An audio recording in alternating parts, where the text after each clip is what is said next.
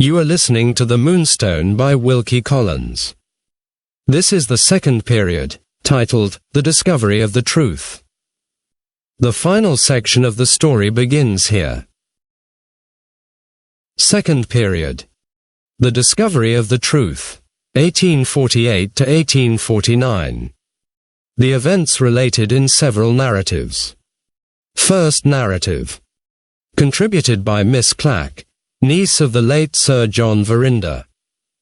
Chapter 1. I am indebted to my dear parents, both now in heaven, for having had habits of order and regularity instilled into me at a very early age. In that happy bygone time, I was taught to keep my hair tidy at all hours of the day and night, and to fold up every article of my clothing carefully, in the same order, on the same chair, in the same place at the foot of the bed, before retiring to rest. An entry of the day's events in my little diary invariably preceded the folding up. The evening hymn, repeated in bed, invariably followed the folding up. And the sweet sleep of childhood invariably followed the evening hymn. In later life, alas, the hymn has been succeeded by sad and bitter meditations, and the sweet sleep has been but ill exchanged for the broken slumbers which haunt the uneasy pillow of care. On the other hand, I have continued to fold my clothes, and to keep my little diary. The former habit links me to my happy childhood, before Papa was ruined. The latter habit, hitherto mainly useful in helping me to discipline the fallen nature which we all inherit from Adam, has unexpectedly proved important to my humble interests in quite another way. It has enabled poor me to serve the caprice of a wealthy member of the family into which my late uncle married. I am fortunate enough to be useful to Mr. Franklin Blake. I have been cut off from all news of my relatives by marriage for some time past. When we are isolated and poor, we are not infrequently forgotten. I am now living, for economy's sake, in a little town in Brittany, inhabited by a select circle of serious English friends, and possessed of the inestimable advantages of a Protestant clergyman and a cheap market. In this retirement, a Patmos amid the howling ocean of popery that surrounds us, a letter from England has reached me at last. I find my insignificant existence suddenly remembered by Mr. Franklin Blake. My wealthy relative, would that I could add my spiritually wealthy relative, writes, without even an attempt at disguising that he wants something of me. The whim has seized him to stir up the deplorable scandal of the Moonstone, and I am to help him by writing the account of what I myself witnessed while visiting at Aunt Verinder's house in London. Pecuniary remuneration is offered to me, with the want of feeling peculiar to the rich. I am to reopen wounds that time has barely closed. I am to recall the most intensely painful remembrances, and this done, I am to feel myself compensated by a new laceration, in the shape of Mr. Blake's cheque. My nature is weak. It cost me a hard struggle, before Christian humility conquered sinful pride, and self-denial accepted the cheque. Without my diary, I doubt, pray let me express it in the grossest terms, if I could have honestly earned my money. With my diary, the poor labourer, who forgives Mr. Blake for insulting her, is worthy of her hire. Nothing escaped me at the time I was visiting dear Aunt Verinder. Everything was entered, thanks to my early training, day by day as it happened, and everything down to the smallest particular, shall be told here. My sacred regard for truth is, thank God, far above my respect for persons. It will be easy for Mr. Blake to suppress what may not prove to be sufficiently flattering in these pages to the person chiefly concerned in them. He has purchased my time, but not even his wealth can purchase my conscience too. Note, added by Franklin Blake, Miss Clack may make her mind quite easy on this point. Nothing will be added, altered or removed, in her manuscript, or in any of the other manuscripts which pass through my hands. Whatever opinions any of the writers may express, whatever peculiarities of treatment may mark, and perhaps in a literary sense, disfigure the narratives which I am now collecting, not a line will be tampered with anywhere, from first to last. As genuine documents they are sent to me, and as genuine documents I shall preserve them, endorsed by the attestations of witnesses who can speak to the facts.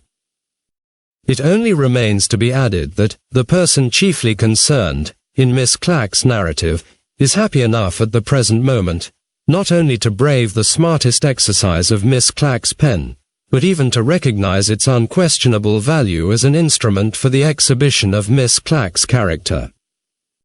My diary informs me that I was accidentally passing Aunt Verinda's house in Montagu Square on Monday the 3rd of July 1848.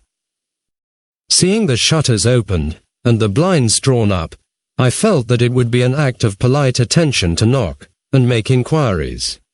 The person who answered the door informed me that my aunt and her daughter, I really cannot call her my cousin, had arrived from the country a week since, and meditated making some stay in London. I sent up a message at once, declining to disturb them, and only begging to know whether I could be of any use. The person who answered the door took my message in insolent silence, and left me standing in the hall. She is the daughter of a heathen old man named Betteredge, long, too long, tolerated in my aunt's family. I sat down in the hall to wait for my answer, and, having always a few tracts in my bag, I selected one which proved to be quite providentially applicable to the person who answered the door. The hall was dirty, and the chair was hard, but the blessed consciousness of returning good for evil raised me quite above any trifling considerations of that kind. The tract was one of a series addressed to young women on the sinfulness of dress. In style it was devoutly familiar. Its title was, "A Word with You on Your Cap Ribbons." My lady is much obliged, and begs you will come and lunch tomorrow at 2. I passed over the manner in which she gave her message, and the dreadful boldness of her look. I thanked this young castaway, and I said, in a tone of Christian interest, "Will you favor me by accepting a tract?" She looked at the title. "Is it written by a man or a woman, miss?" "If it's written by a woman, I had rather not read it on that account. If it's written by a man, I beg to inform him that he knows nothing about it." She handed me back the tract, and opened the door. We must sow the good seeds somehow. I waited till the door was shut on me, and slipped the tract into the letter box. When I had dropped another tract through the area railings, I felt relieved, in some small degree, of a heavy responsibility towards others. We had a meeting that evening of the Select Committee of the Mothers' Small Clothes Conversion Society. The object of this excellent charity is, as all serious people know, to rescue unredeemed fathers' trousers from the pawnbroker, and to prevent their resumption, on the part of the irreclaimable parent, by abridging them immediately to suit the proportions of the innocent son. I was a member, at that time, of the Select Committee, and I mention the society here, because my precious and admirable friend, Mr. Godfrey Ablewhite, was associated with our work of moral and material usefulness. I had expected to see him in the boardroom, on the Monday evening of which I am now writing, and had proposed to tell him, when we met, of dear Aunt Verinda's arrival in London. To my great disappointment he never appeared. On my expressing a feeling of surprise at his absence, my sisters of the committee all looked up together from their trousers. We had a great pressure of business that night, and asked in amazement if I had not heard the news. I acknowledged my ignorance, and was then told, for the first time, of an event which forms, so to speak, the starting point of this narrative. On the previous Friday, 2 gentlemen, occupying widely different positions in society, had been the victims of an outrage which had startled all London. One of the gentlemen was Mr. Septimus Luca, of Lambeth. The other was Mr. Godfrey Ablewhite. Living in my present isolation, I have no means of introducing the newspaper account of the outrage into my narrative. I was also deprived, at the time, of the inestimable advantage of hearing the events related by the fervid eloquence of Mr. Godfrey Ablewhite. All I can do is to state the facts as they were stated, on that Monday evening, to me, proceeding on the plan which I have been taught from infancy to adopt in folding up my clothes. Everything shall be put neatly, and everything shall be put in its place. These lines are written by a poor weak woman, from a poor weak woman who will be cruel enough to expect more. The date, thanks to my dear parents, no dictionary that ever was written can be more particular than I am about dates, was Friday, June 30th, 1848. Early on that memorable day, our gifted Mr. Godfrey happened to be cashing a cheque at a banking house in Lombard Street. The name of the firm is accidentally blotted in my diary, and my sacred regard for truth forbids me to hazard a guess in a matter of this kind. Fortunately, the name of the firm doesn't matter. What does matter is a circumstance that occurred when Mr. Godfrey had transacted his business. On gaining the door, he encountered a gentleman, a perfect stranger to him, who was accidentally leaving the office exactly at the same time as himself. A momentary contest of politeness ensued between him as to who should be the first to pass through the door of the bank. The stranger insisted on making Mr. Godfrey precede him. Mr. Godfrey said a few civil words, they bowed, and parted in the street. Thoughtless and superficial people may say, here is surely a very trumpery little incident related in an absurdly circumstantial manner. Oh, my young friends and fellow sinners! Beware of presuming to exercise your poor carnal reason.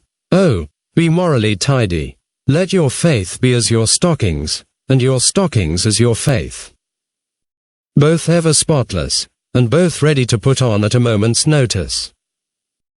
I beg 1,000 pardons. I have fallen insensibly into my Sunday school style, most inappropriate in such a record as this. Let me try to be worldly. Let me say that trifles, in this case as in many others, led to terrible results. Merely premising that the polite stranger was Mr. Luca, of Lambeth, we will now follow Mr. Godfrey home to his residence at Kilburn. He found waiting for him, in the hall, a poorly clad but delicate and interesting-looking little boy. The boy handed him a letter, merely mentioning that he had been entrusted with it by an old lady whom he did not know, and who had given him no instructions to wait for an answer. Such incidents as these were not uncommon in Mr. Godfrey's large experience as a promoter of public charities. He let the boy go, and opened the letter. The handwriting was entirely unfamiliar to him. It requested his attendance, within an hour's time, at a house in Northumberland Street, Strand, which he had never had occasion to enter before. The object sought was to obtain from the worthy manager certain details on the subject of the Mother's Small Clothes Conversion Society, and the information was wanted by an elderly lady who proposed adding largely to the resources of the charity, if her questions were met by satisfactory replies. She mentioned her name, and she added that the shortness of her stay in London prevented her from giving any longer notice to the eminent philanthropist whom she addressed. Ordinary people might have hesitated before setting aside their own engagements to suit the convenience of a stranger. The Christian hero never hesitates where good is to be done.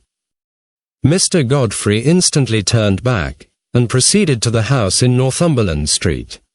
A most respectable though somewhat corpulent man answered the door, and, on hearing Mr. Godfrey's name, immediately conducted him into an empty apartment at the back, on the drawing-room floor.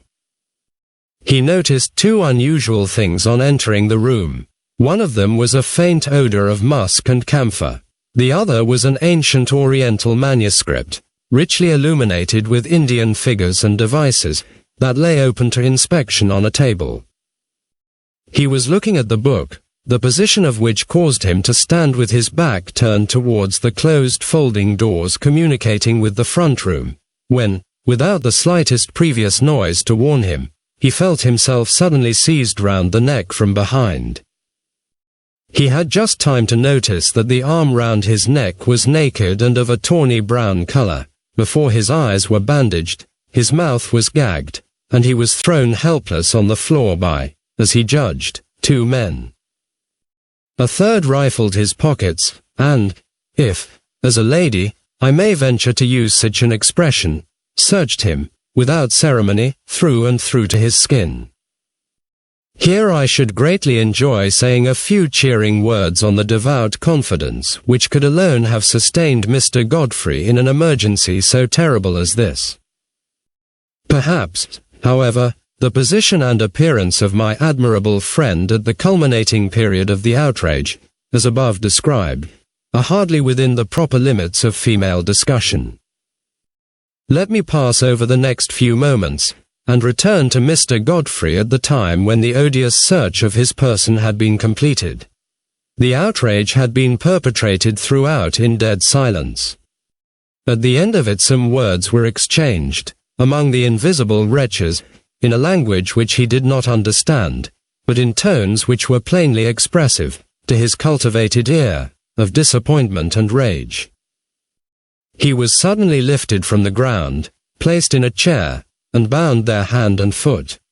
The next moment he felt the air flowing in from the open door, listened, and concluded that he was alone again in the room. An interval elapsed, and he heard a sound below like the rustling sound of a woman's dress. It advanced up the stairs, and stopped. A female's scream rent the atmosphere of guilt. A man's voice below exclaimed, "Hello!" A man's feet ascended the stairs. Mr. Godfrey felt Christian fingers unfastening his bandage, and extracting his gag. He looked in amazement at 2 respectable strangers, and faintly articulated, "What does it mean?"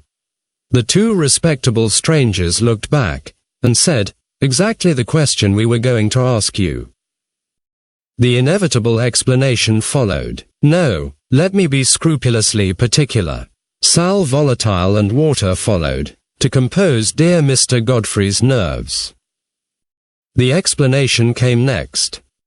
It appeared from the statement of the landlord and landlady of the house, persons of good repute in the neighborhood, that their first and second floor apartments had been engaged, on the previous day, for a week certain, by a most respectable-looking gentleman, the same who has been already described as answering the door to Mr. Godfrey's knock. The gentleman had paid the week's rent and all the week's extras in advance, stating that the apartments were wanted for 3 Oriental noblemen, friends of his, who were visiting England for the first time. Early on the morning of the outrage, 2 of the Oriental strangers, accompanied by their respectable English friend, took possession of the apartments.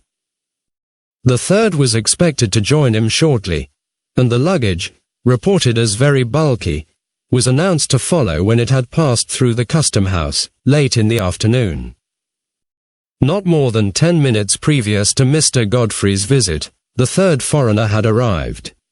Nothing out of the common had happened, to the knowledge of the landlord and landlady downstairs, until within the last 5 minutes, when they had seen the 3 foreigners, accompanied by their respectable English friend, all leave the house together, walking quietly in the direction of the Strand.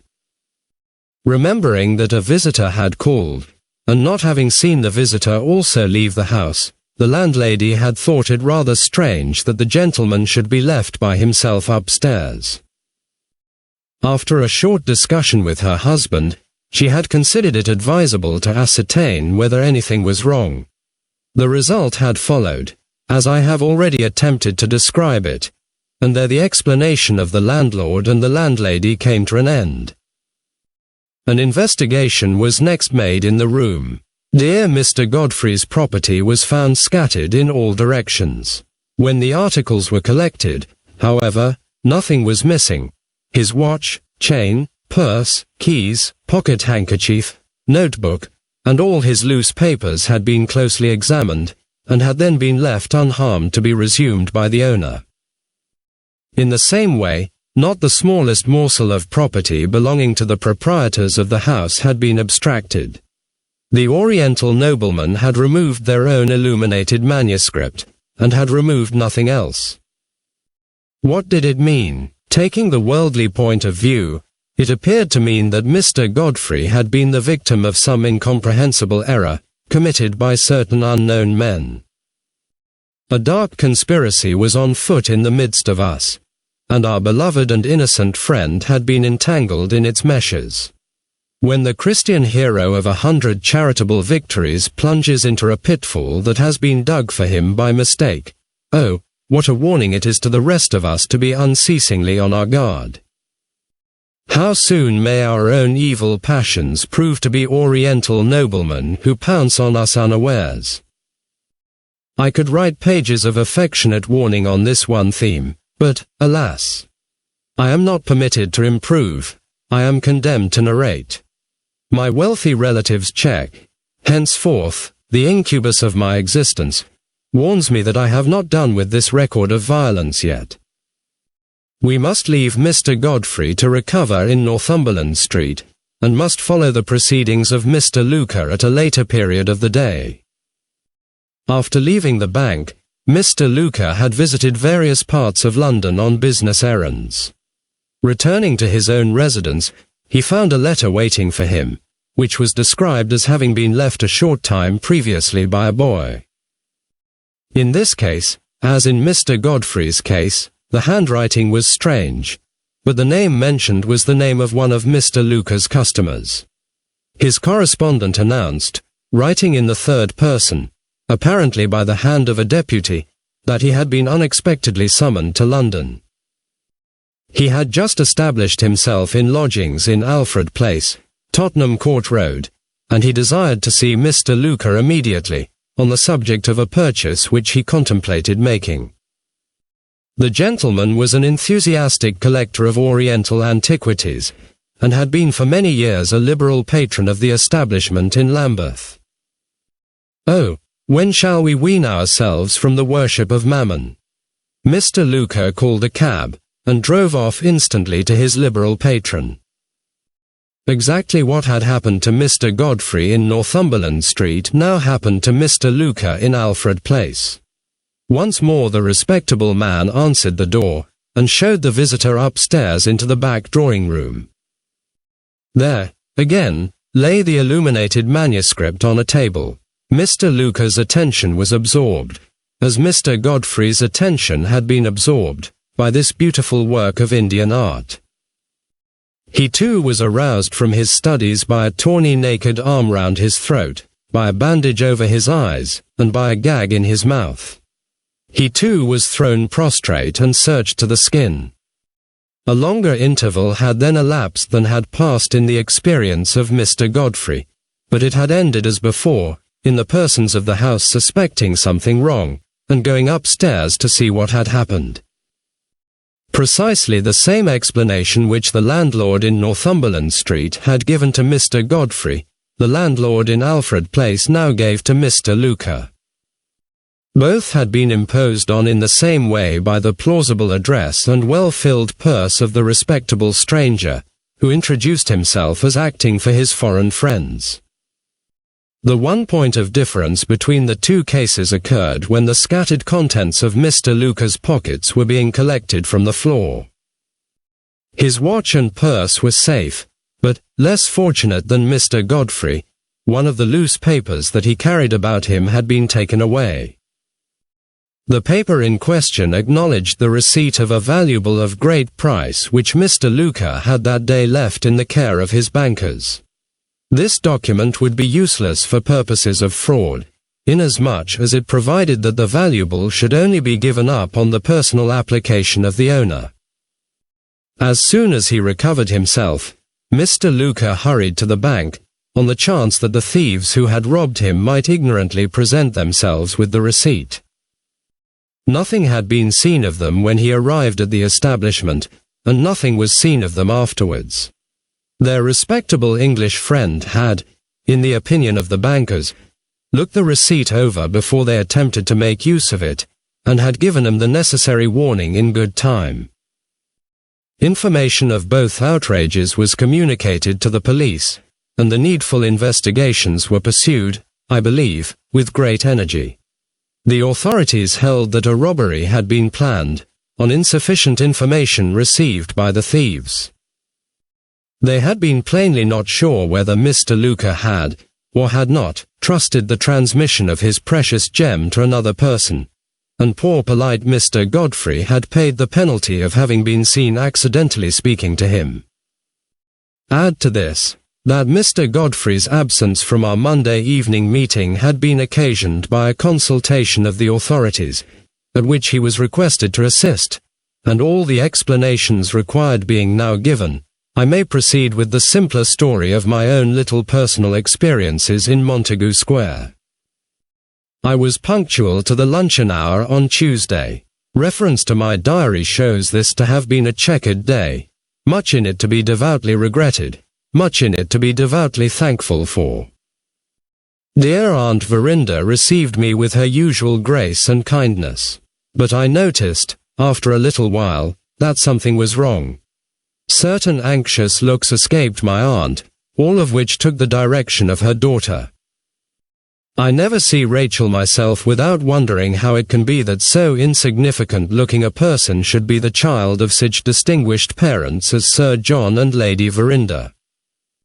On this occasion, however, she not only disappointed, she really shocked me.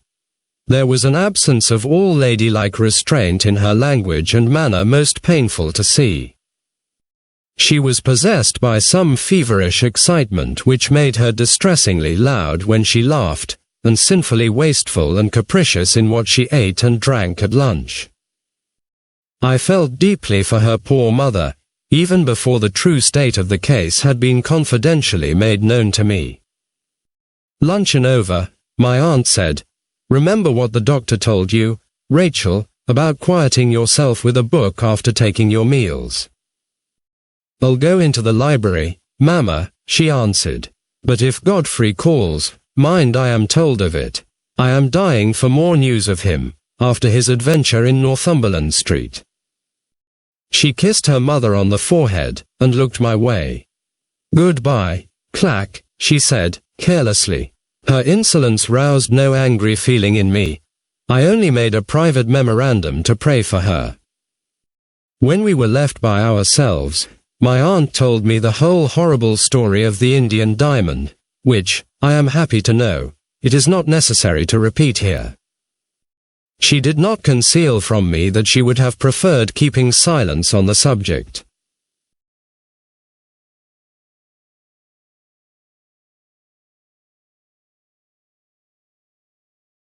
But when her own servants all knew of the loss of the Moonstone, and when some of the circumstances had actually found their way into the newspapers, when strangers were speculating whether there was any connection between what had happened at Lady Verinda's country house and what had happened in Northumberland Street and Alfred Place, concealment was not to be thought of, and perfect frankness became a necessity as well as a virtue.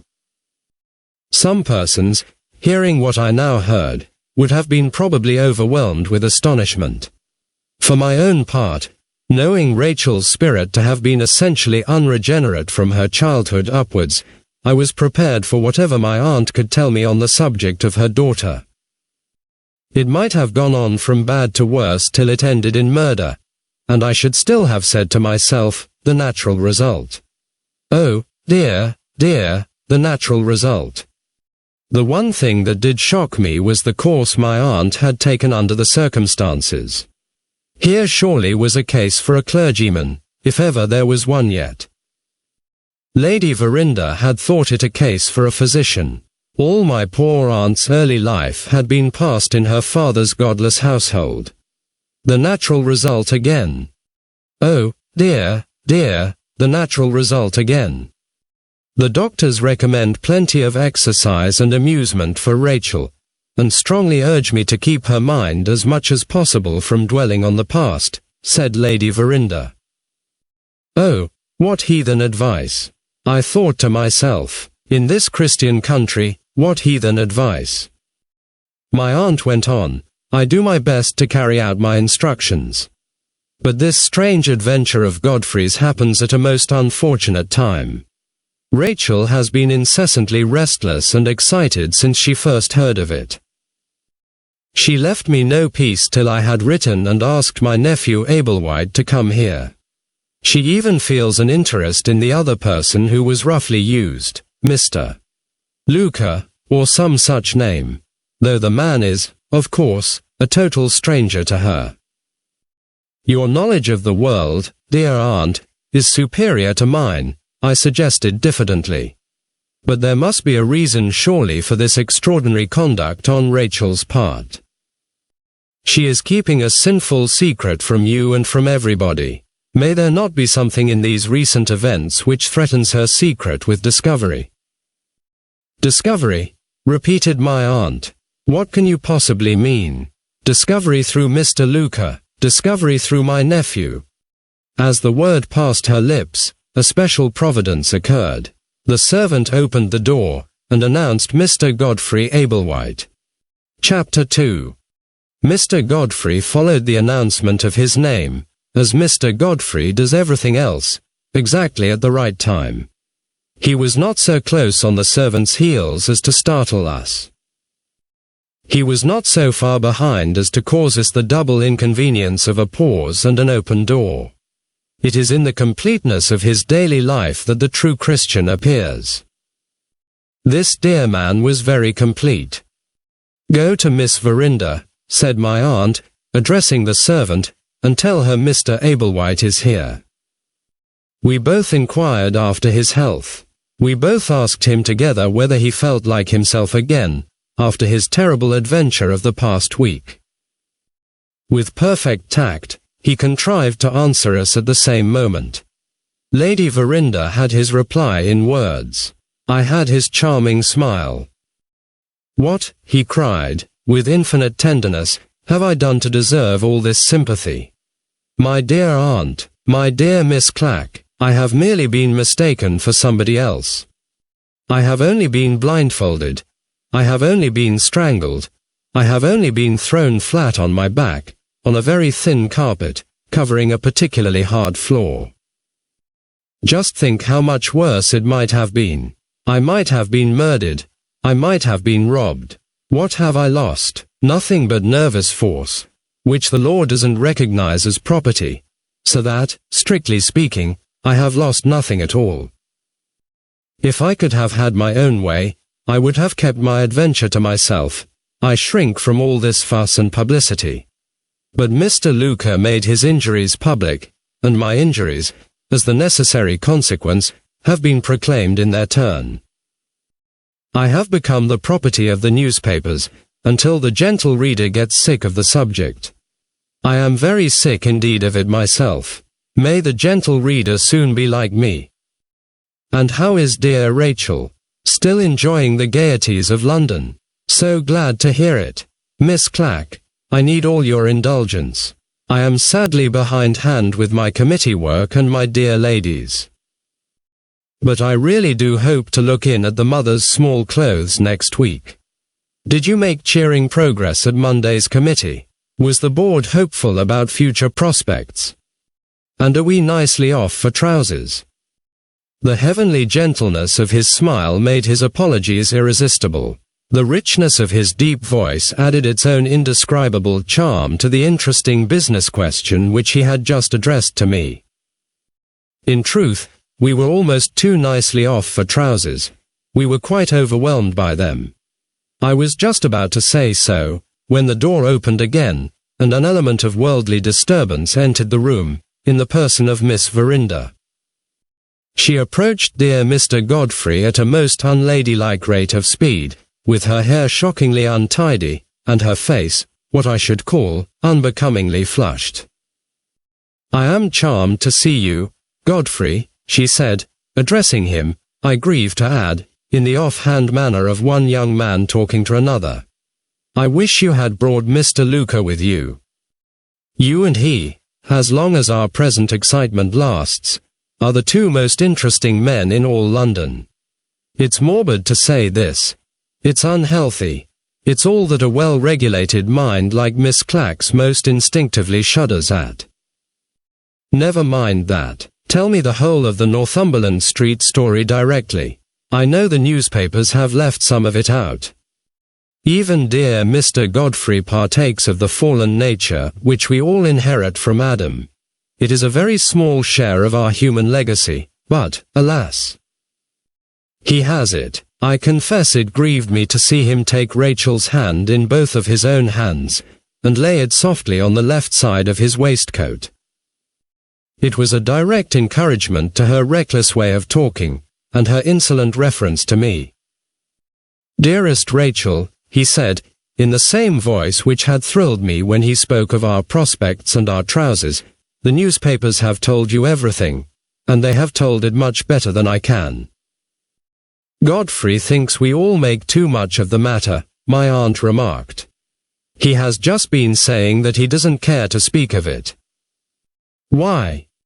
She put the question with a sudden flash in her eyes, and a sudden look up into Mr. Godfrey's face. On his side, he looked down at her with an indulgence so injudicious and so ill-deserved, that I really felt called on to interfere. "Rachel, darling," I remonstrated gently, "true greatness and true courage are ever modest." "You are a very good fellow in your way, Godfrey," she said, not taking the smallest notice, observe, of me, and still speaking to her cousin as if she was one young man addressing another.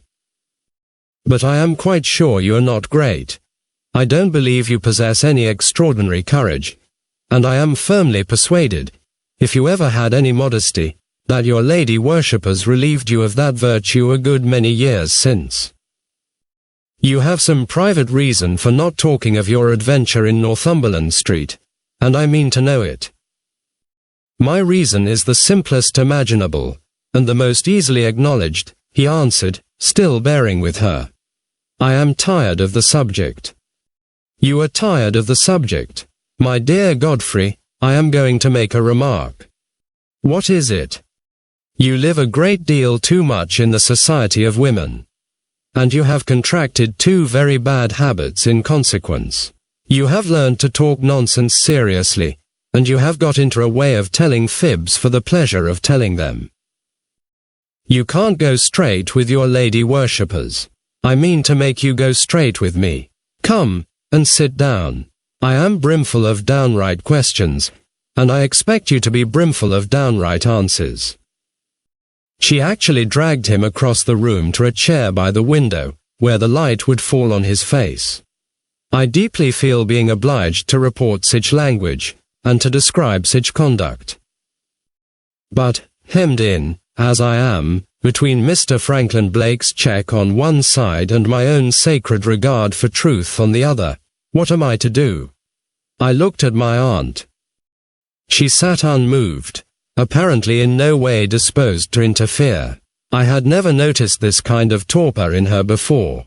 It was, perhaps, the reaction after the trying time she had had in the country. Not a pleasant symptom to remark, be it what it might, at dear Lady Verinder's age, and with dear Lady Verinder's autumnal exuberance of figure.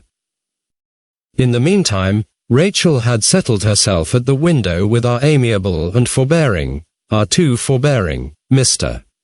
Godfrey. She began the string of questions with which she had threatened him, taking no more notice of her mother, or of myself, than if we had not been in the room. "Have the police done anything, Godfrey?" "Nothing whatever. It is certain, I suppose, that the three men who laid the trap for you were the same three men who afterwards laid the trap for Mr. Luca." "Humanly speaking, my dear Rachel, there can be no doubt of it." "And not a trace of them has been discovered?" "Not a trace. It is thought, is it not, that these three men are the three Indians who came to our house in the country?" "Some people think so." "Do you think so?" "My dear Rachel, they blindfolded me before I could see their faces. I know nothing whatever of the matter. How can I offer an opinion on it?" Even the angelic gentleness of Mr. Godfrey was, you see, beginning to give way at last under the persecution inflicted on him. Whether unbridled curiosity, or ungovernable dread, dictated Miss Verinder's questions I do not presume to inquire. I only report that, on Mr. Godfrey's attempting to rise, after giving her the answer just described, she actually took him by the two shoulders, and pushed him back into his chair. Oh, don't say this was immodest. Don't even hint that the recklessness of guilty terror could alone account for such conduct as I have described. We must not judge others. My Christian friends, indeed, we must not judge others. She went on with her questions, unabashed. Earnest biblical students will perhaps be reminded, as I was reminded, of the blinded children of the devil, who went on with their orgies, unabashed, in the time before the flood. I want to know something about Mr. Luca, Godfrey. I am again unfortunate, Rachel. No man knows less of Mr. Luca than I do. You never saw him before you and he met accidentally at the bank? Never. You have seen him since? Yes, we have been examined together, as well as separately, to assist the police. Mr. Luca was robbed of a receipt which he had got from his bankers, was he not? What was the receipt for? For a valuable gem which he had placed in the safe-keeping of the bank. That's what the newspapers say. It may be enough for the general reader, but it is not enough for me. The banker's receipt must have mentioned what the gem was. The banker's receipt, Rachel, as I have heard it described, mentioned nothing of the kind. A valuable gem, belonging to Mr. Luca, deposited by Mr. Luca, sealed with Mr. Luca's seal, and only to be given up on Mr. Luca's personal application. That was the form, and that is all I know about it. She waited a moment, after he had said that. She looked at her mother, and sighed. She looked back again at Mr. Godfrey, and went on. Some of our private affairs, at home, she said, seem to have got into the newspapers. I grieve to say, it is so. And some idle people, perfect strangers to us, are trying to trace a connection between what happened at our house in Yorkshire and what has happened since, here in London. The public curiosity, in certain quarters, is, I fear, taking that turn. The people who say that the three unknown men who ill-used you and Mr. Luca are the three Indians, also say that the valuable gem. There she stopped. She had become gradually, within the last few moments, whiter and whiter in the face. The extraordinary blackness of her hair made this paleness, by contrast, so ghastly to look at, that we all thought she would faint, at the moment when she checked herself in the middle of her question. Dear Mr. Godfrey made a second attempt to leave his chair. My aunt entreated her to say no more. I followed my aunt with a modest medicinal peace offering, in the shape of a bottle of salts.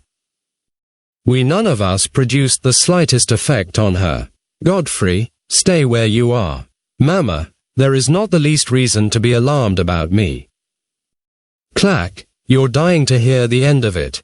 I won't faint, expressly to oblige you. Those were the exact words she used, taken down in my diary the moment I got home.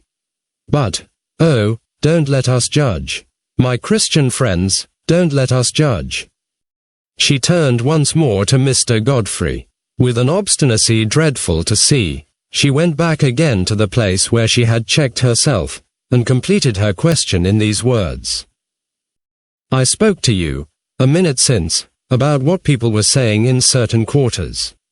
Tell me plainly, Godfrey, do they any of them say that Mr. Luca's valuable gem is the Moonstone? As the name of the Indian diamond passed her lips, I saw a change come over my admirable friend. His complexion deepened. He lost the genial suavity of manner which is one of his greatest charms. A noble indignation inspired his reply. They do say it, he answered. There are people who don't hesitate to accuse Mr. Luca of telling a falsehood to serve some private interests of his own. He has over and over again solemnly declared that, until this scandal assailed him, he had never even heard of the Moonstone. And these vile people reply, without a shadow of proof to justify them, he has his reasons for concealment. We decline to believe him on his oath. Shameful, shameful. Rachel looked at him very strangely, I can't well describe how, while he was speaking. When he had done, she said, considering that Mr. Luca is only a chance acquaintance of yours, you take up his cause, Godfrey, rather warmly.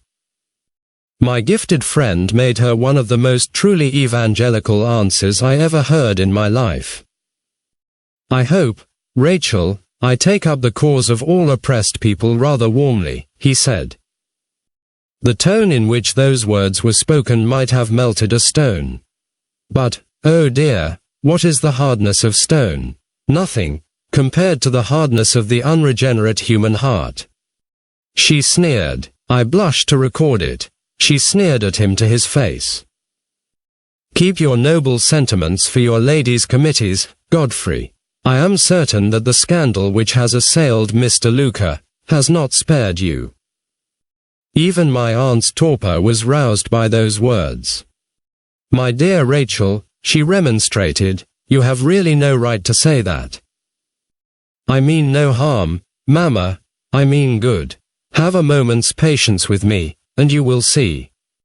She looked back at Mr. Godfrey, with what appeared to be a sudden pity for him. She went the length, the very unladylike length, of taking him by the hand. I am certain, she said, that I have found out the true reason of your unwillingness to speak of this matter before my mother and before me. An unlucky accident has associated you in people's minds with Mr. Luca. You have told me what scandal says of him. What does scandal say of you? Even at the 11th hour, dear Mr. Godfrey, always ready to return good for evil, tried to spare her. Don't ask me, he said. It's better forgotten, Rachel, it is, indeed. I will hear it, she cried out, fiercely, at the top of her voice. Tell her, Godfrey, entreated my aunt, nothing can do her such harm as your silence is doing now.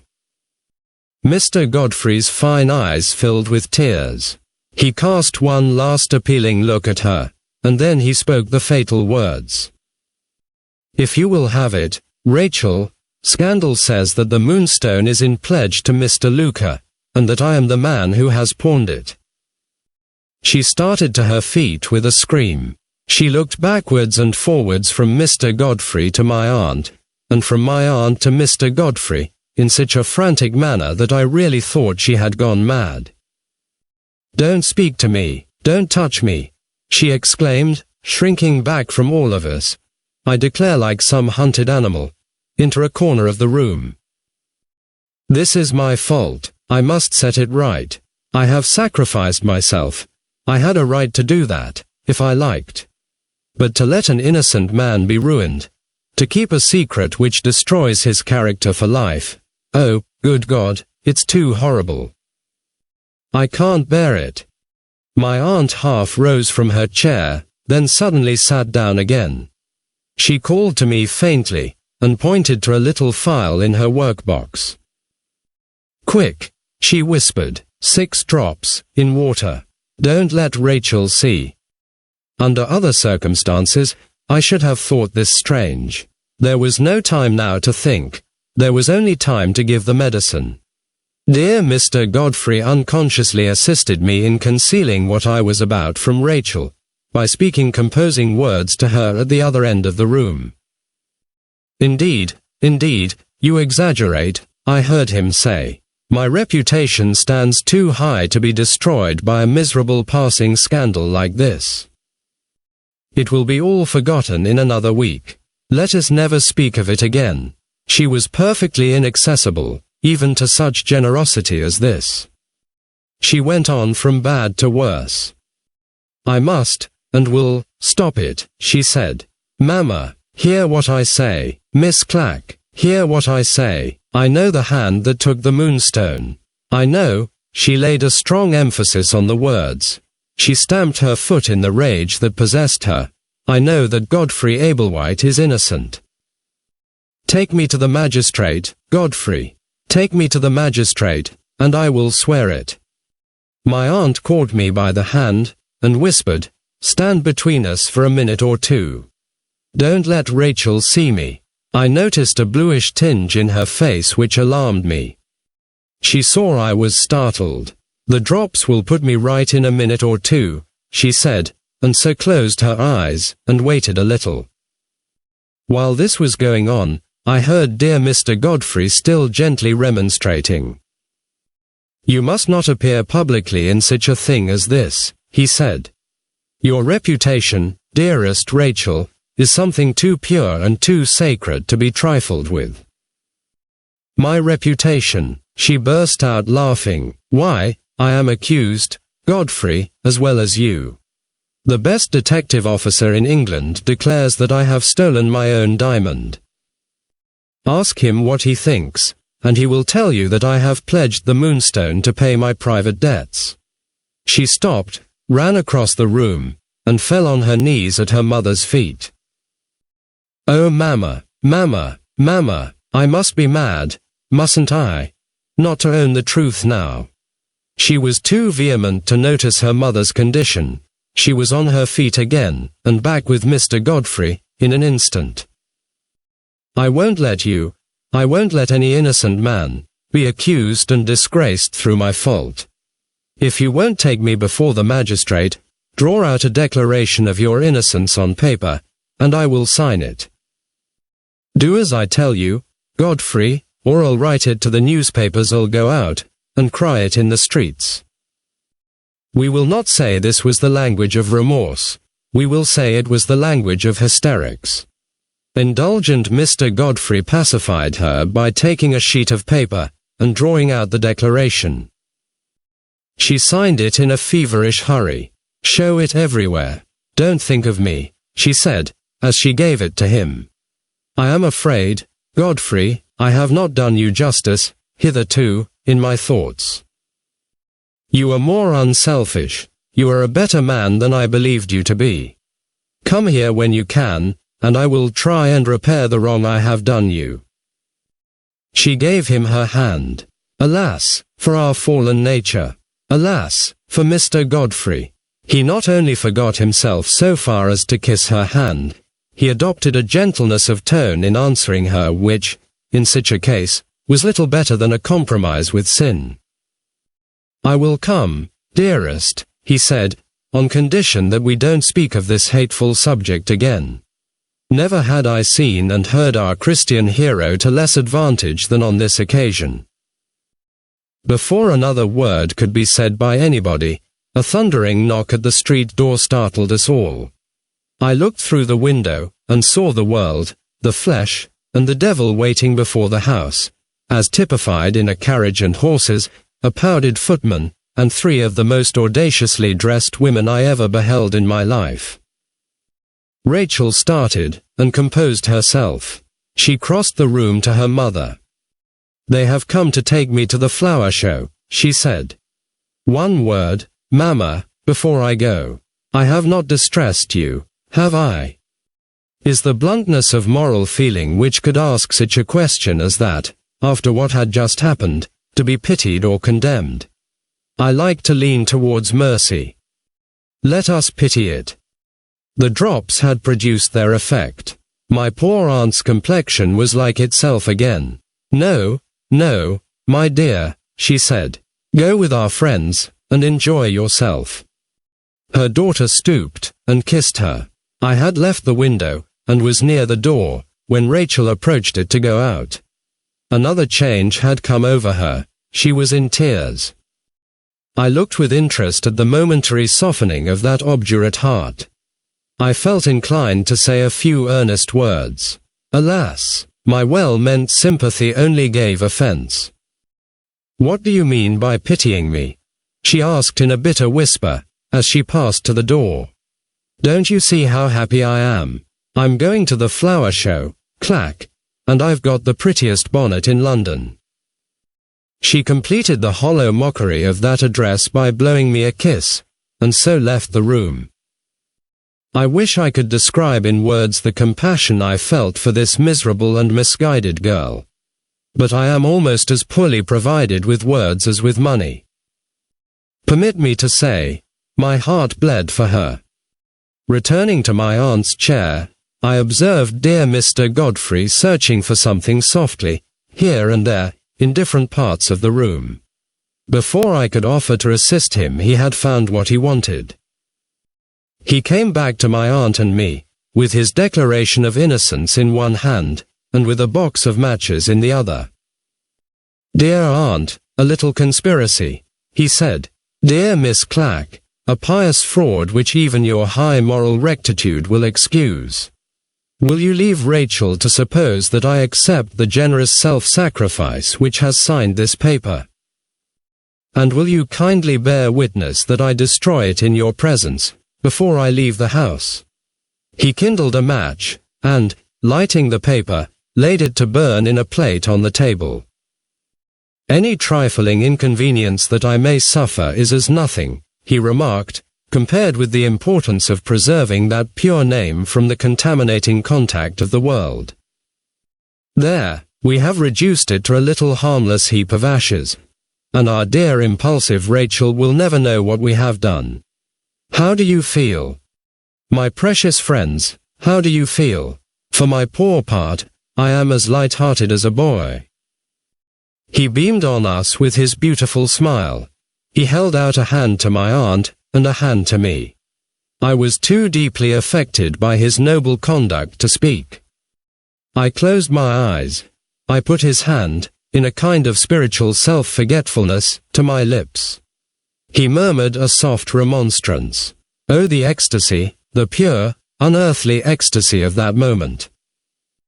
I sat, I hardly know on what, quite lost in my own exalted feelings. When I opened my eyes again, it was like descending from heaven to earth. There was nobody but my aunt in the room. He had gone. I should like to stop here. I should like to close my narrative with the record of Mr. Godfrey's noble conduct. Unhappily there is more, much more, which the unrelenting pecuniary pressure of Mr. Blake's cheque obliges me to tell. The painful disclosures which were to reveal themselves in my presence, during the Tuesday's visit to Montagu Square, were not at an end yet. Finding myself alone with Lady Verinder, I turned naturally to the subject of her health, touching delicately on the strange anxiety which she had shown to conceal her indisposition, and the remedy applied to it, from the observation of her daughter. My aunt's reply greatly surprised me. "Drusilla," she said, "if I have not already mentioned that my Christian name is Drusilla, permit me to mention it now. You are touching quite innocently, I know, on a very distressing subject." I rose immediately. Delicacy left me but one alternative, the alternative, after first making my apologies, of taking my leave. Lady Verinder stopped me, and insisted on my sitting down again. "You have surprised a secret," she said, "which I had confided to my sister Mrs. Ablewhite, and to my lawyer Mr. Bruff, and to no one else. I can trust in their discretion, and I am sure, when I tell you the circumstances, I can trust in yours. Have you any pressing engagement, Drusilla? Or is your time your own this afternoon? It is needless to say that my time was entirely at my aunt's disposal. Keep me company then," she said, "for another hour. I have something to tell you which I believe you will be sorry to hear. And I shall have a service to ask of you afterwards, if you don't object to assist me." It is again needless to say that, so far from objecting, I was all eagerness to assist her. "You can wait here," she went on, "till Mr. Bruff comes at 5. And you can be one of the witnesses, Drusilla, when I sign my will." Her will. I thought of the drops which I had seen in her workbox. I thought of the bluish tinge which I had noticed in her complexion. A light which was not of this world, a light shining prophetically from an unmade grave, dawned on my mind. My aunt's secret was a secret no longer. Chapter 3. Consideration for poor Lady Verinder forbade me even to hint that I had guessed the melancholy truth before she opened her lips. I waited her pleasure in silence, and, having privately arranged to say a few sustaining words at the first convenient opportunity, felt prepared for any duty that could claim me, no matter how painful it might be. I have been seriously ill, Drusilla, for some time past, my aunt began. And, strange to say, without knowing it myself. I thought of the thousands and thousands of perishing human creatures who were all at that moment spiritually ill, without knowing it themselves. And I greatly feared that my poor aunt might be one of the number. Yes, dear, I said, sadly. Yes. I brought Rachel to London, as you know, for medical advice, she went on. I thought it right to consult 2 doctors. 2 doctors, and, oh me, in Rachel's state, not one clergyman. Yes, dear, I said once more, yes. One of the 2 medical men, preceded my aunt, was a stranger to me. The other had been an old friend of my husband's, and had always felt a sincere interest in me for my husband's sake. After prescribing for Rachel, he said he wished to speak to me privately in another room. I expected, of course, to receive some special directions for the management of my daughter's health. To my surprise, he took me gravely by the hand, and said, I have been looking at you, Lady Verinder, with a professional as well as a personal interest. You are, I am afraid, far more urgently in need of medical advice than your daughter. He put some questions to me, which I was at first inclined to treat lightly enough, until I observed that my answers distressed him. It ended in his making an appointment to come and see me, accompanied by a medical friend, on the next day, at an hour when Rachel would not be at home. The result of that visit, most kindly and gently conveyed to me, satisfied both the physicians that there had been precious time lost, which could never be regained, and that my case had now passed beyond the reach of their art. For more than 2 years I have been suffering under an insidious form of heart disease, which, without any symptoms to alarm me, has, by little and little, fatally broken me down. I may live for some months, or I may die before another day has passed over my head. The doctors cannot, and dare not, speak more positively than this. It would be vain to say, my dear, that I have not had some miserable moments since my real situation has been made known to me. But I am more resigned than I was, and I am doing my best to set my worldly affairs in order. My one great anxiety is that Rachel should be kept in ignorance of the truth. If she knew it, she would at once attribute my broken health to anxiety about the diamond, and would reproach herself bitterly, poor child, for what is in no sense her fault. Both the doctors agree that the mischief began 2, if not 3 years since. I am sure you will keep my secret, Drusilla, for I am sure I see sincere sorrow and sympathy for me in your face. Sorrow and sympathy, oh, what pagan emotions to expect from a Christian Englishwoman anchored firmly on her faith. Little did my poor aunt imagine what a gush of devout thankfulness thrilled through me as she approached the close of her melancholy story. Here was a career of usefulness opened before me. Here was a beloved relative and perishing fellow creature, on the eve of the great change, utterly unprepared, and led, providentially led, to reveal her situation to me. How can I describe the joy with which I now remembered that the precious clerical friends on whom I could rely were to be counted, not by 1s or 2s, but by 10s and 20s. I took my aunt in my arms. My overflowing tenderness was not to be satisfied, now, with anything less than an embrace. Oh, I said to her, fervently, the indescribable interest with which you inspire me. Oh, the good I mean to do you, dear, before we part. After another word or 2 of earnest prefatory warning, I gave her her choice of 3 precious friends, all plying the work of mercy from morning to night in her own neighborhood, all equally inexhaustible in exhortation, all affectionately ready to exercise their gifts at a word from me. Alas, the result was far from encouraging. Poor Lady Verinder looked puzzled and frightened, and met everything I could say to her with the purely worldly objection that she was not strong enough to face strangers. I yielded, for the moment only, of course. My large experience, as reader and visitor, under not less, first and last, than 14 beloved clerical friends, informed me that this was another case for preparation by books. I possessed a little library of works, all suitable to the present emergency, all calculated to arouse, convince, prepare, enlighten, and fortify my aunt. "You will read, dear, won't you?" I said, in my most winning way. "You will read, if I bring you my own precious books.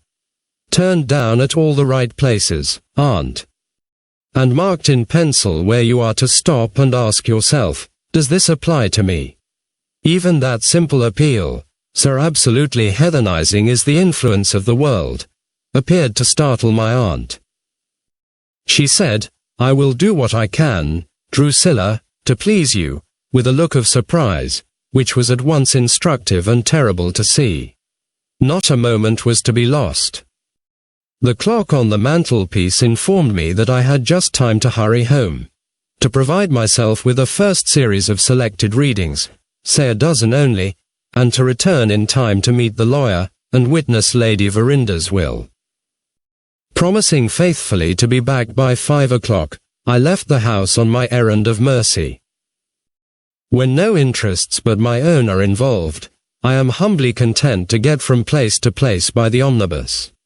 Permit me to give an idea of my devotion to my aunt's interests by recording that, on this occasion, I committed the prodigality of taking a cab.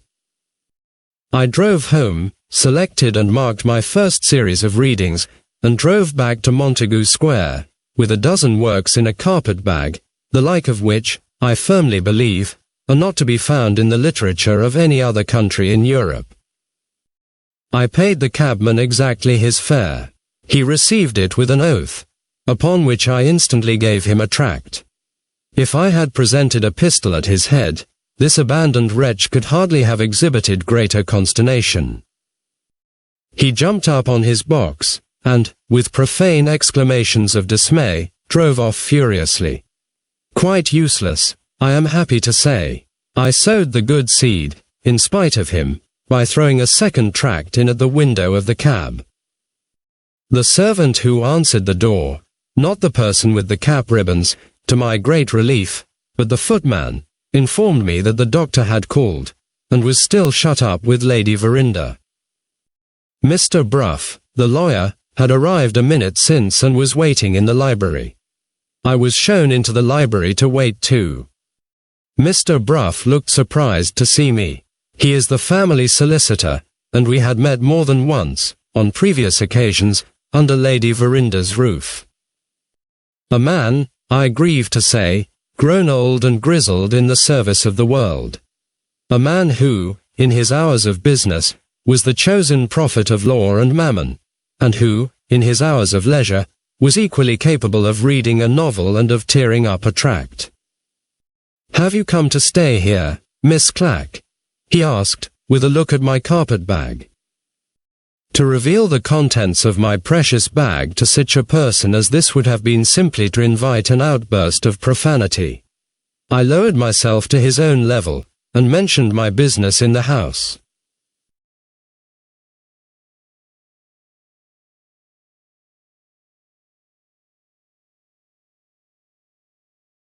"My aunt has informed me that she is about to sign her will," I answered.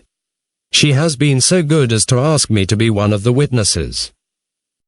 Aye, well, Miss Clack, you will do. You are over 21, and you have not the slightest pecuniary interest in Lady Verinder's will." Not the slightest pecuniary interest in Lady Verinder's will. Oh, how thankful I felt when I heard that. If my aunt, possessed of thousands, had remembered poor me, to whom £5 is an object. If my name had appeared in the will, with a little comforting legacy attached to it, my enemies might have doubted the motive which had loaded me with the choicest treasures of my library, and had drawn upon my failing resources for the prodigal expenses of a cab. Not the cruelest scoffer of them all could doubt now. Much better as it was. Oh, surely, much better as it was. I was aroused from these consoling reflections by the voice of Mr. Bruff. My meditative silence appeared to weigh upon the spirits of this worldling, and to force him, as it were, into talking to me against his own will. Well, Miss Clack, what's the last news in the charitable circles? How is your friend Mr. Godfrey Ablewhite, after the mauling he got from the rogues in Northumberland Street? Egad, they're telling a pretty story about that charitable gentleman at my club. I had passed over the manner in which this person had remarked that I was more than 21, and that I had no pecuniary interest in my aunt's will. But the tone in which he alluded to dear Mr. Godfrey was too much for my forbearance. Feeling bound, after what had passed in my presence that afternoon, to assert the innocence of my admirable friend, whenever I found it called in question, I own to having also felt bound to include in the accomplishment of this righteous purpose a stinging castigation in the case of Mr. Bruff. I live very much out of the world, I said, and I don't possess the advantage, sir, of belonging to a club. But I happen to know the story to which you allude, and I also know that a viler falsehood than that story never was told. Yes, Miss Clack, you believe in your friend. Natural enough, Mr. Godfrey Ablewhite won't find the world in general quite so easy to convince as a committee of charitable ladies. Appearances are dead against him. He was in the house when the diamond was lost, and he was the first person in the house to go to London afterwards. Those are ugly circumstances, ma'am, viewed by the light of later events. I ought, I know, to have set him right before he went any farther.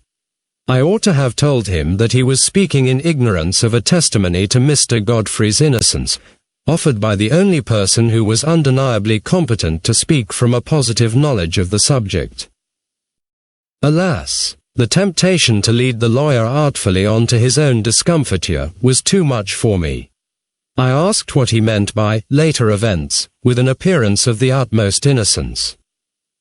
By later events, Miss Clack, I mean events in which the Indians are concerned, proceeded Mr. Bruff, getting more and more superior to poor me, the longer he went on. What do the Indians do, the moment they are let out of the prison at Frizinghall? They go straight to London, and fix on Mr. Luker. What follows? Mr. Luker feels alarmed for the safety of a valuable of great price, which he has got in the house.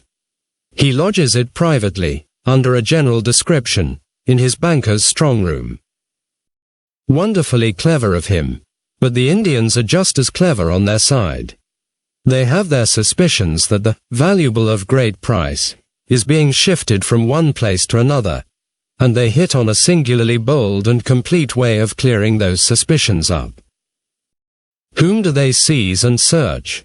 Not Mr. Luker only, which would be intelligible enough, but Mr. Godfrey Ablewhite as well. Why, Mr. Ablewhite's explanation is that they acted on blind suspicion, after seeing him accidentally speaking to Mr. Luker.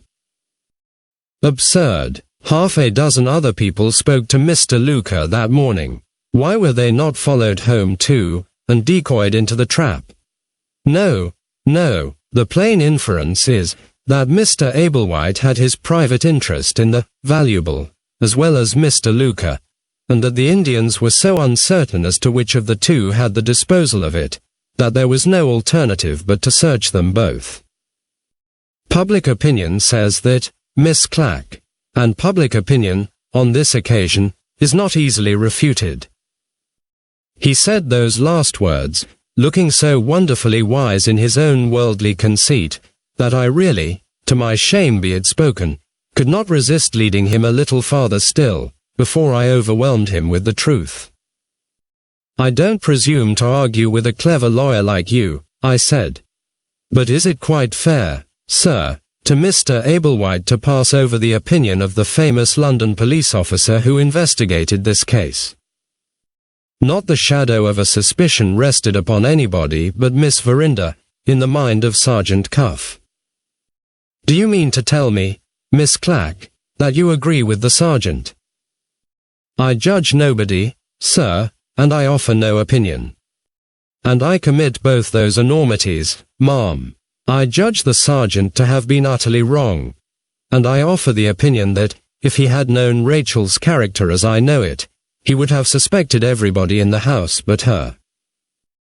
I admit that she has her faults. She is secret, and self-willed, odd and wild, and unlike other girls of her age.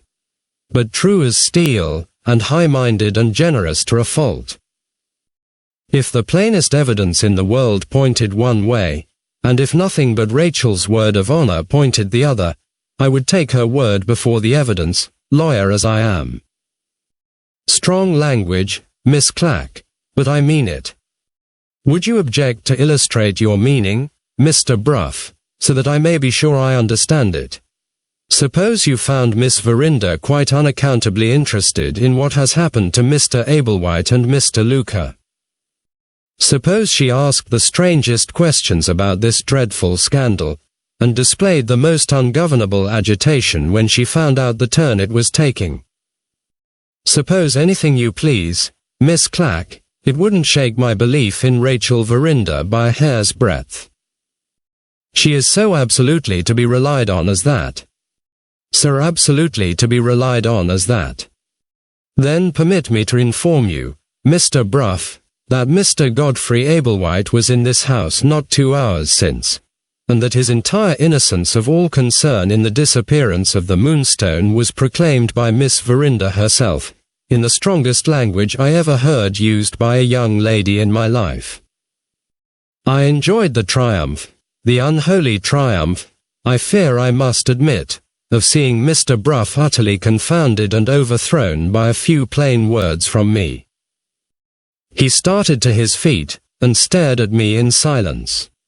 I kept my seat, undisturbed, and related the whole scene as it had occurred. "And what do you say about Mr. Ablewhite now?" I asked, with the utmost possible gentleness, as soon as I had done. "If Rachel has testified to his innocence, Miss Clack, I don't scruple to say that I believe in his innocence as firmly as you do. I have been misled by appearances, like the rest of the world, and I will make the best atonement I can, by publicly contradicting the scandal which has assailed your friend wherever I meet with it. In the meantime, allow me to congratulate you on the masterly manner in which you have opened the full fire of your batteries on me at the moment when I least expected it. You would have done great things in my profession, ma'am, if you had happened to be a man." With those words he turned away from me, and began walking irritably up and down the room. I could see plainly that the new light I had thrown on the subject had greatly surprised and disturbed him. Certain expressions dropped from his lips, as he became more and more absorbed in his own thoughts, which suggested to my mind the abominable view that he had hitherto taken of the mystery of the lost Moonstone. He had not scrupled to suspect dear Mr. Godfrey of the infamy of stealing the diamond, and to attribute Rachel's conduct to a generous resolution to conceal the crime. On Miss Verinder's own authority, a perfectly unassailable authority, as you are aware, in the estimation of Mr. Bruff, that explanation of the circumstances was now shown to be utterly wrong. The perplexity into which I had plunged this high legal authority was so overwhelming that he was quite unable to conceal it from notice. What a case! I heard him say to himself, stopping at the window in his walk, and drumming on the glass with his fingers. It not only defies explanation, it's even beyond conjecture. There was nothing in these words which made any reply at all needful, on my part, and yet, I answered them. It seems hardly credible that I should not have been able to let Mr. Bruff alone, even now. It seems almost beyond mere mortal perversity that I should have discovered, in what he had just said, a new opportunity of making myself personally disagreeable to him. But, my friends, nothing is beyond mortal perversity, and anything is credible when our fallen natures get the better of us. Pardon me for intruding on your reflections, I said to the unsuspecting Mr. Bruff. But surely there is a conjecture to make which has not occurred to us yet. Maybe, Miss Clack, I own I don't know what it is. Before I was so fortunate, sir, as to convince you of Mr. Ablewhite's innocence, you mentioned it as one of the reasons for suspecting him, that he was in the house at the time when the diamond was lost.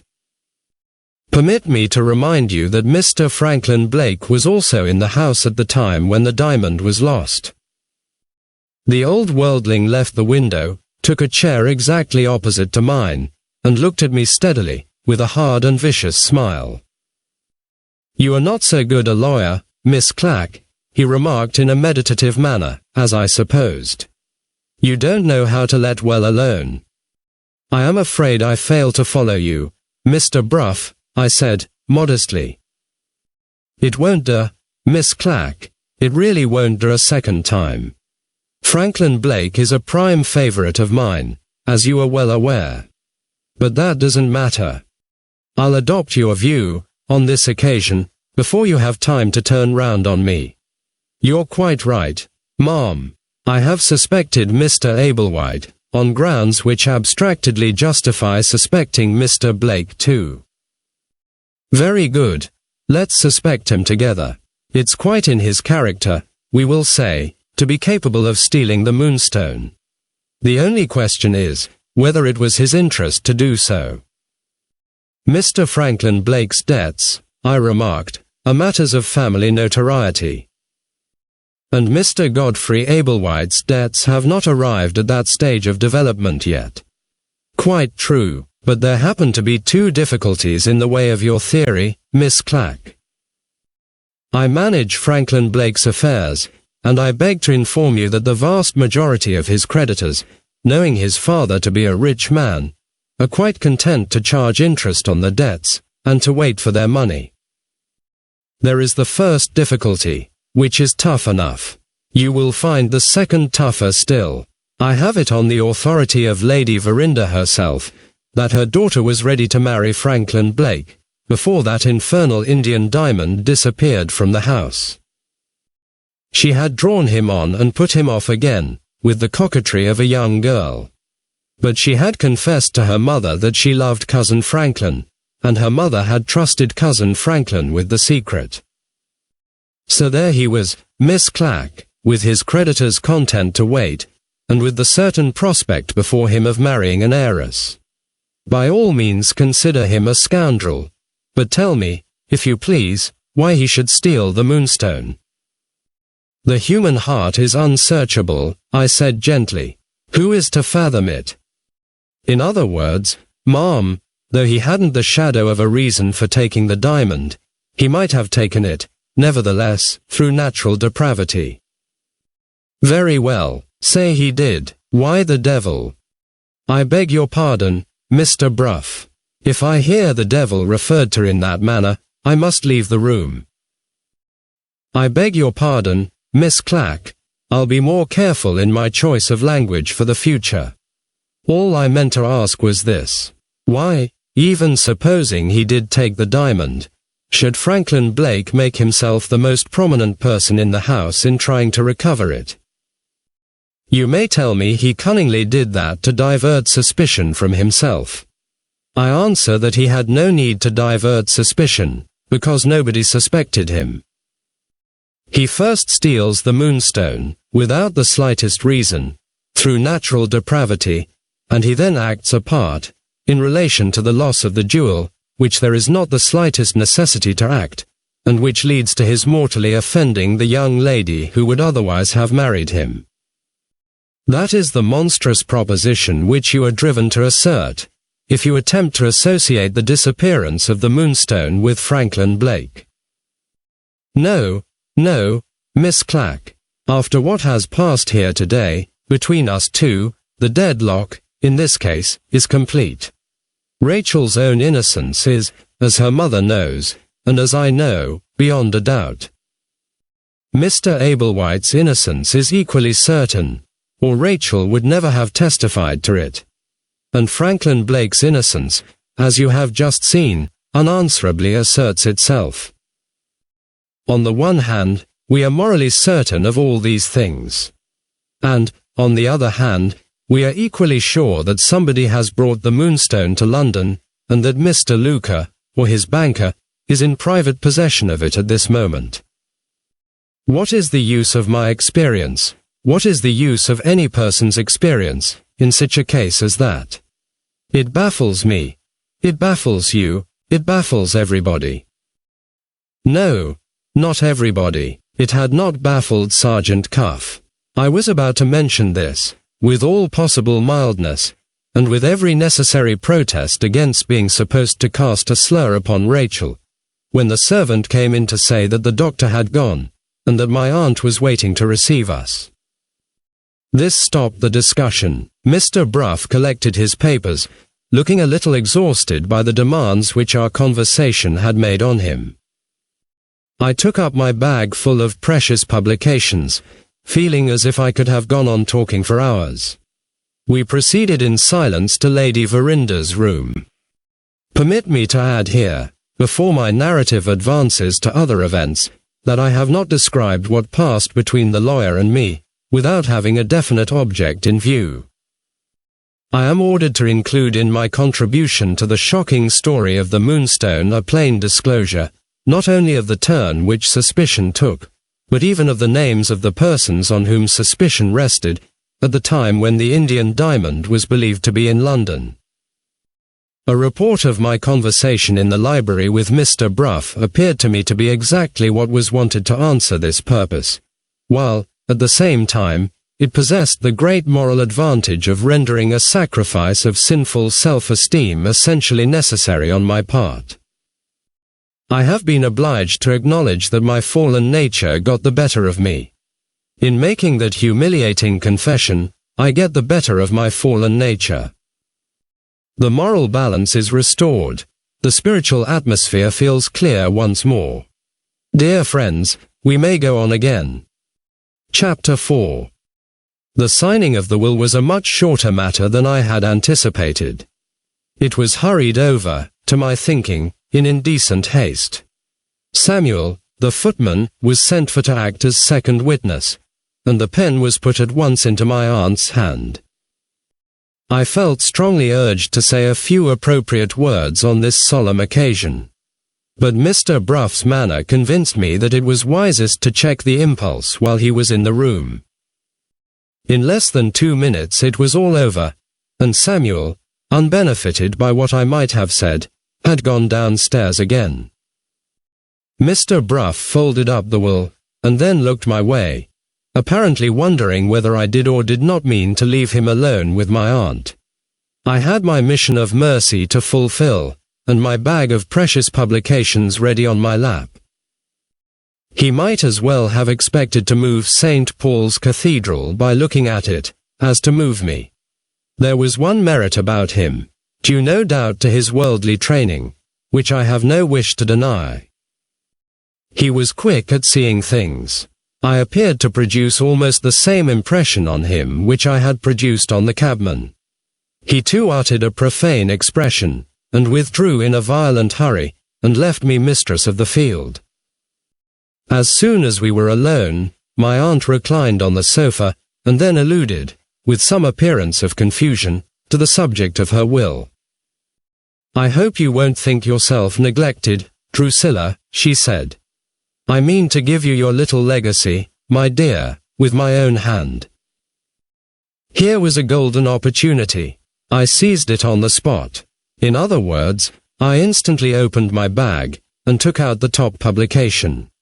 It proved to be an early edition, only the 25th, of the famous anonymous work, believed to be by precious Miss Bellows, entitled The Serpent at Home. The design of the book, with which the worldly reader may not be acquainted, is to show how the evil one lies in wait for us in all the most apparently innocent actions of our daily lives. The chapters best adapted to female perusal are Satan in the Hairbrush, Satan behind the looking glass, Satan under the tea table, Satan out of the window, and many others.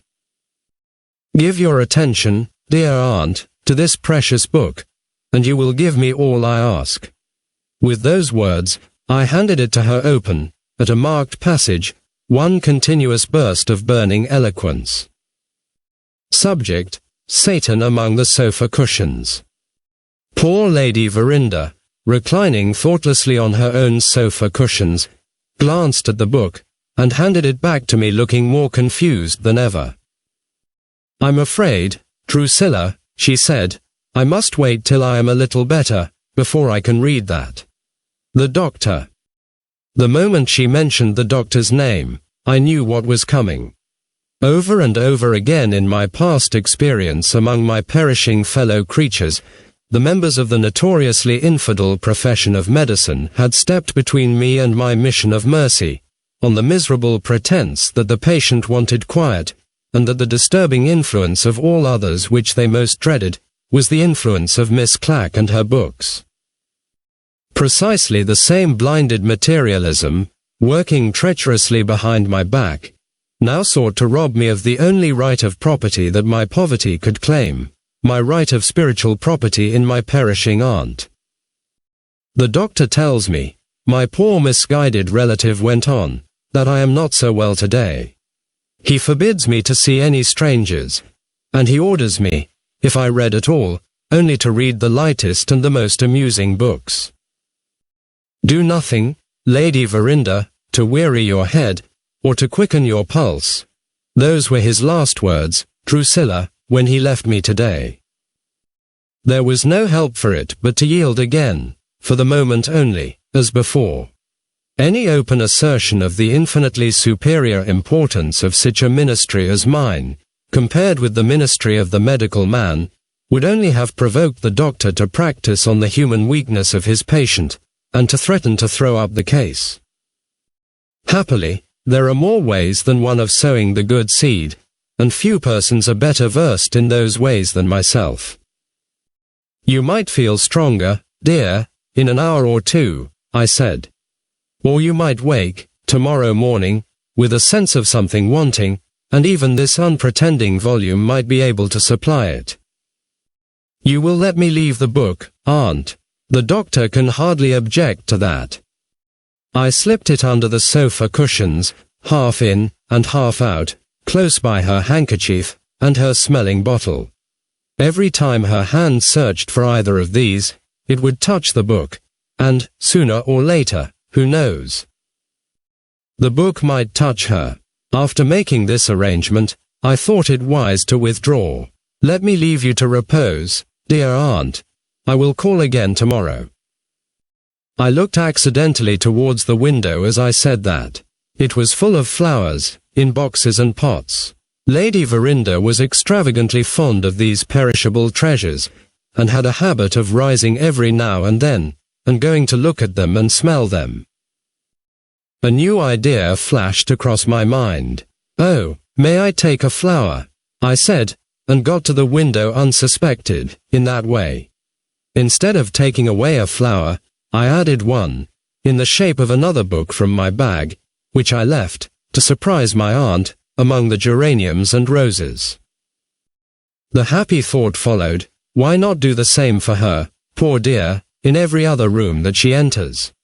I immediately said goodbye, and, crossing the hall, slipped into the library. Samuel, coming up to let me out, and supposing I had gone, went downstairs again. On the library table I noticed 2 of the amusing books, which the infidel doctor had recommended. I instantly covered them from sight with 2 of my own precious publications. In the breakfast room I found my aunt's favorite canary singing in his cage.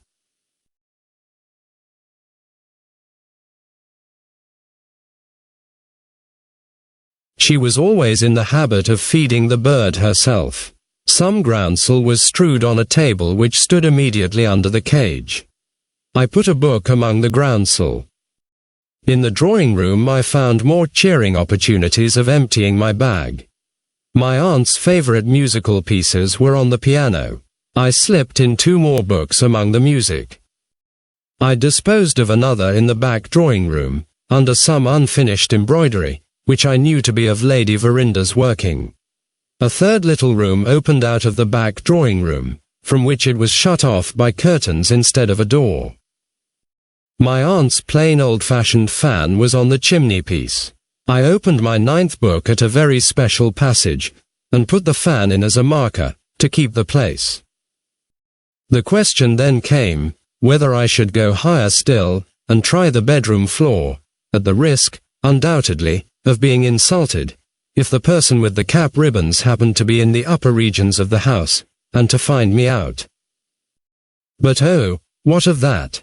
It is a poor Christian that is afraid of being insulted. I went upstairs, prepared to bear anything. All was silent and solitary. It was the servants' tea time, I suppose. My aunt's room was in front. The miniature of my late dear uncle, Sir John, hung on the wall opposite the bed. It seemed to smile at me. It seemed to say, "Drusilla, deposit a book." There were tables on either side of my aunt's bed. She was a bad sleeper, and wanted, or thought she wanted, many things at night. I put a book near the matches on one side, and a book under the box of chocolate drops on the other. Whether she wanted a light, or whether she wanted a drop, there was a precious publication to meet her eye, or to meet her hand, and to say with silent eloquence, in either case, "Come, try me. Try me." But one book was now left at the bottom of my bag, and but one apartment was still unexplored, the bathroom, which opened out of the bedroom. I peeped in, and the holy inner voice that never deceives, whispered to me, "You have met her, Drusilla, everywhere else. Meet her at the bath, and the work is done." I observed a dressing gown thrown across a chair. It had a pocket in it, and in that pocket I put my last book. Can words express my exquisite sense of duty done, when I had slipped out of the house, unsuspected by any of them, and when I found myself in the street with my empty bag under my arm? Oh, my worldly friends, pursuing the phantom, pleasure, through the guilty mazes of dissipation, how easy it is to be happy, if you will only be good. When I folded up my things that night, when I reflected on the true riches which I had scattered with such a lavish hand, from top to bottom of the house of my wealthy aunt, I declare I felt as free from all anxiety as if I had been a child again. I was so light-hearted that I sang a verse of the evening hymn. I was so light-hearted that I fell asleep before I could sing another. Quite like a child again. Quite like a child again. So I passed that blissful night. On rising the next morning, how young I felt. I might add, how young I looked, if I were capable of dwelling on the concerns of my own perishable body. But I am not capable, and I add nothing.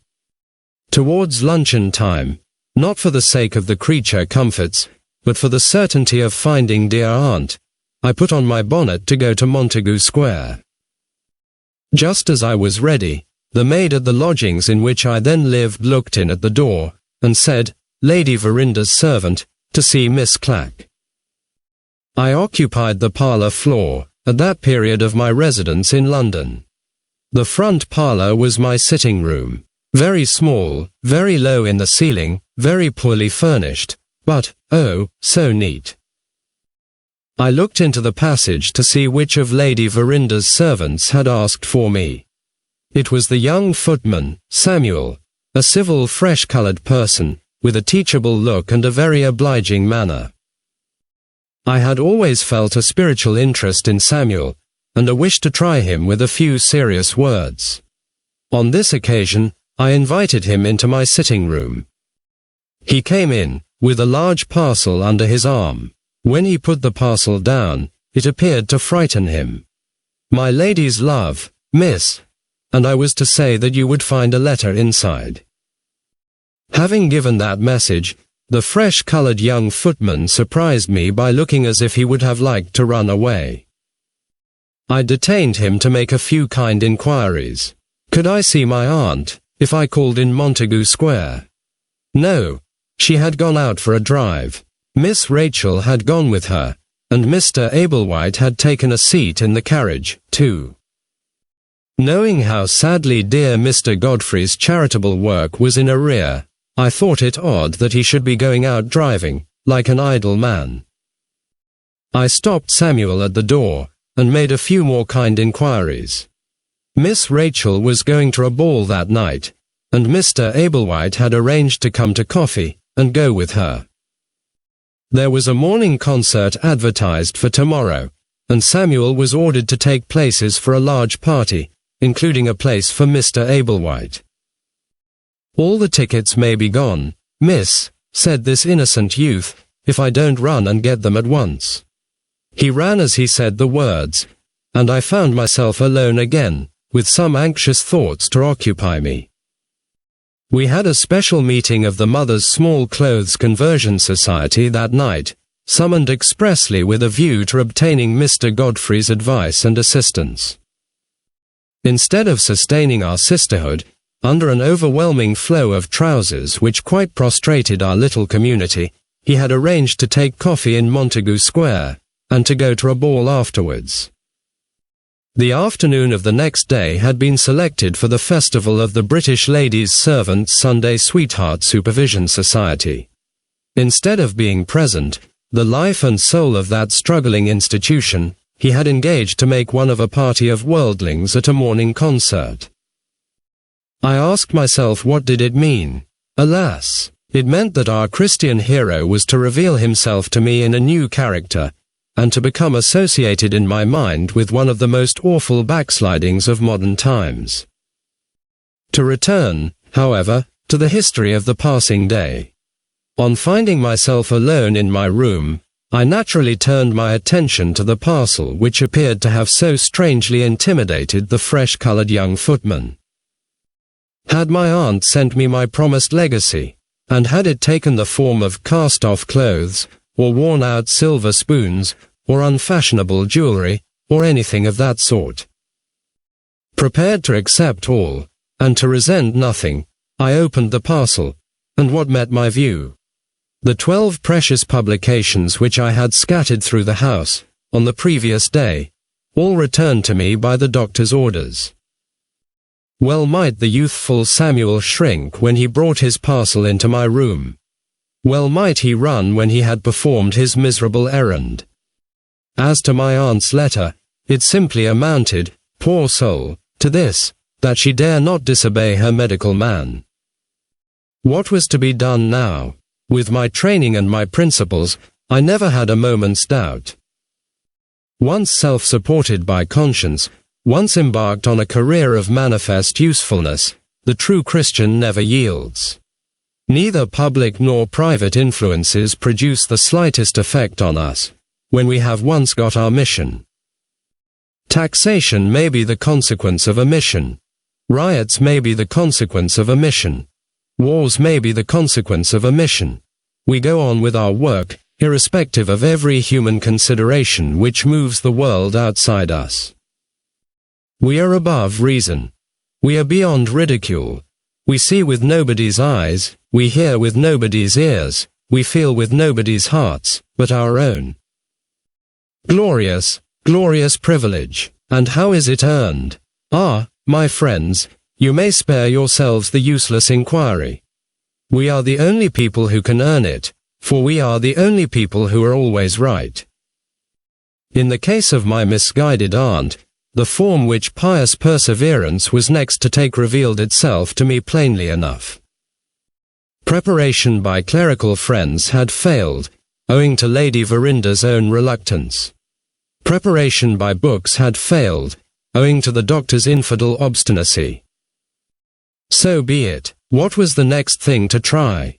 The next thing to try was preparation by little notes.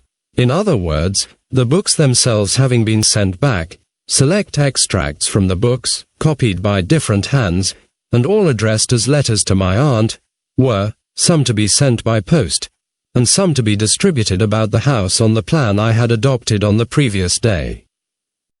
As letters they would excite no suspicion. As letters they would be opened, and, once opened, might be read. Some of them I wrote myself. Dear Aunt, may I ask your attention to a few lines? And C. Dear Aunt, I was reading last night, and I chanced on the following passage, and C. Other letters were written for me by my valued fellow workers, the sisterhood at the Mother's Small Clothes. Dear Madam, pardon the interest taken in you by a true, though humble, friend. Dear Madam, may a serious person surprise you by saying a few cheering words. Using these and other similar forms of courteous appeal, we reintroduced all my precious passages under a form which not even the doctor's watchful materialism could suspect. Before the shades of evening had closed around us, I had a dozen awakening letters for my aunt, instead of a dozen awakening books. 6 I made immediate arrangements for sending through the post, and 6 I kept in my pocket for personal distribution in the house the next day. Soon after 2 o'clock I was again on the field of pious conflict, addressing more kind inquiries to Samuel at Lady Verinda's door. My aunt had had a bad night. She was again in the room in which I had witnessed her while resting on the sofa and trying to get a little sleep. I said I would wait in the library, on the chance of seeing her. In the fervour of my zeal to distribute the letters, it never occurred to me to inquire about Rachel. The house was quiet, and it was past the hour at which the musical performance began. I took it for granted that she and her party of pleasure-seekers, Mr. Godfrey, alas, included, were all at the concert, and eagerly devoted myself to my good work, while time and opportunity were still at my own disposal. My aunt's correspondence of the morning, including the 6 awakening letters which I had posted overnight, was lying unopened on the library table. She had evidently not felt herself equal to dealing with a large mass of letters, and she might be daunted by the number of them, if she entered the library later in the day. I put one of my second set of 6 letters on the chimney-piece by itself, leaving it to attract her curiosity by means of its solitary position, apart from the rest. A second letter I put purposely on the floor in the breakfast room. The first servant who went in after me would conclude that my aunt had dropped it, and would be specially careful to restore it to her. The field thus sown on the basement story, I ran lightly upstairs to scatter my mercies next over the drawing-room floor. Just as I entered the front room, I heard a double knock at the street door, a soft, fluttering, considerate little knock. Before I could think of slipping back to the library, in which I was supposed to be waiting, the active young footman was in the hall, answering the door. It mattered little, as I thought. In my aunt's state of health, visitors in general were not admitted. To my horror and amazement, the performer of the soft little knock proved to be an exception to general rules. Samuel's voice below me, after apparently answering some questions which I did not hear, said, unmistakably, "Upstairs, if you please, sir." The next moment I heard footsteps, a man's footsteps, approaching the drawing-room floor. Who could this favoured male visitor possibly be? Almost as soon as I asked myself the question, the answer occurred to me. Who could it be but the doctor? In the case of any other visitor, I should have allowed myself to be discovered in the drawing-room. There would have been nothing out of the common in my having got tired of the library, and having gone upstairs for a change. But my own self-respect stood in the way of my meeting the person who had insulted me by sending me back my books. I slipped into the little third room, which I have mentioned as communicating with the back drawing-room, and dropped the curtains which closed the open doorway. If I only waited there for a minute or two, the usual result in such cases would take place. That is to say, the doctor would be conducted to his patient's room. I waited a minute or two, and more than a minute or two. I heard the visitor walking restlessly backwards and forwards. I also heard him talking to himself. I even thought I recognized the voice. Had I made a mistake? Was it not the doctor, but somebody else? Mr. Bruff, for instance? No. An unerring instinct told me it was not Mr. Bruff. Whoever he was still talking to himself. I parted the heavy curtains the least little morsel in the world, and listened. The words I heard were, "I'll do it today," and the voice that spoke them was Mr. Godfrey Ablewhite's. Chapter 5. My hand dropped from the curtain. But don't suppose, don't suppose, that the dreadful embarrassment of my situation was the uppermost idea in my mind. So fervent still was the sisterly interest I felt in Mr. Godfrey, that I never stopped to ask myself why he was not at the concert. No, I thought only of the words, the startling words, which had just fallen from his lips. He would do it today. He had said, in a tone of terrible resolution, he would do it today. What, oh what, would he do? Something even more deplorably unworthy of him than what he had done already. Would he apostatize from the faith? Would he abandon us at the mother's small clothes? Had we seen the last of his angelic smile in the committee room? Had we heard the last of his unrivaled eloquence at Exeter Hall? I was so wrought up by the bare idea of such awful eventualities as these in connection with such a man, that I believe I should have rushed from my place of concealment, and implored him in the name of all the ladies' committees in London to explain himself, when I suddenly heard another voice in the room. It penetrated through the curtains. It was loud, it was bold, it was wanting in every female charm. The voice of Rachel Verinder. "Why have you come up here, Godfrey?" she asked. "Why didn't you go into the library?" He laughed softly, and answered, "Miss Clack is in the library." Clack in the library. She instantly seated herself on the ottoman in the back drawing-room. "You were quite right, Godfrey. We had much better stop here." I had been in a burning fever, a moment since, and in some doubt what to do next. I became extremely cold now, and felt no doubt whatever. To show myself, after what I had heard, was impossible. To retreat, except into the fireplace, was equally out of the question. A martyrdom was before me. In justice to myself, I noiselessly arranged the curtains so that I could both see and hear. And then I met my martyrdom, with the spirit of a primitive Christian. "Don't sit on the ottoman," the young lady proceeded. "Bring a chair, Godfrey. I like people to be opposite to me when I talk to them." He took the nearest seat. It was a low chair. He was very tall, and many sizes too large for it. I never saw his legs to such disadvantage before. "Well," she went on, "what did you say to them?" "Just what you said, dear Rachel, to me. That Mamma was not at all well today, and that I didn't quite like leaving her to go to the concert." Those were the words. They were grieved to lose you at the concert, but they quite understood. All sent their love, and all expressed a cheering belief that Lady Verinder's indisposition would soon pass away. "You don't think it's serious, do you, Godfrey?" "Far from it. In a few days, I feel quite sure, all will be well again." "I think so, too. I was a little frightened at first, but I think so too. It was very kind to go and make my excuses for me to people who are almost strangers to you. But why not have gone with them to the concert? It seems very hard that you should miss the music too."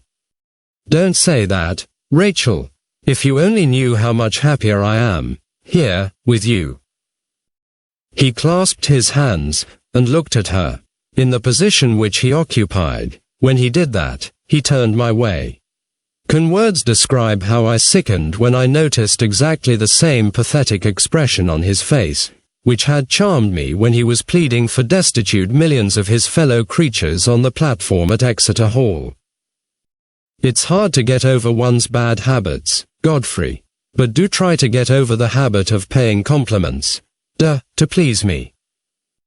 I never paid you a compliment, Rachel, in my life. Successful love may sometimes use the language of flattery, I admit. But hopeless love, dearest, always speaks the truth. He drew his chair close, and took her hand, when he said, hopeless love. There was a momentary silence. He, who thrilled everybody, had doubtless thrilled her. I thought I now understood the words which had dropped from him when he was alone in the drawing-room, I'll do it today.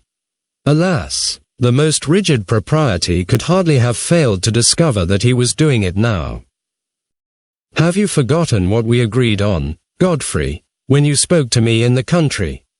We agreed that we were to be cousins, and nothing more. I break the agreement, Rachel, every time I see you. Then don't see me. Quite useless. I break the agreement every time I think of you. Oh, Rachel, how kindly you told me, only the other day, that my place in your estimation was a higher place than it had ever been yet. Am I mad to build the hopes I do on those dear words? Am I mad to dream of some future day when your heart may soften to me? Don't tell me so, if I am. Leave me my delusion, dearest. I must have that to cherish, and to comfort me, if I have nothing else. His voice trembled, and he put his white handkerchief to his eyes. Exeter Hall again, nothing wanting to complete the parallel but the audience, the cheers, and the glass of water. Even her obdurate nature was touched. I saw her lean a little nearer to him. I heard a new tone of interest in her next words. Are you really sure, Godfrey, that you are so fond of me as that? Sure, you know what I was, Rachel. Let me tell you what I am. I have lost every interest in life, but my interest in you. A transformation has come over me which I can't account for, myself. Would you believe it? My charitable business is an unendurable nuisance to me, and when I see a ladies' committee now, I wish myself at the uttermost ends of the earth. If the annals of apostasy offer anything comparable to such a declaration as that, I can only say that the case in point is not producible from the stores of my reading. I thought of the mother's small clothes. I thought of the Sunday sweetheart supervision. I thought of the other societies, too numerous to mention, all built up on this man as on a tower of strength.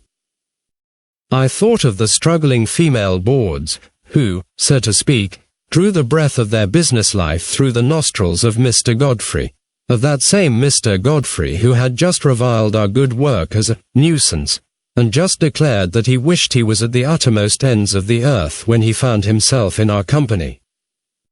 My young female friends will feel encouraged to persevere, when I mention that it tried even my discipline before I could devour my own righteous indignation in silence.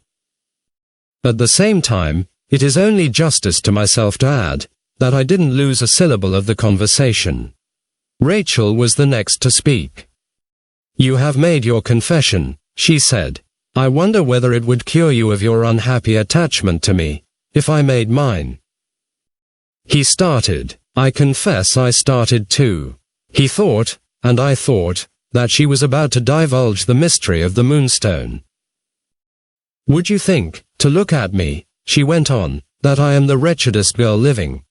It's true, Godfrey. What greater wretchedness can there be than to live degraded in your own estimation? That is my life now. My dear Rachel, it's impossible you can have any reason to speak of yourself in that way. How do you know I have no reason? Can you ask me the question? I know it, because I know you. Your silence, dearest, has never lowered you in the estimation of your true friends. The disappearance of your precious birthday gift may seem strange. Your unexplained connection with that event may seem stranger still. Are you speaking of the Moonstone, Godfrey? I certainly thought that you referred. I referred to nothing of the sort. I can hear of the loss of the Moonstone, let who will speak of it, without feeling degraded in my own estimation.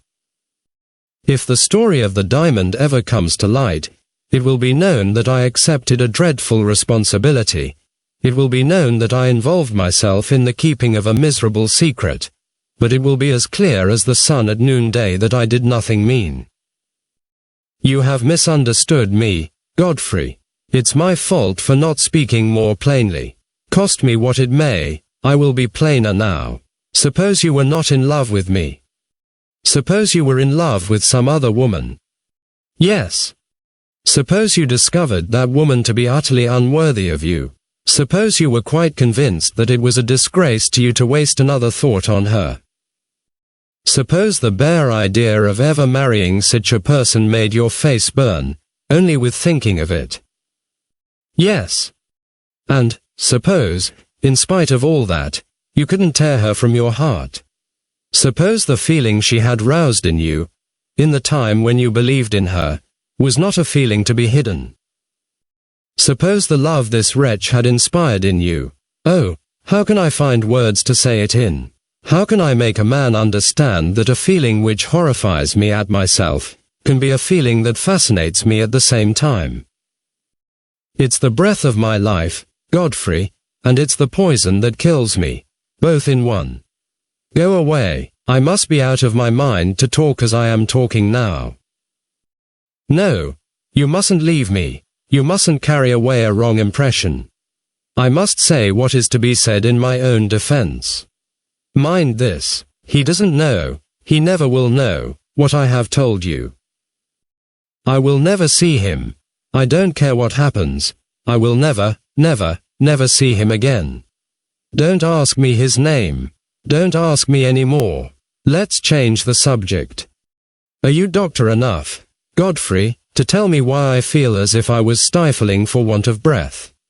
Is there a form of hysterics that bursts into words instead of tears?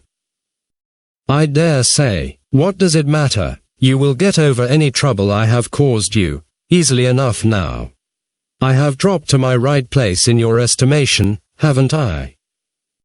Don't notice me, don't pity me, for God's sake, go away. She turned round on a sudden, and beat her hands wildly on the back of the ottoman. Her head dropped on the cushions, and she burst out crying.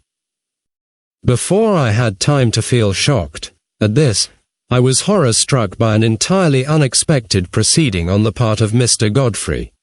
Will it be credited that he fell on his knees at her feet? On both knees, I solemnly declare.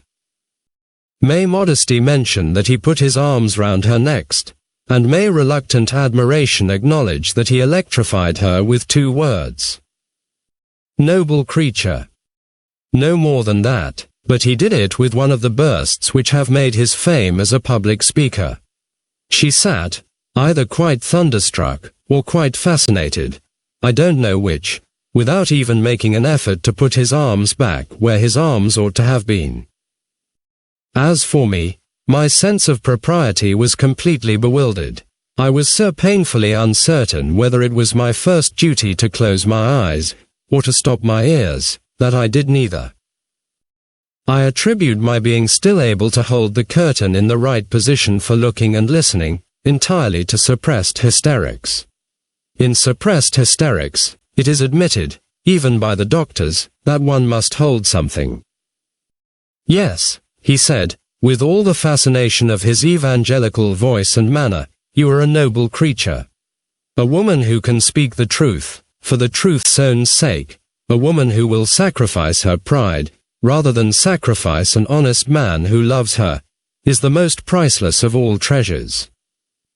When such a woman marries, if her husband only wins her esteem and regard, he wins enough to ennoble his whole life. You have spoken, dearest, of your place in my estimation. Judge what that place is, when I implore you on my knees, to let the cure of your poor wounded heart be my care. Rachel, will you honor me? Will you bless me by being my wife? By this time I should certainly have decided on stopping my ears, if Rachel had not encouraged me to keep them open, by answering him in the first sensible words I had ever heard fall from her lips. "Godfrey," she said, "you must be mad. I never spoke more reasonably, dearest, in your interests, as well as in mine. Look for a moment to the future. Is your happiness to be sacrificed to a man who has never known how you feel towards him, and whom you are resolved never to see again?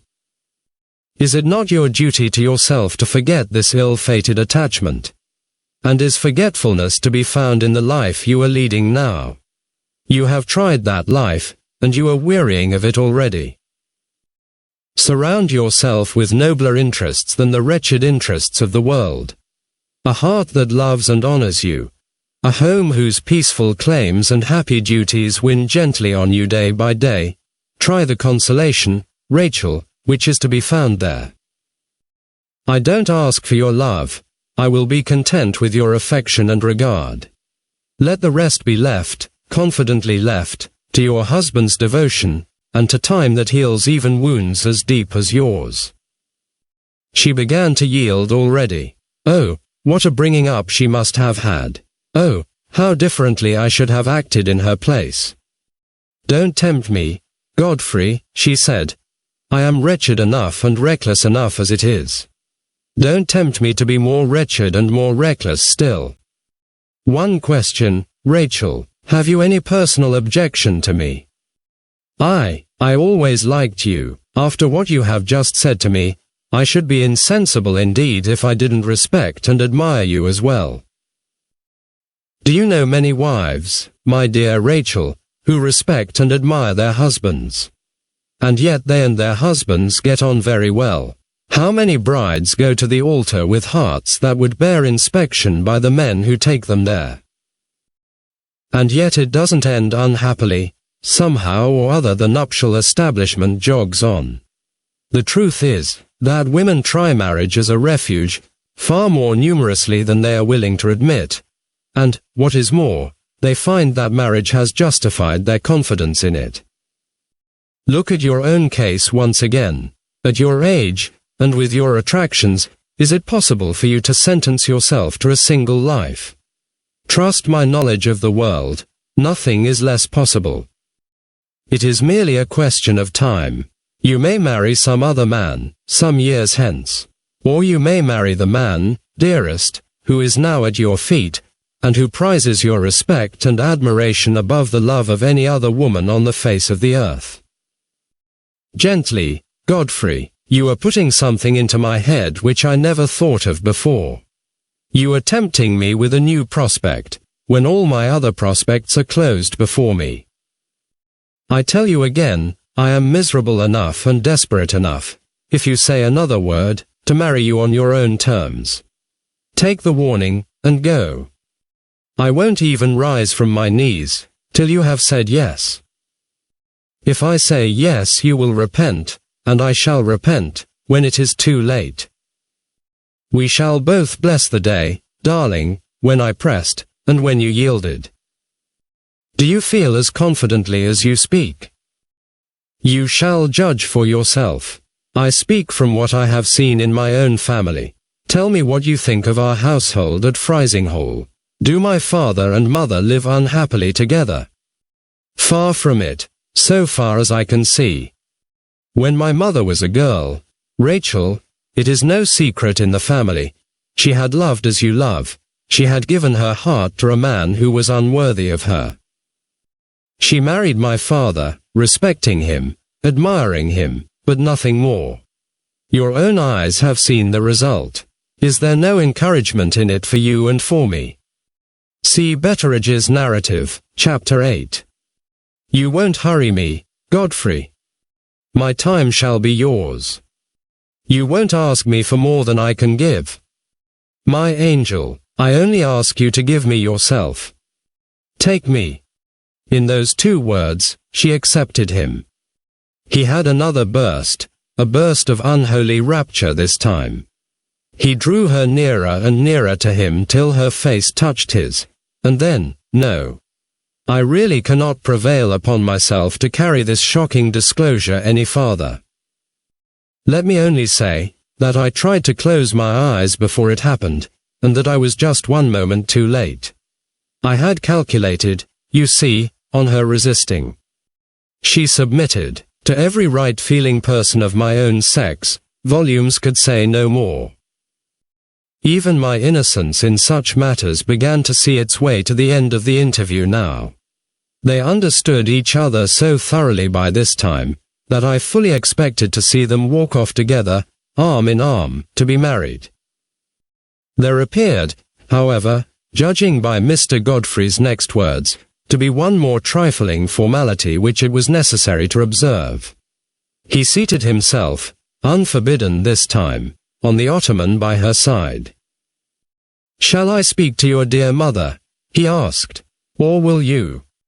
She declined both alternatives. "Let my mother hear nothing from either of us, until she is better. I wish it to be kept a secret for the present, Godfrey. Go now, and come back this evening. We have been here alone together quite long enough."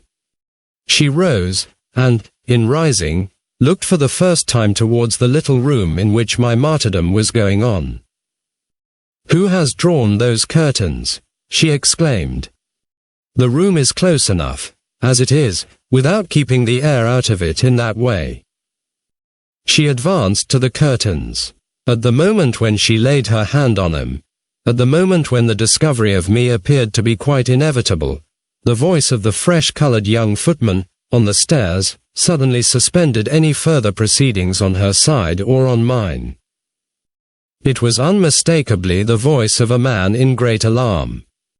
"Miss Rachel," he called out, "where are you, Miss Rachel?"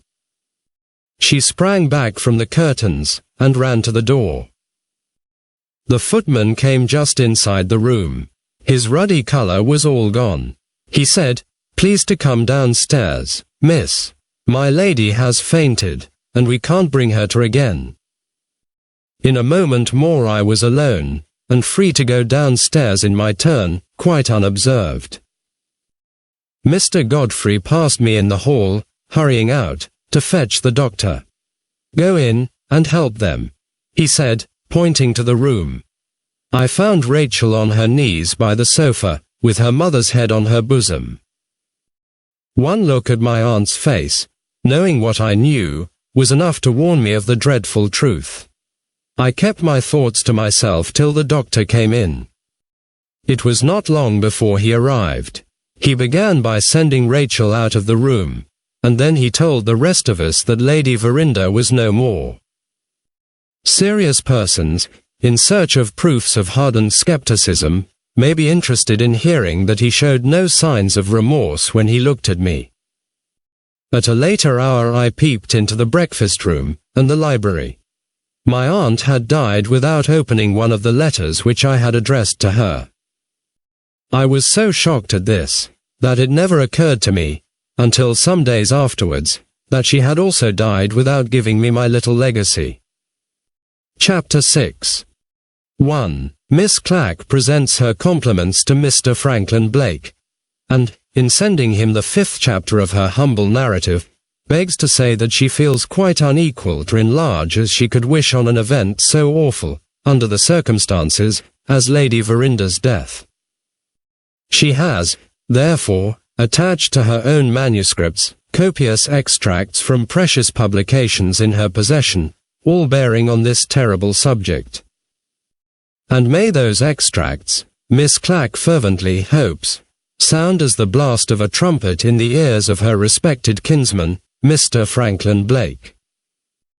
2. Mr. Franklin Blake presents his compliments to Miss Clack, and begs to thank her for the 5th chapter of her narrative. In returning the extract sent with it, he will refrain from mentioning any personal objection which he may entertain to this species of literature, and will merely say that the proposed additions to the manuscript are not necessary to the fulfillment of the purpose that he has in view. 3. Miss Clack begs to acknowledge the return of her extracts, She affectionately reminds Mr. Franklin Blake that she is a Christian, and that it is, therefore, quite impossible for him to offend her. Miss C persists in feeling the deepest interest in Mr. Blake, and pledges herself, on the first occasion when sickness may lay him low, to offer him the use of her extracts for the second time. In the meanwhile she would be glad to know, before beginning the final chapters of her narrative, whether she may be permitted to make her humble contribution complete, by availing herself of the light which later discoveries have thrown on the mystery of the Moonstone. 4. Mr. Franklin Blake is sorry to disappoint Miss Clack. He can only repeat the instructions which he had the honor of giving her when she began her narrative. She is requested to limit herself to her own individual experience of persons and events, as recorded in her diary. Later discoveries she will be good enough to leave to the pens of those persons who can write in the capacity of actual witnesses. 5. Miss Clack is extremely sorry to trouble Mr. Franklin Blake with another letter.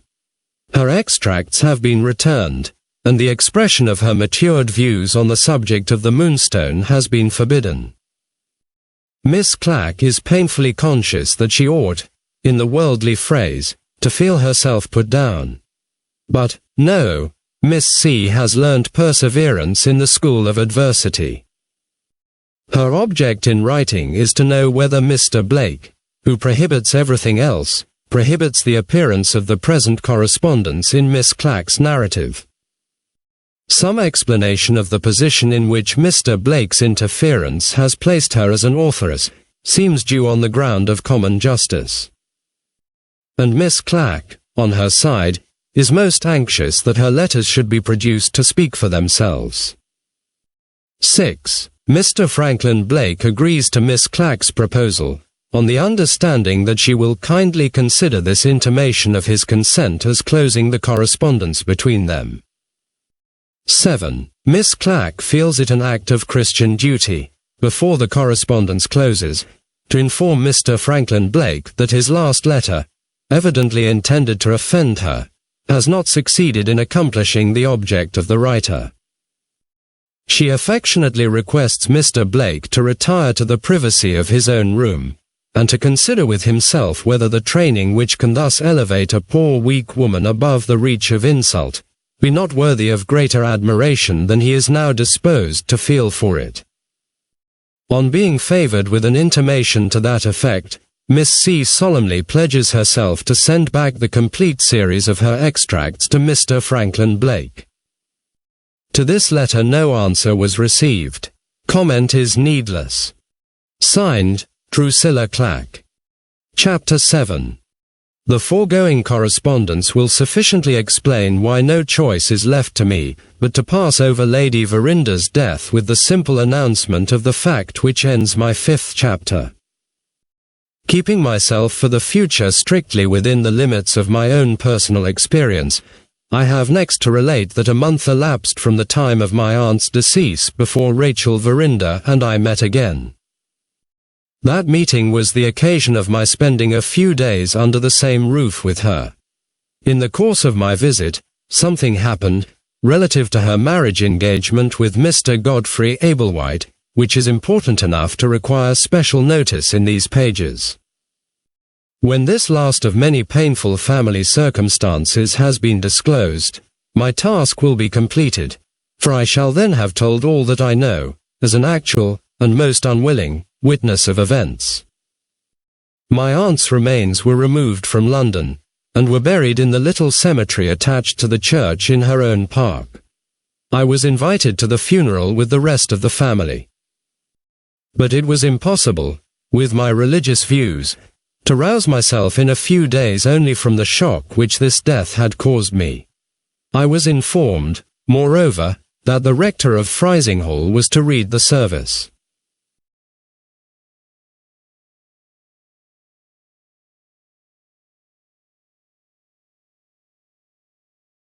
Having myself in past times seen this clerical castaway making one of the players at Lady Verinda's whist table, I doubt, even if I had been fit to travel, whether I should have felt justified in attending the ceremony.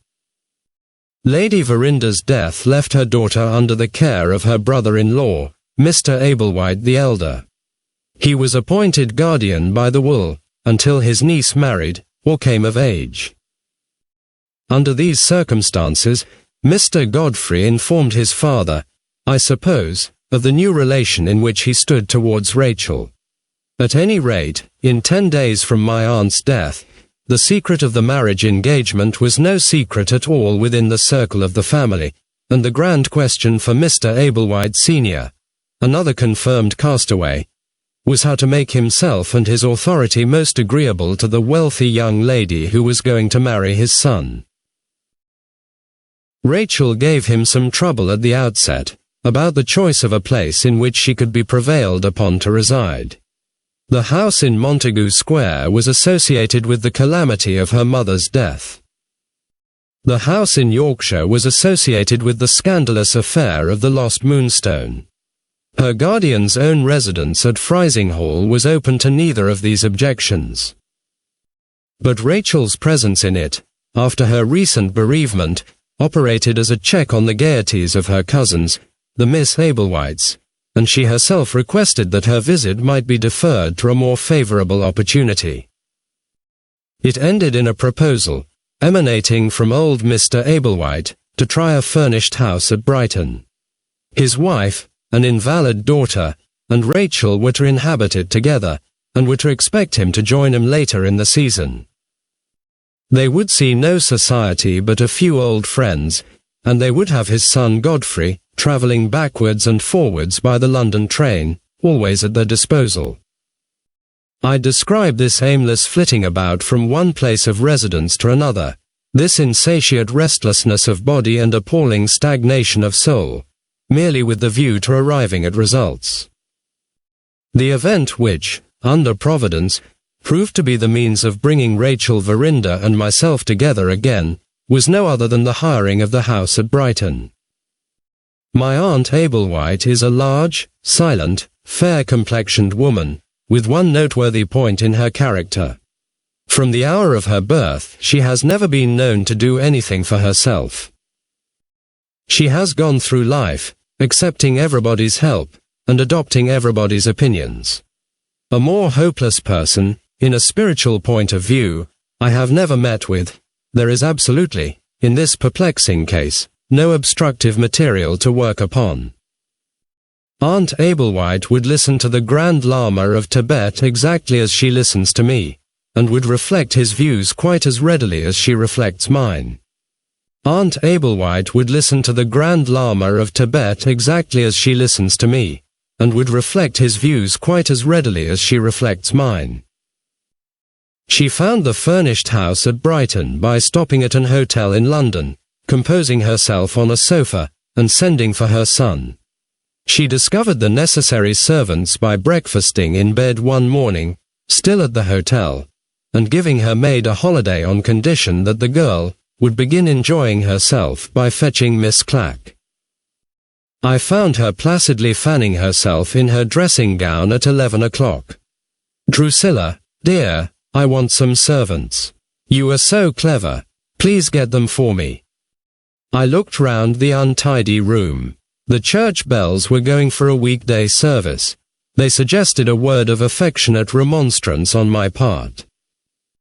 Oh, Aunt, I said sadly, is this worthy of a Christian Englishwoman? Is the passage from time to eternity to be made in this manner? My aunt answered, I'll put on my gown, Drusilla, if you will be kind enough to help me.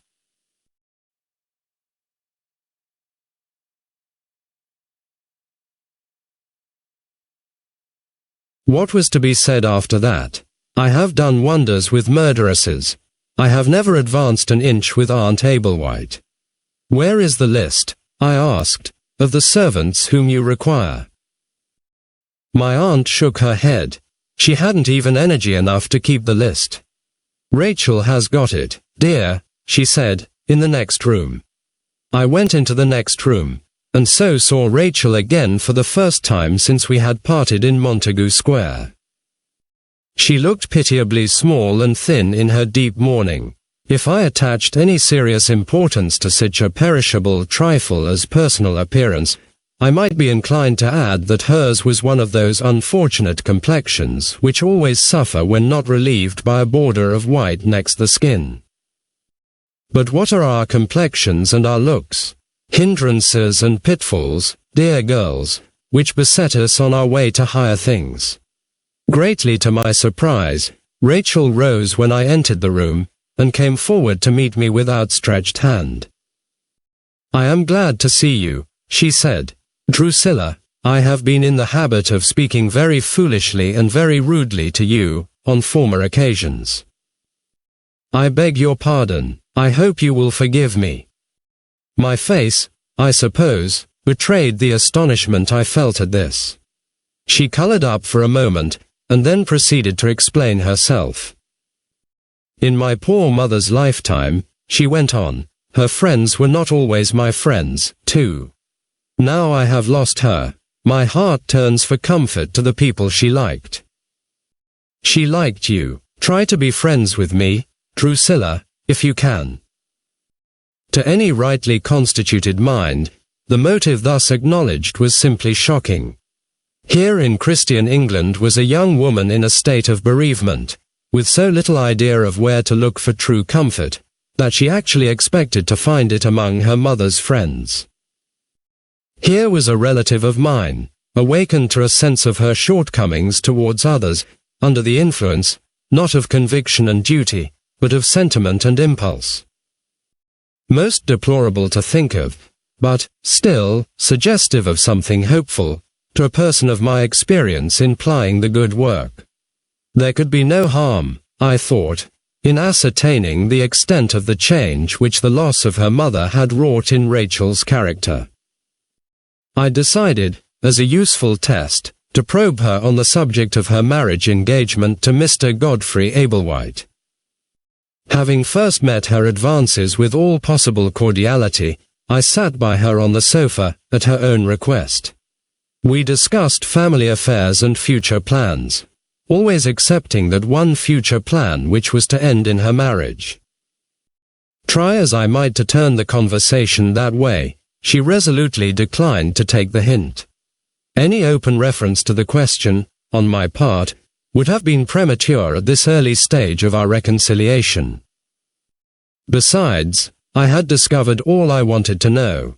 She was no longer the reckless, defiant creature whom I had heard and seen on the occasion of my martyrdom in Montagu Square. This was, of itself, enough to encourage me to take her future conversion in hand, beginning with a few words of earnest warning directed against the hasty formation of the marriage tie, and so getting on to higher things. Looking at her, now, with this new interest, and calling to mind the headlong suddenness with which she had met Mr. Godfrey's matrimonial views, I felt the solemn duty of interfering with a fervour which assured me that I should achieve no common results. Rapidity of proceeding was, as I believed, of importance in this case. I went back at once to the question of the servants wanted for the furnished house. "Where is the list, dear?" Rachel produced it. "Cook, kitchen maid, housemaid, and footman," I read. "My dear Rachel, these servants are only wanted for a term, the term during which your guardian has taken the house. We shall have great difficulty in finding persons of character and capacity to accept a temporary engagement of that sort, if we try in London. Has the house in Brighton been found yet?" "Yes, Godfrey has taken it, and persons in the house wanted him to hire them as servants. He thought they would hardly do for us, and came back having settled nothing." "And you have no experience yourself in these matters, Rachel?" "None whatever." "And Aunt Ablewhite won't exert herself?" "No, poor dear, don't blame her, Drusilla. I think she is the only really happy woman I have ever met with." "There are degrees in happiness, darling. We must have a little talk, some day, on that subject. In the meantime I will undertake to meet the difficulty about the servants." Your aunt will write a letter to the people of the house. She will sign a letter, if I write it for her, which comes to the same thing. Quite the same thing. I shall get the letter, and I will go to Brighton tomorrow. How extremely kind of you. We will join you as soon as you are ready for us. And you will stay, I hope, as my guest. Brighton is so lively. You are sure to enjoy it. In those words the invitation was given, and the glorious prospect of interference was opened before me. It was then the middle of the week. By Saturday afternoon the house was ready for them. In that short interval I had sifted, not the characters only, but the religious views as well, of all the disengaged servants who applied to me, and had succeeded in making a selection which my conscience approved. I also discovered, and called on 2 serious friends of mine, residents in the town, to whom I knew I could confide the pious object which had brought me to Brighton.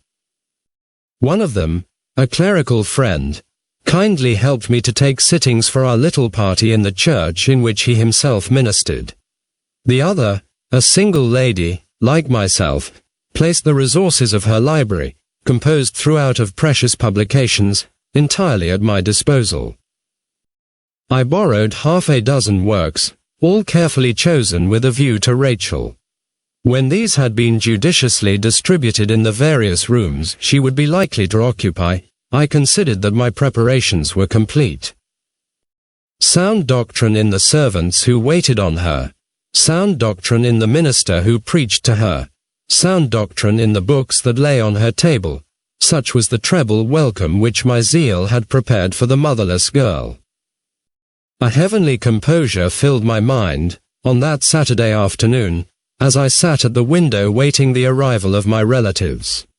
The giddy throng passed and repassed before my eyes. Alas, how many of them felt my exquisite sense of duty done? An awful question. Let us not pursue it. Between 6 and 7 the travellers arrived. To my indescribable surprise, they were escorted, not by Mr. Godfrey, as I had anticipated, but by the lawyer, Mr. Bruff. "How do you do, Miss Clack?" he said. "I mean to stay this time." That reference to the occasion on which I had obliged him to postpone his business to mine, when we were both visiting in Montagu Square, satisfied me that the old worldling had come to Brighton with some object of his own in view. I had prepared quite a little paradise for my beloved Rachel, and here was the serpent already. Godfrey was very much vexed. Drusilla, not to be able to come with us, said my aunt Ablewhite. There was something in the way which kept him in town. Mr. Bruff volunteered to take his place, and make a holiday of it till Monday morning. By the by, Mr. Bruff, I'm ordered to take exercise, and I don't like it. That, added Aunt Ablewhite, pointing out of window to an invalid going by in a chair on wheels, drawn by a man, is my idea of exercise. If it's air you want, you get it in your chair. And if it's fatigue you want, I am sure it's fatigue enough to look at the man. Rachel stood silent, at a window by herself, with her eyes fixed on the sea. "Tired, love?" I inquired. "No, only a little out of spirits," she answered. "I have often seen the sea, on our Yorkshire coast, with that light on it. And I was thinking, Drusilla, of the days that can never come again." Mr. Bruff remained to dinner, and stayed through the evening. The more I saw of him, the more certain I felt that he had some private end to serve in coming to Brighton. I watched him carefully. He maintained the same appearance of ease, and talked the same godless gossip, hour after hour, until it was time to take leave. As he shook hands with Rachel, I caught his hard and cunning eyes resting on her for a moment with a peculiar interest and attention. She was plainly concerned in the object that he had in view.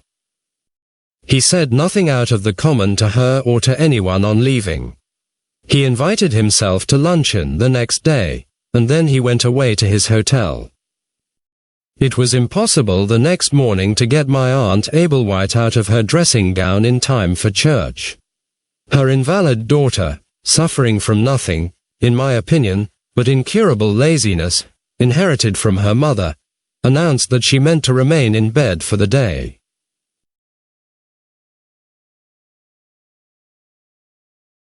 Rachel and I went alone together to church.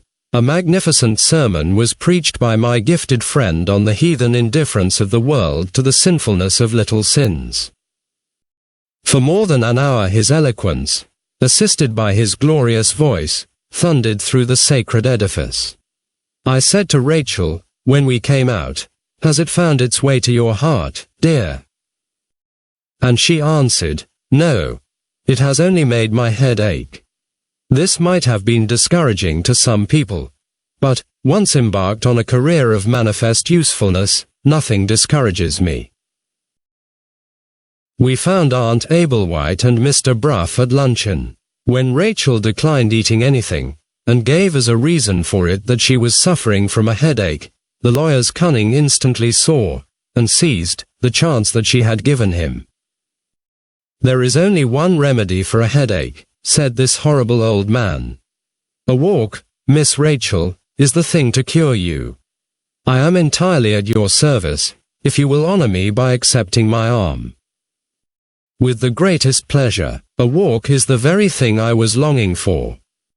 "It's past 2, I gently suggested, and the afternoon service, Rachel, begins at 3. "How can you expect me to go to church again?" she asked, petulantly, "with such a headache as mine?" Mr. Bruff officiously opened the door for her. In another minute more they were both out of the house. I don't know when I have felt the solemn duty of interfering so strongly as I felt it at that moment. But what was to be done? Nothing was to be done but to interfere at the first opportunity, later in the day. On my return from the afternoon service I found that they had just got back. One look at him told me that the lawyer had said what he wanted to say. I had never before seen Rachel so silent and so thoughtful. I had never before seen Mr. Bruff pay her such devoted attention, and look at her with such marked respect. He had, or pretended that he had, an engagement to dinner that day, and he took an early leave of us all, intending to go back to London by the first train the next morning. "Are you sure of your own resolution?" he said to Rachel at the door. "Quite sure," she answered, and so they parted. The moment his back was turned, Rachel withdrew to her own room. She never appeared at dinner. Her maid, the person with the cap ribbons, was sent downstairs to announce that her headache had returned. I ran up to her and made all sorts of sisterly offers through the door. It was locked, and she kept it locked. Plenty of obstructive material to work on here. I felt greatly cheered and stimulated by her locking the door. When her cup of tea went up to her the next morning, I followed it in. I sat by her bedside and said a few earnest words. She listened with languid civility. I noticed my serious friend's precious publications huddled together on a table in a corner. Had she chanced to look into them? I asked. Yes, and they had not interested her. Would she allow me to read a few passages of the deepest interest, which had probably escaped her eye? No, not now, she had other things to think of. She gave these answers, with her attention apparently absorbed in folding and refolding the frilling on her nightgown. It was plainly necessary to rouse her by some reference to those worldly interests which she still had at heart. "Do you know, love," I said, "I had an odd fancy, yesterday, about Mr. Bruff. I thought, when I saw you after your walk with him, that he had been telling you some bad news." Her fingers dropped from the frilling of her nightgown, and her fierce black eyes flashed at me.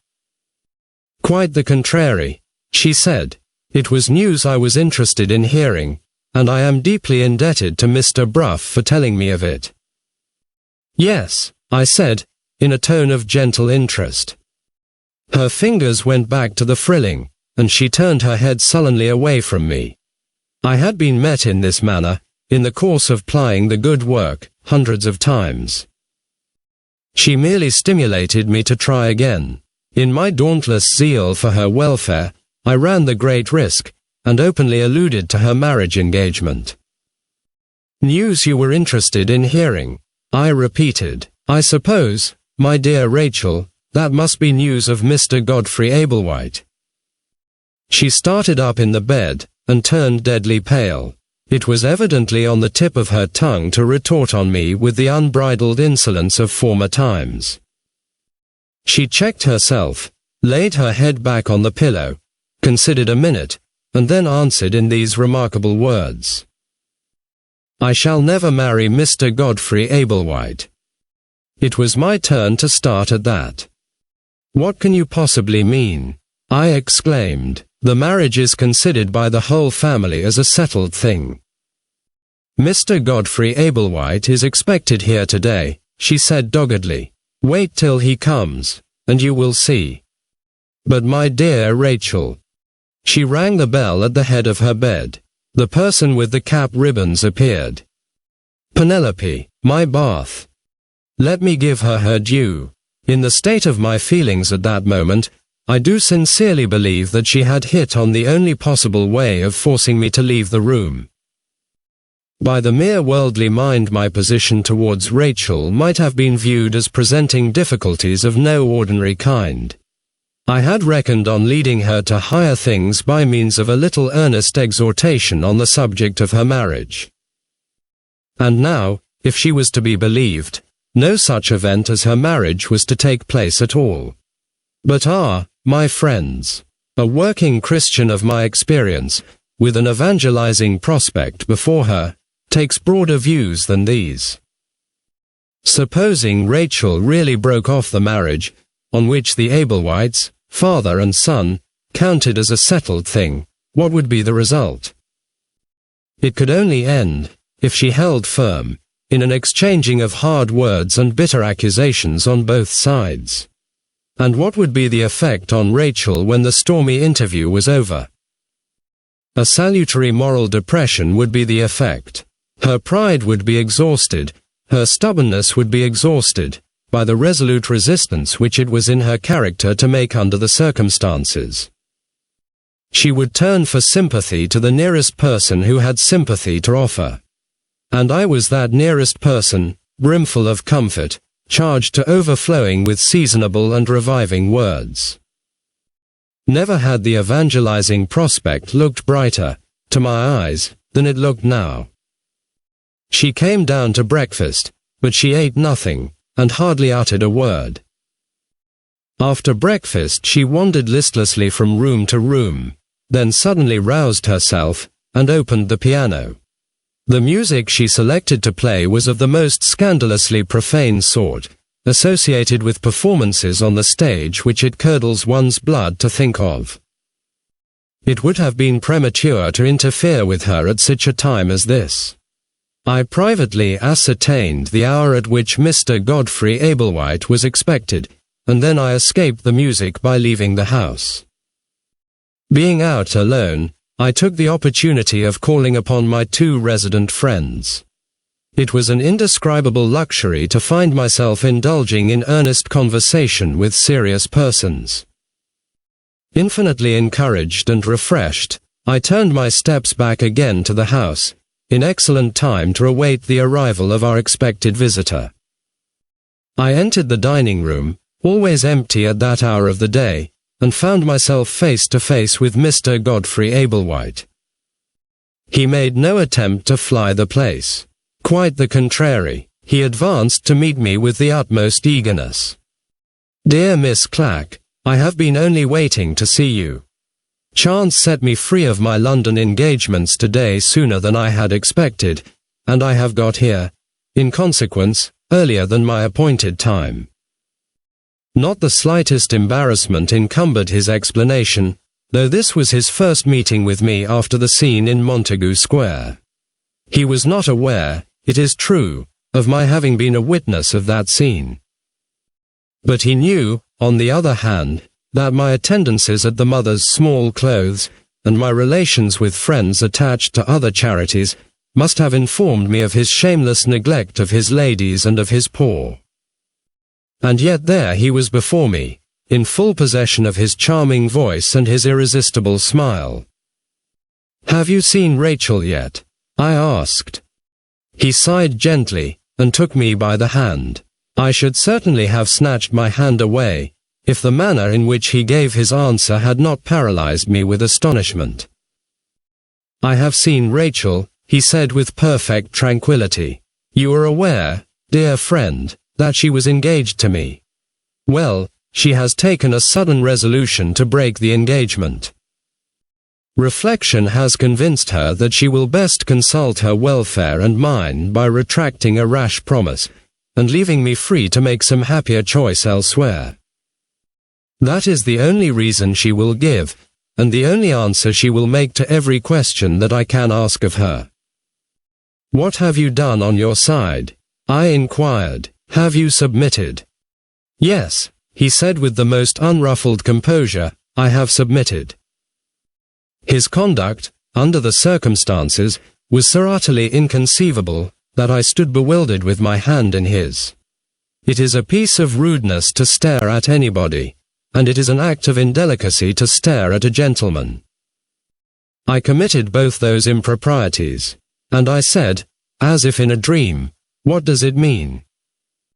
"Permit me to tell you," he replied, "and suppose we sit down."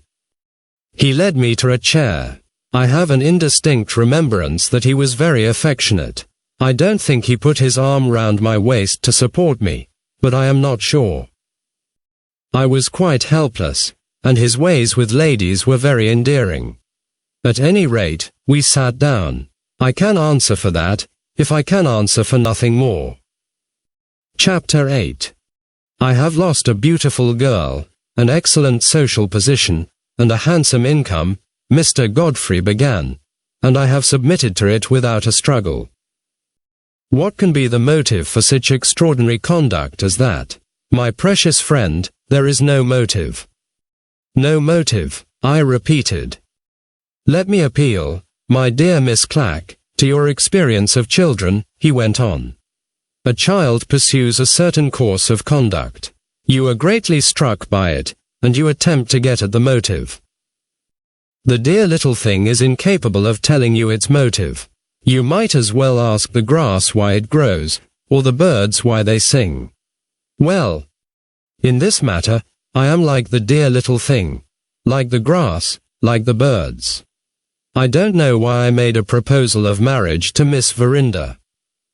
I don't know why I have shamefully neglected my dear ladies.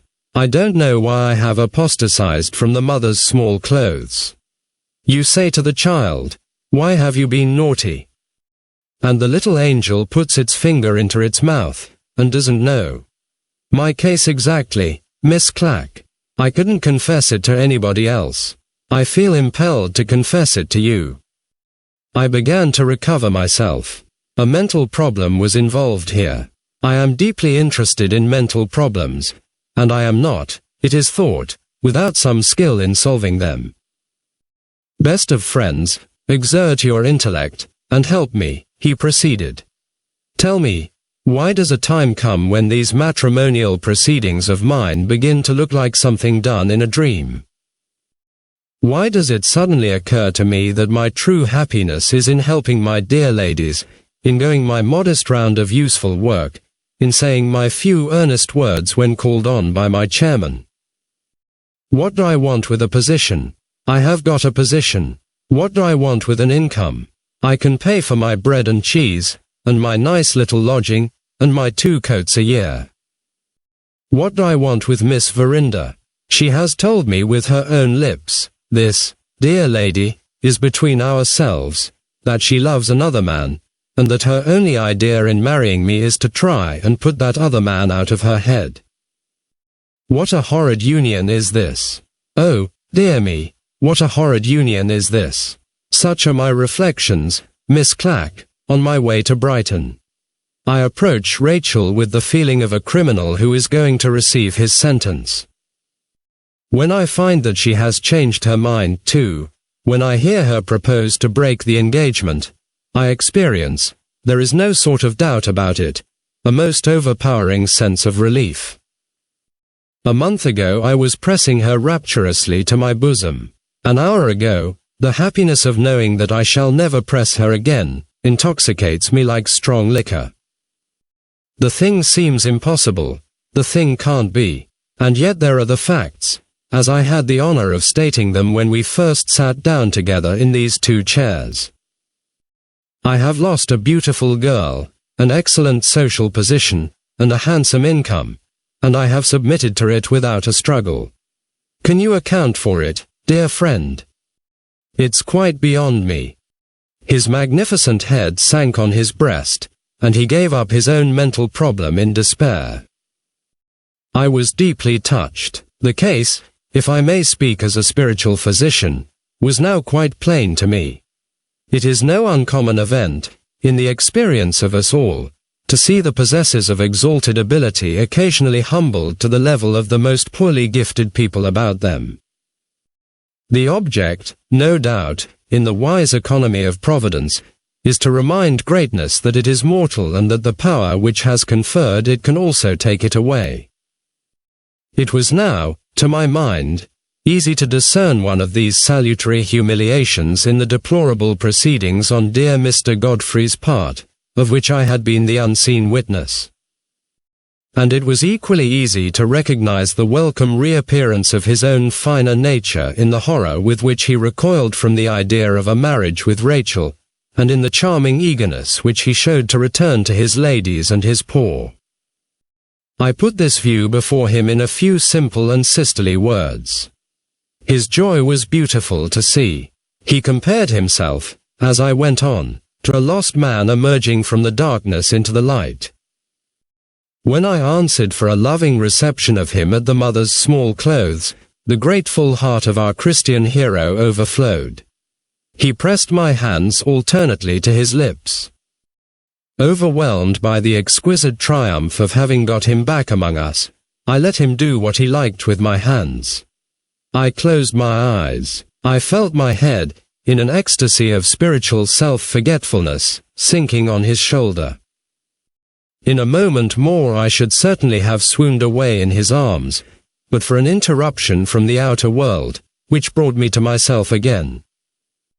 A horrid rattling of knives and forks sounded outside the door, and the footman came in to lay the table for luncheon.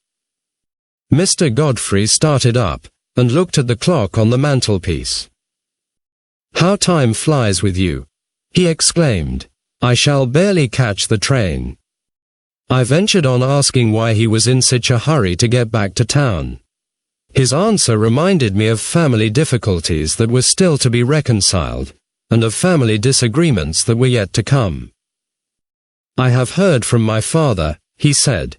"Business obliges him to leave Frizinghall for London today, and he proposes coming on here, either this evening or tomorrow. I must tell him what has happened between Rachel and me. His heart is set on our marriage. There will be great difficulty, I fear, in reconciling him to the breaking off of the engagement. I must stop him, for all our sakes, from coming here till he is reconciled. Best and dearest of friends, we shall meet again." With those words he hurried out. In equal haste on my side, I ran upstairs to compose myself in my own room before meeting Aunt Ablewhite and Rachel at the luncheon table. I am well aware, to dwell for a moment yet on the subject of Mr. Godfrey, that the all-profaning opinion of the world has charged him with having his own private reasons for releasing Rachel from her engagement, at the first opportunity she gave him.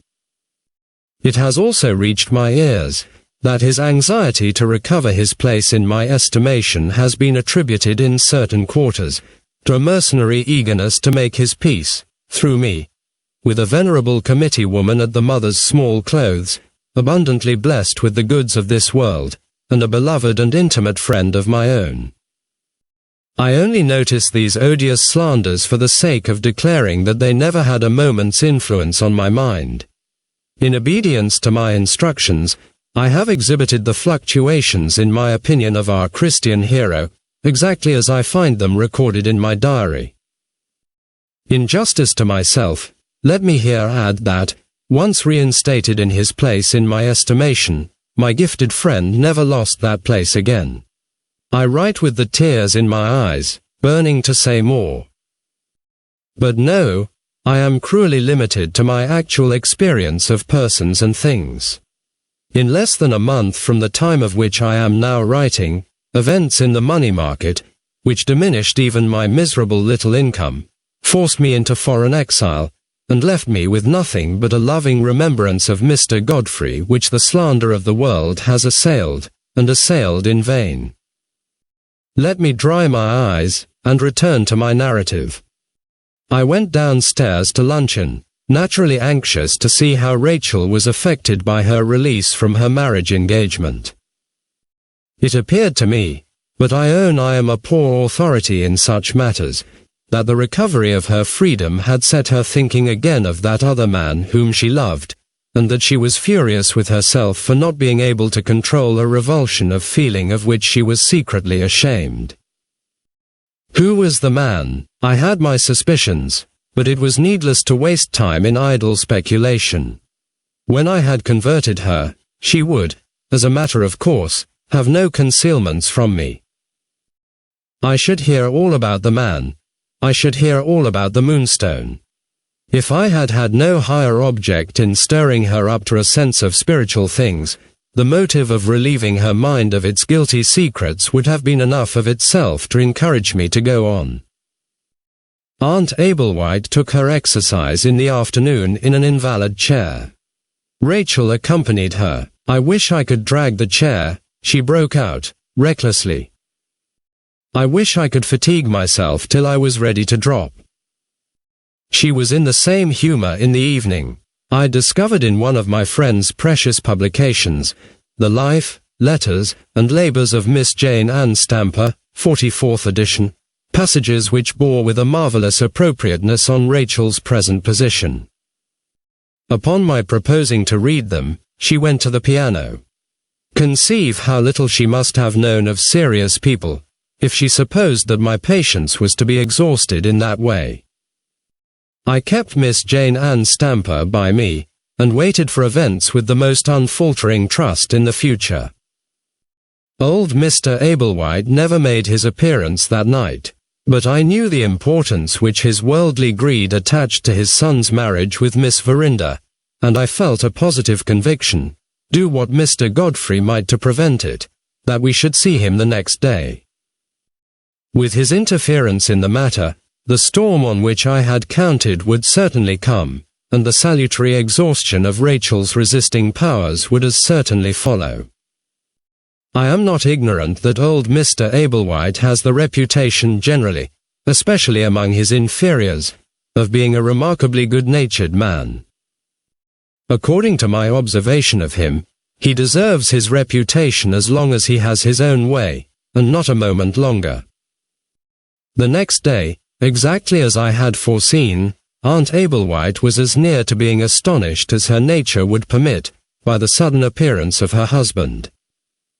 He had barely been a minute in the house, before he was followed, to my astonishment this time, by an unexpected complication in the shape of Mr. Bruff. I never remember feeling the presence of the lawyer to be more unwelcome than I felt it at that moment. He looked ready for anything in the way of an obstructive proceeding, capable even of keeping the peace with Rachel for one of the combatants. "This is a pleasant surprise, sir," said Mr. Ablewhite, addressing himself with his deceptive cordiality to Mr. Bruff. "When I left your office yesterday, I didn't expect to have the honor of seeing you at Brighton today. I turned over our conversation in my mind, after you had gone," replied Mr. Bruff, "and it occurred to me that I might perhaps be of some use on this occasion. I was just in time to catch the train, and I had no opportunity of discovering the carriage in which you were traveling." Having given that explanation, he seated himself by Rachel. I retired modestly to a corner, with Miss Jane Ann Stamper on my lap, in case of emergency. My aunt sat at the window, placidly fanning herself as usual. Mr. Ablewhite stood up in the middle of the room, with his bald head much pinker than I had ever seen it yet, and addressed himself in the most affectionate manner to his niece. "Rachel, my dear," he said, "I have heard some very extraordinary news from Godfrey, and I am here to inquire about it. You have a sitting room of your own in this house. Will you honor me by showing me the way to it?" Rachel never moved. Whether she was determined to bring matters to a crisis, or whether she was prompted by some private sign from Mr. Bruff, is more than I can tell. She declined doing old Mr. Ablewhite the honor of conducting him into her sitting room. "Whatever you wish to say to me," she answered, "can be said here, in the presence of my relatives, and in the presence," she looked at Mr. Bruff, "of my mother's trusted old friend." "Just as you please, my dear," said the amiable Mr. Ablewhite. He took a chair. The rest of them looked at his face, as if they expected it, after 70 years of worldly training, to speak the truth. I looked at the top of his bald head, having noticed on other occasions that the temper which was really in him had a habit of registering itself there. "Some weeks ago," pursued the old gentleman, "my son informed me that Miss Verinder had done him the honor to engage herself to marry him. Is it possible, Rachel, that he can have misinterpreted, or presumed upon, what you really said to him?" "Certainly not," she replied. "I did engage myself to marry him." "Very frankly answered," said Mr. Ablewhite, "and most satisfactory, my dear, so far. In respect to what happened some weeks since, Godfrey has made no mistake. The error is evidently in what he told me yesterday. I begin to see it now. You and he have had a lover's quarrel, and my foolish son has interpreted it seriously. Ah, I should have known better than that at his age." The fallen nature in Rachel, the Mother Eve, so to speak, began to chafe at this. "Pray let us understand each other, Mr. Ablewhite," she said. "Nothing in the least like a quarrel took place yesterday between your son and me. If he told you that I proposed breaking off our marriage engagement, and that he agreed on his side, he told you the truth." The self-registering thermometer at the top of Mr. Ablewhite's bald head began to indicate a rise of temper. His face was more amiable than ever, but there was the pink at the top of his face, a shade deeper already. "Come, come, my dear," he said, in his most soothing manner, "now don't be angry, and don't be hard on poor Godfrey. He has evidently said some unfortunate thing. He was always clumsy from a child, but he means well, Rachel, he means well. Mr. Ablewhite, I have either expressed myself very badly, or you are purposely mistaking me. Once for all, it is a settled thing between your son and myself that we remain, for the rest of our lives, cousins and nothing more. Is that plain enough?" The tone in which she said those words made it impossible, even for old Mr. Ablewhite, to mistake her any longer. His thermometer went up another degree, and his voice, when he next spoke, ceased to be the voice which is appropriate to a notoriously good-natured man. "I am to understand, then," he said, "that your marriage engagement is broken off." "You are to understand that, Mr. Ablewhite, if you please. I am also to take it as a matter of fact that the proposal to withdraw from the engagement came, in the first instance, from you. It came, in the first instance, from me, and it met, as I have told you, with your son's consent and approval." The thermometer went up to the top of the register. I mean, the pink changed suddenly to scarlet. "My son is a mean-spirited hound," cried this furious old worldling. "In justice to myself as his father, not in justice to him, I beg to ask you, Miss Verinder, what complaint you have to make of Mr. Godfrey Ablewhite." Here Mr. Bruff interfered for the first time. "You are not bound to answer that question, he said to Rachel. Old Mr. Ablewhite fastened on him instantly. Don't forget, sir, he said, that you were a self-invited guest here. Your interference would have come with a better grace if you had waited until it was asked for.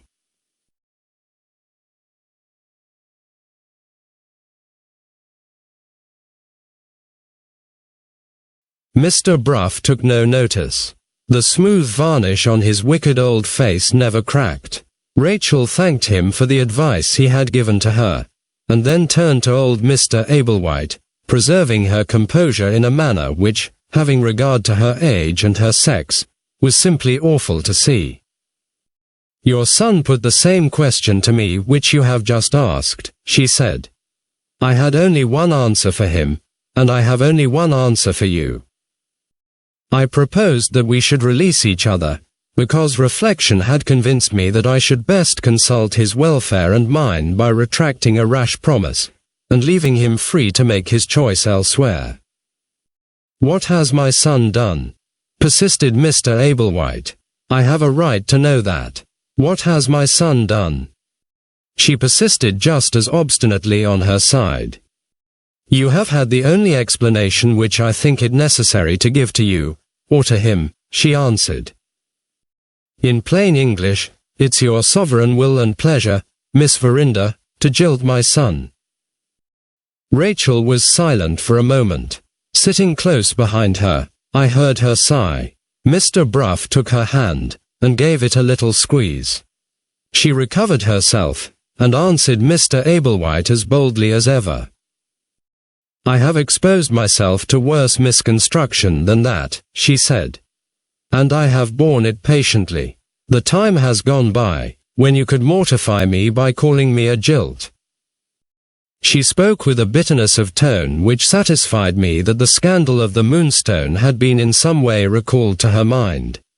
I have no more to say, she added, wearily, not addressing the words to anyone in particular, and looking away from us all, out of the window that was nearest to her. Mr. Ablewhite got upon his feet, and pushed away his chair so violently that it toppled over and fell on the floor. I have something more to say on my side, he announced, bringing down the flat of his hand on the table with a bang. I have to say that if my son doesn't feel this insult, I do. Rachel started, and looked at him in sudden surprise. Insult, she repeated. What do you mean? Insult, reiterated Mr. Ablewhite. I know your motive, Miss Verinder, for breaking your promise to my son. I know it as certainly as if you had confessed it in so many words. Your cursed family pride is insulting Godfrey, as it insulted me when I married your aunt.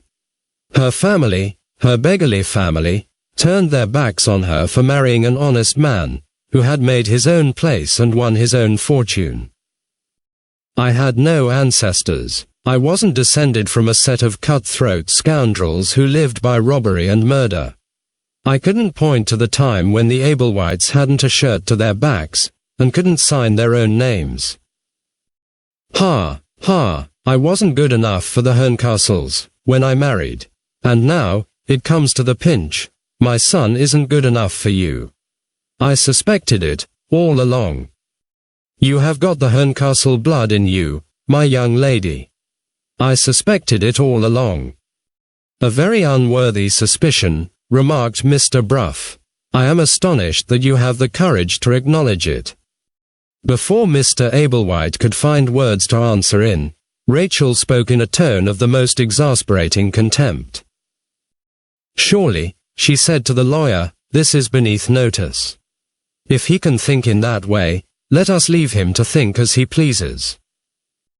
From scarlet, Mr. Ablewhite was now becoming purple. He gasped for breath.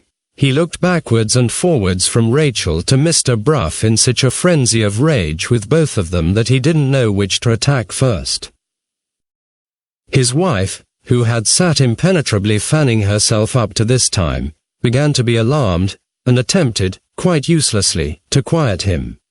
I had, throughout this distressing interview, felt more than one inward call to interfere with a few earnest words, and had controlled myself under a dread of the possible results, very unworthy of a Christian Englishwoman who looks, not to what is meanly prudent, but to what is morally right.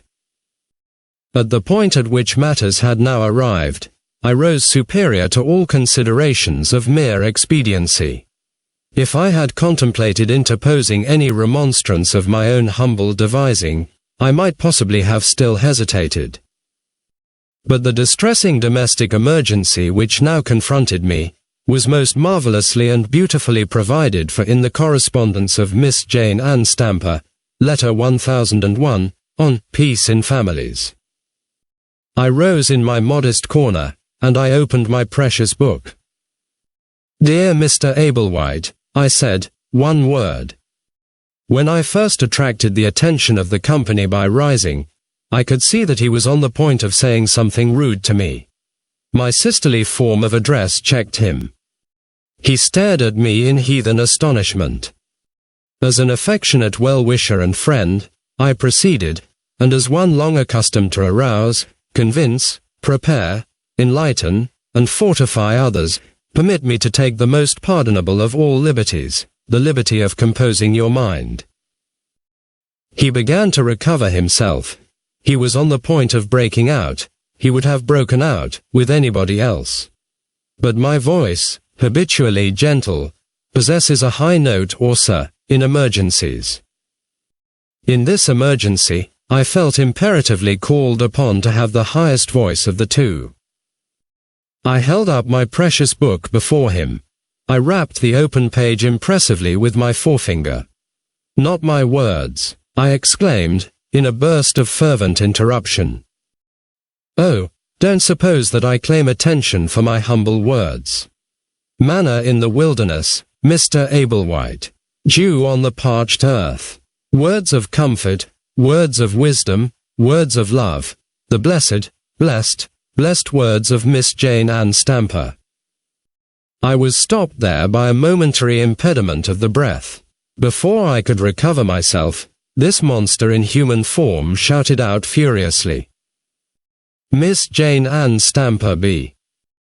It is impossible for me to write the awful word, which is here represented by a blank." I shrieked as it passed his lips. I flew to my little bag on the side table. I shook out all my tracts. I seized the one particular tract on profane swearing, entitled, "Hush, for heaven's sake." I handed it to him with an expression of agonized entreaty. He tore it in two, and threw it back at me across the table. The rest of them rose in alarm, not knowing what might happen next. I instantly sat down again in my corner. There had once been an occasion, under somewhat similar circumstances, when Miss Jane Ann Stamper had been taken by the two shoulders and turned out of a room. I waited, inspired by her spirit, for a repetition of her martyrdom. But no, it was not to be. His wife was the next person whom he addressed. Who, he said, stammering with rage, "who asked this impudent fanatic into the house?" "Did you?" Before Aunt Ablewhite could say a word, Rachel answered for her. "Miss Clack is here," she said, "as my guest." Those words had a singular effect on Mr. Ablewhite. They suddenly changed him from a man in a state of red-hot anger to a man in a state of icy cold contempt. It was plain to everybody that Rachel had said something, short and plain as her answer had been, which gave him the upper hand of her at last. "Oh," he said, "Miss Clack is here as your guest, in my house." It was Rachel's turn to lose her temper at that. Her color rose, and her eyes brightened fiercely. She turned to the lawyer, and, pointing to Mr. Ablewhite, asked haughtily, "What does he mean?" Mr. Bruff interfered for the third time. "You appear to forget," he said, addressing Mr. Ablewhite, "that you took this house as Miss Verinder's guardian, for Miss Verinder's use." "Not quite so fast," interposed Mr. Ablewhite. "I have a last word to say, which I should have said some time since, if this," he looked my way, pondering what abominable name he should call me, if this rampant spinster had not interrupted us.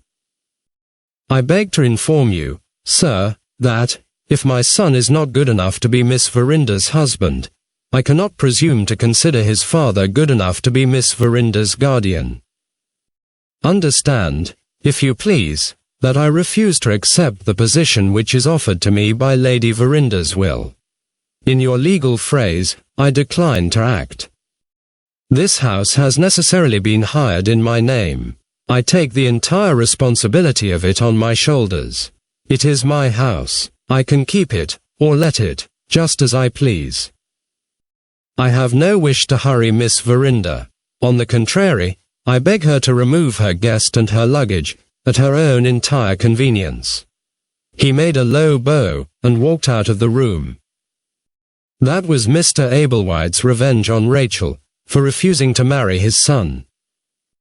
The instant the door closed, Aunt Ablewhite exhibited a phenomenon which silenced us all. She became endowed with energy enough to cross the room. "My dear," she said, taking Rachel by the hand, "I should be ashamed of my husband, if I didn't know that it is his temper which has spoken to you, and not himself.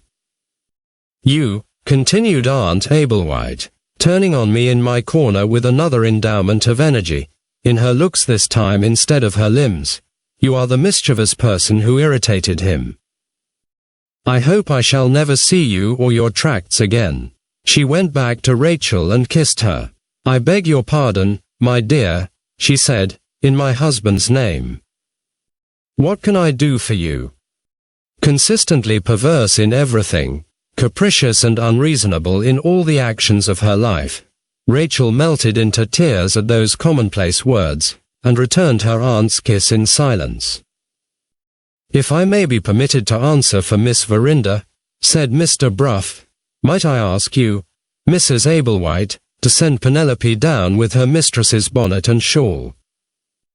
Leave us 10 minutes together," he added, in a lower tone, "and you may rely on my setting matters right, to your satisfaction as well as to Rachel's." The trust of the family in this man was something wonderful to see. Without a word more, on her side, Aunt Ablewhite left the room.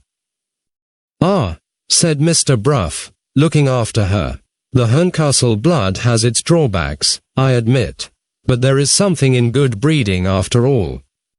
Having made that purely worldly remark, he looked hard at my corner, as if he expected me to go. My interest in Rachel, an infinitely higher interest than his, riveted me to my chair. Mr. Bruff gave it up, exactly as he had given it up at Aunt Verinder's, in Montagu Square. He led Rachel to a chair by the window, and spoke to her there. "My dear young lady," he said, "Mr. Ablewhite's conduct has naturally shocked you, and taken you by surprise. If it was worth while to contest the question with such a man, we might soon show him that he is not to have things all his own way. But it isn't worthwhile. You were quite right in what you said just now. He is beneath our notice." He stopped, and looked round at my corner. I sat there quite immovable, with my tracts at my elbow and with Miss Jane Ann Stamper on my lap. "You know," he resumed, turning back again to Rachel, "that it was part of your poor mother's fine nature always to see the best of the people about her, and never the worst. She named her brother-in-law your guardian because she believed in him, and because she thought it would please her sister. I had never liked Mr. Ablewhite myself, and I induced your mother to let me insert a clause in the will, empowering her executors, in certain events, to consult with me about the appointment of a new guardian. One of those events has happened today, and I find myself in a position to end all these dry business details, I hope agreeably, with a message from my wife. Will you honor Mrs. Bruff by becoming her guest, and will you remain under my roof, and be one of my family, until we wise people have laid our heads together, and have settled what is to be done next?" At those words, I rose to interfere. Mr. Bruff had done exactly what I had dreaded he would do, when he asked Mrs. Ablewhite for Rachel's bonnet and shawl. Before I could interpose a word, Rachel had accepted his invitation in the warmest terms. If I suffered the arrangement thus made between them to be carried out, if she once passed the threshold of Mr. Bruff's door, farewell to the fondest hope of my life, the hope of bringing my lost sheep back to the fold. The bare idea of such a calamity as this quite overwhelmed me. I cast the miserable trammels of worldly discretion to the winds, and spoke with the fervour that filled me, in the words that came first. "Stop," I said, "stop, I must be heard. Mr. Bruff, you are not related to her, and I am. I invite her. I summon the executors to appoint me guardian. Rachel, dearest Rachel, I offer you my modest home. Come to London by the next train, love, and share it with me." Mr. Bruff said nothing. Rachel looked at me with a cruel astonishment which she made no effort to conceal. "You are very kind, Drusilla," she said. "I shall hope to visit you whenever I happen to be in London. But I have accepted Mr. Bruff's invitation, and I think it will be best, for the present, if I remain under Mr. Bruff's care." "Oh, don't say so," I pleaded. "I can't part with you, Rachel, I can't part with you." I tried to fold her in my arms, but she drew back. My fervour did not communicate itself, it only alarmed her. "Surely," she said, "this is a very unnecessary display of agitation. I don't understand it." "No more do I," said Mr. Bruff. Their hardness, their hideous, worldly hardness, revolted me. "Oh, Rachel, Rachel," I burst out, "haven't you seen yet, that my heart yearns to make a Christian of you? Has no inner voice told you that I am trying to do for you what I was trying to do for your dear mother when death snatched her out of my hands?" Rachel advanced a step nearer, and looked at me very strangely. "I don't understand your reference to my mother," she said. "Miss Clack, will you have the goodness to explain yourself?" Before I could answer, Mr. Bruff came forward, and offering his arm to Rachel, tried to lead her out of the room. "You had better not pursue the subject, my dear," he said. "And Miss Clack had better not explain herself." If I had been a stock or a stone, such an interference as this must have roused me into testifying to the truth. I put Mr. Bruff aside indignantly with my own hand, and, in solemn and suitable language, I stated the view with which sound doctrine does not scruple to regard the awful calamity of dying unprepared. Rachel started back from me. I blushed to write, with a scream of horror. "Come away," she said to Mr. Bruff. "Come away, for God's sake, before that woman can say any more. Oh, think of my poor mother's harmless, useful, beautiful life. You were at the funeral, Mr. Bruff. You saw how everybody loved her. You saw the poor helpless people crying at her grave over the loss of their best friend. And that wretch stands there, and tries to make me doubt that my mother, who was an angel on earth, is an angel in heaven now. Don't stop to talk about it. Come away. It stifles me to breathe the same air with her. It frightens me to feel that we are in the same room together." Deaf to all remonstrance, she ran to the door. At the same moment, her maid entered with her bonnet and shawl. She huddled them on anyhow. "Pack my things," she said, "and bring him to Mr. Bruff's." I attempted to approach her. I was shocked and grieved, but, it is needless to say, not offended. I only wished to say to her, "May your hard heart be softened.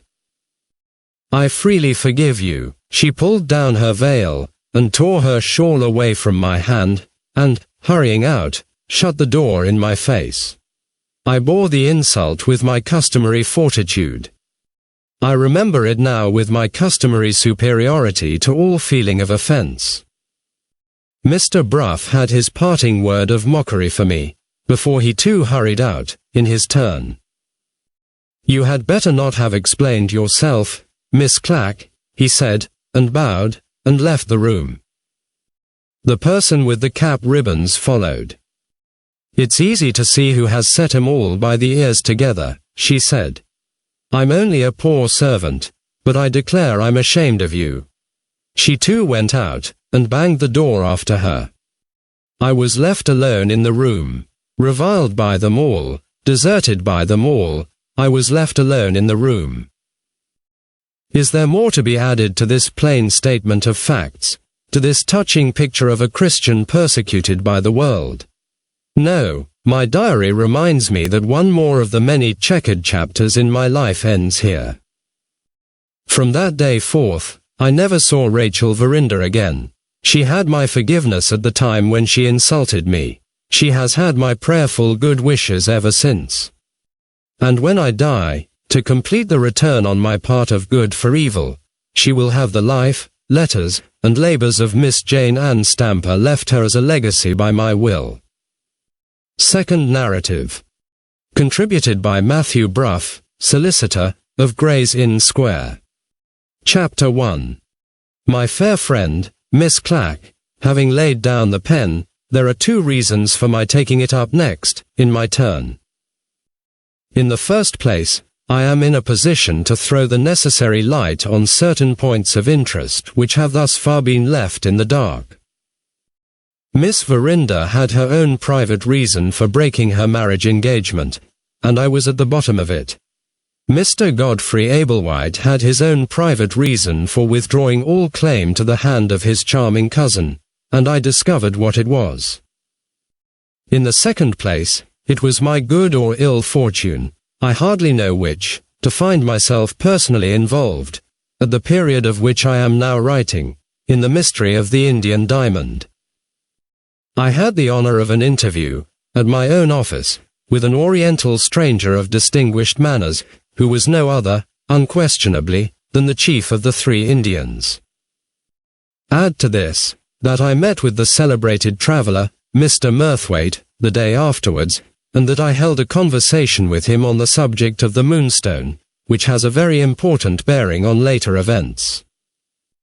And there you have the statement of my claims to fill the position which I occupy in these pages. The true story of the broken marriage engagement comes first in point of time, and must therefore take the first place in the present narrative. Tracing my way back along the chain of events, from one end to the other, I find it necessary to open the scene, oddly enough as you will think, at the bedside of my excellent client and friend, the late Sir John Verinder. Sir John had his share, perhaps rather a large share, of the more harmless and amiable of the weaknesses incidental to humanity. Among these, I may mention as applicable to the matter in hand, an invincible reluctance, so long as he enjoyed his usual good health, to face the responsibility of making his will.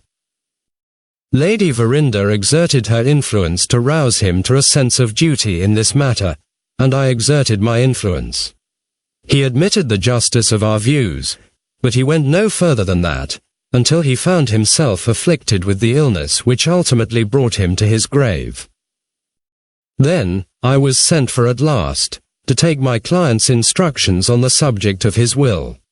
They proved to be the simplest instructions I had ever received in the whole of my professional career. Sir John was dozing, when I entered the room. He roused himself at the sight of me.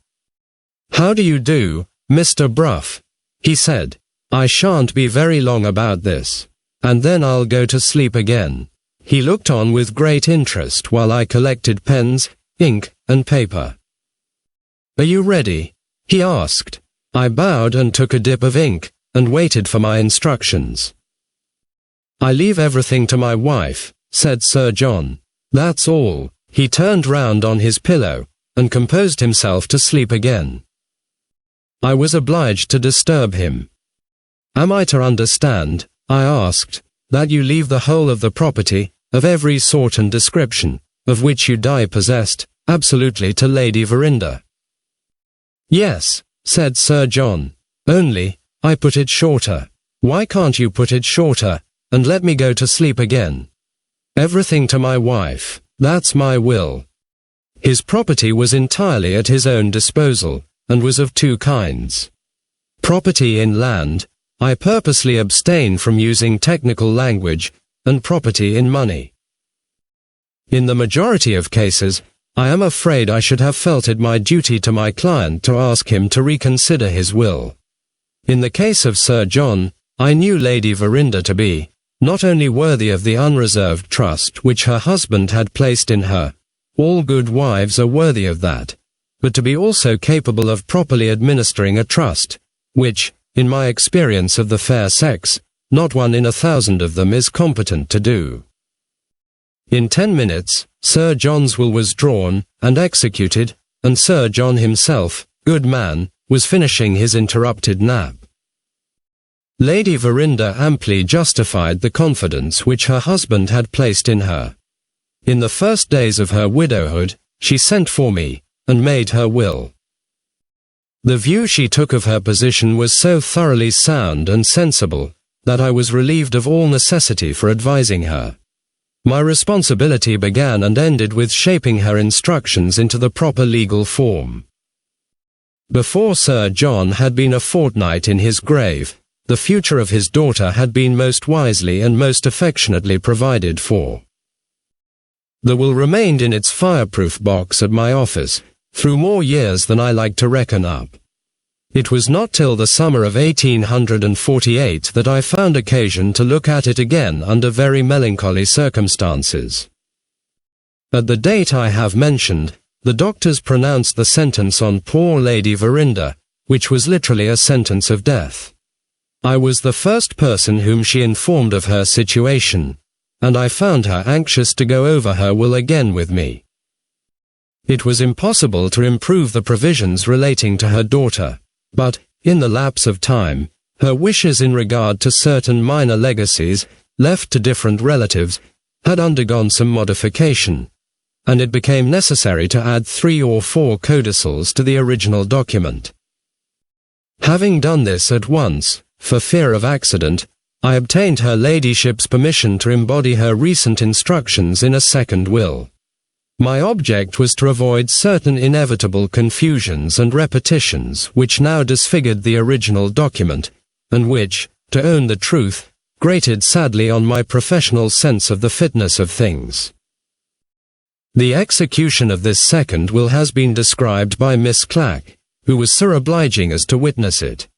So far as regarded Rachel Verinder's pecuniary interests, it was, word for word, the exact counterpart of the first will.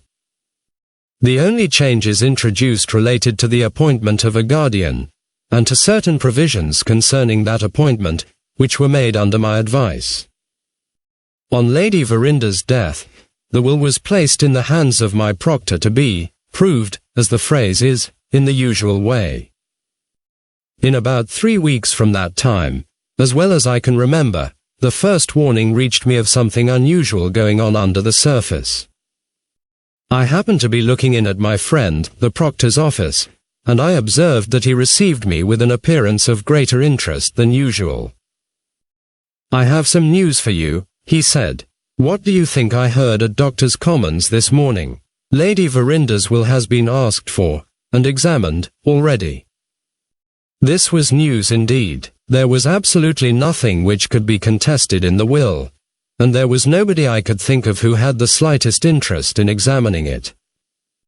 I shall perhaps do well if I explain in this place, for the benefit of the few people who don't know it already, that the law allows all wills to be examined at Doctors' Commons by anybody who applies, on the payment of a shilling fee. "Did you hear who asked for the will?" I asked. Yes. The clerk had no hesitation in telling me. Mr. Smalley, of the firm of Skip and Smalley, asked for it. The will has not been copied yet into the great folio registers. So there was no alternative but to depart from the usual course, and to let him see the original document. He looked it over carefully, and made a note in his pocket-book. "Have you any idea of what he wanted with it?" I shook my head. "I shall find out," I answered, "before I am a day older." With that I went back at once to my own office. If any other firm of solicitors had been concerned in this unaccountable examination of my deceased client's will, I might have found some difficulty in making the necessary discovery. But I had a hold over Skip and Smalley, which made my course in this matter a comparatively easy one.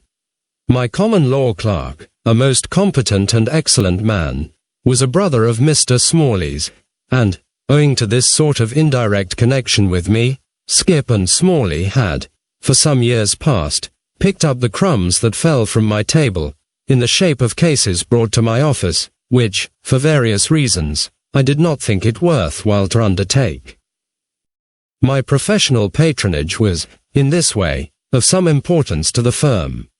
I intended, if necessary, to remind him of that patronage on the present occasion. The moment I got back I spoke to my clerk, and, after telling him what had happened, I sent him to his brother's office, with Mr. Bruff's compliments, and he would be glad to know why Messrs. Skip and Smalley had found it necessary to examine Lady Verinder's will. This message brought Mr. Smalley back to my office in company with his brother. He acknowledged that he had acted under instructions received from a client. And then he put it to me, whether it would not be a breach of professional confidence on his part to say more. We had a smart discussion upon that. He was right, no doubt, and I was wrong. The truth is, I was angry and suspicious, and I insisted on knowing more. Worse still, I declined to consider any additional information offered me, as a secret placed in my keeping. I claimed perfect freedom to use my own discretion. Worse even than that, I took an unwarrantable advantage of my position. Choose, sir, I said to Mr. Smalley, between the risk of losing your client's business and the risk of losing mine. Quite indefensible, I admit, an act of tyranny, and nothing less. Like other tyrants, I carried my point. Mr. Smalley chose his alternative, without a moment's hesitation. He smiled resignedly, and gave up the name of his client. Mr. Godfrey Ablewhite. That was enough for me. I wanted to know no more. Having reached this point in my narrative, it now becomes necessary to place the reader of these lines, so far as Lady Verinder's will is concerned, on a footing of perfect equality, in respect of information, with myself. Let me state, then, in the fewest possible words, that Rachel Verinder had nothing but a life interest in the property. Her mother's excellent sense, and my long experience, had combined to relieve her of all responsibility, and to guard her from all danger of becoming the victim in the future of some needy and unscrupulous man. Neither she, nor her husband, if she married, could raise sixpence, either on the property in land, or on the property in money. They would have the houses in London and in Yorkshire to live in, and they would have the handsome income, and that was all. When I came to think over what I had discovered, I was sorely perplexed what to do next. Hardly a week had passed since I had heard, to my surprise and distress, of Miss Verinder's proposed marriage. I had the sincerest admiration and affection for her, and I had been inexpressibly grieved when I heard that she was about to throw herself away on Mr. Godfrey Ablewhite. And now, here was the man, whom I had always believed to be a smooth-tongued impostor, justifying the very worst that I had thought of him, and plainly revealing the mercenary object of the marriage, on his side. And what of that? You may reply, the thing is done every day. Granted, my dear sir, but would you think of it quite as lightly as you do, if the thing was done, let us say, with your own sister? The first consideration which now naturally occurred to me was this. Would Mr. Godfrey Ablewhite hold to his engagement, after what his lawyer had discovered for him? It depended entirely on his pecuniary position, of which I knew nothing. If that position was not a desperate one, it would be well worth his while to marry Miss Verinder for her income alone. If, on the other hand, he stood in urgent need of realizing a large sum by a given time, then Lady Verinder's will would exactly meet the case, and would preserve her daughter from falling into a scoundrel's hands. In the latter event, there would be no need for me to distress Miss Rachel, in the first days of her mourning for her mother, by an immediate revelation of the truth. In the former event, if I remained silent, I should be conniving at a marriage which would make her miserable for life. My doubts ended in my calling at the hotel in London, at which I knew Mrs. Ablewhite and Miss Verinder to be staying. They informed me that they were going to Brighton the next day, and that an unexpected obstacle prevented Mr. Godfrey Ablewhite from accompanying them. I at once proposed to take his place. While I was only thinking of Rachel Verinder, it was possible to hesitate. When I actually saw her, my mind was made up directly, come what might of it, to tell her the truth. I found my opportunity, when I was out walking with her, on the day after my arrival.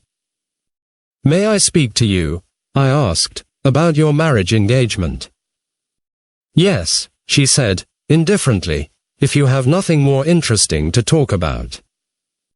"Will you forgive an old friend and servant of your family, Miss Rachel, if I venture on asking whether your heart is set on this marriage?" "I am marrying in despair, Mr. Bruff, on the chance of dropping into some sort of stagnant happiness which may reconcile me to my life." Strong language, and suggestive of something below the surface, in the shape of a romance. But I had my own object in view, and I declined, as we lawyers say, to pursue the question into its side issues. "Mr. Godfrey Ablewhite can hardly be of your way of thinking," I said. "His heart must be set on the marriage at any rate. He says so, and I suppose I ought to believe him. He would hardly marry me, after what I have owned to him, unless he was fond of me."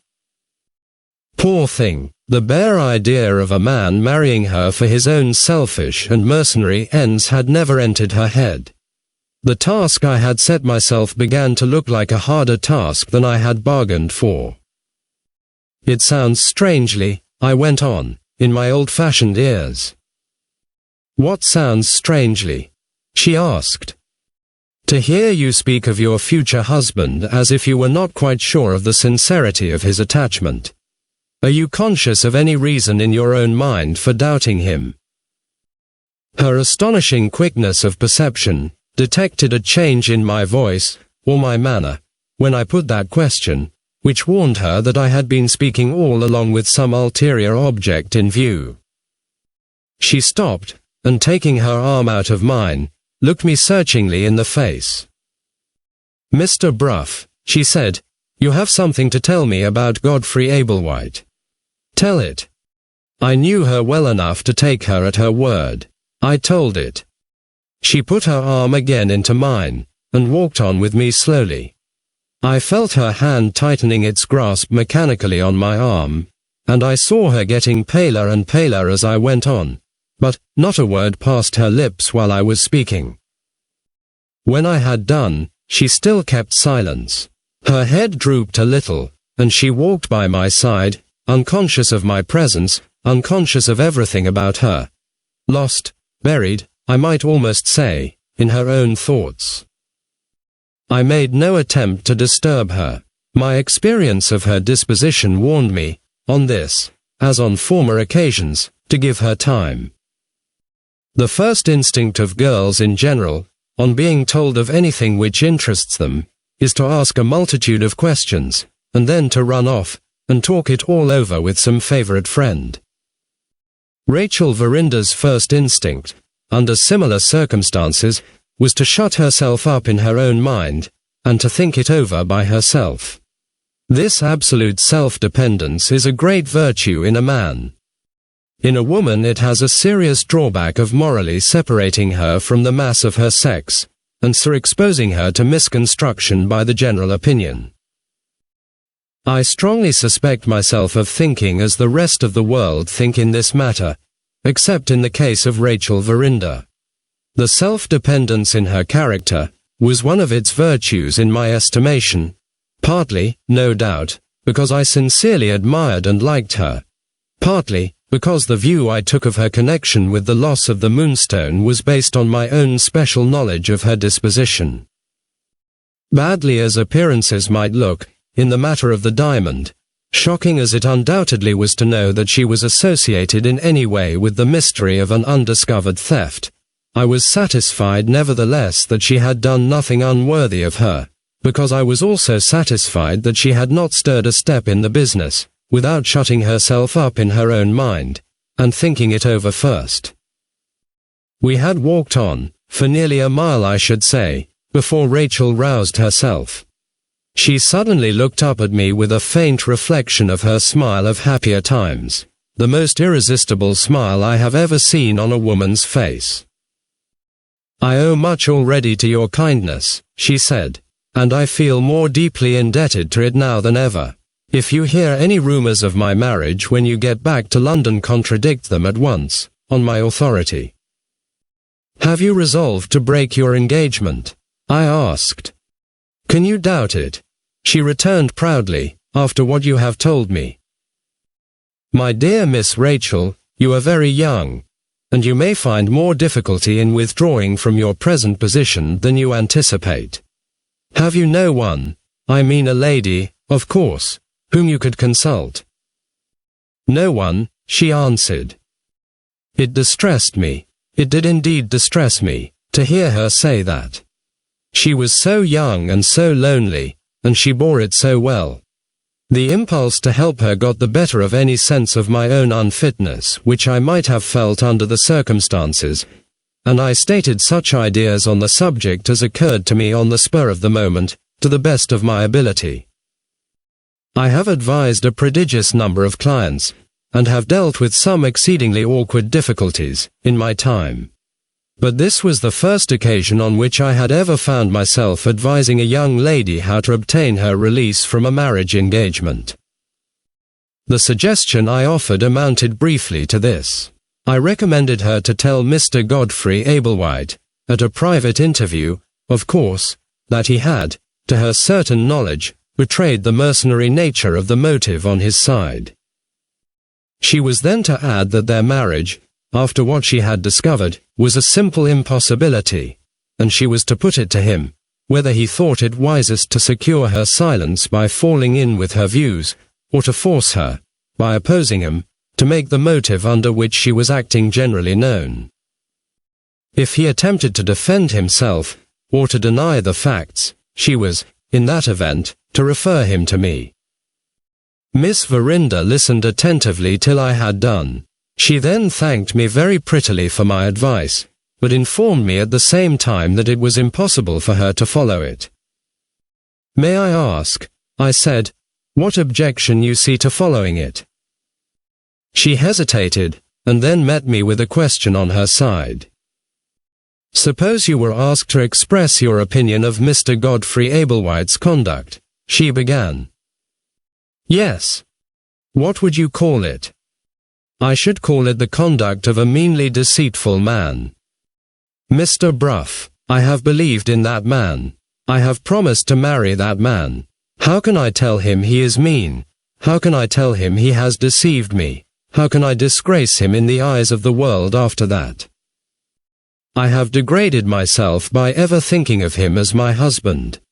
If I say what you tell me to say to him, I am owning that I have degraded myself to his face. I can't do that. After what has passed between us, I can't do that. The shame of it would be nothing to him, but the shame of it would be unendurable to me." Here was another of the marked peculiarities in her character disclosing itself to me without reserve.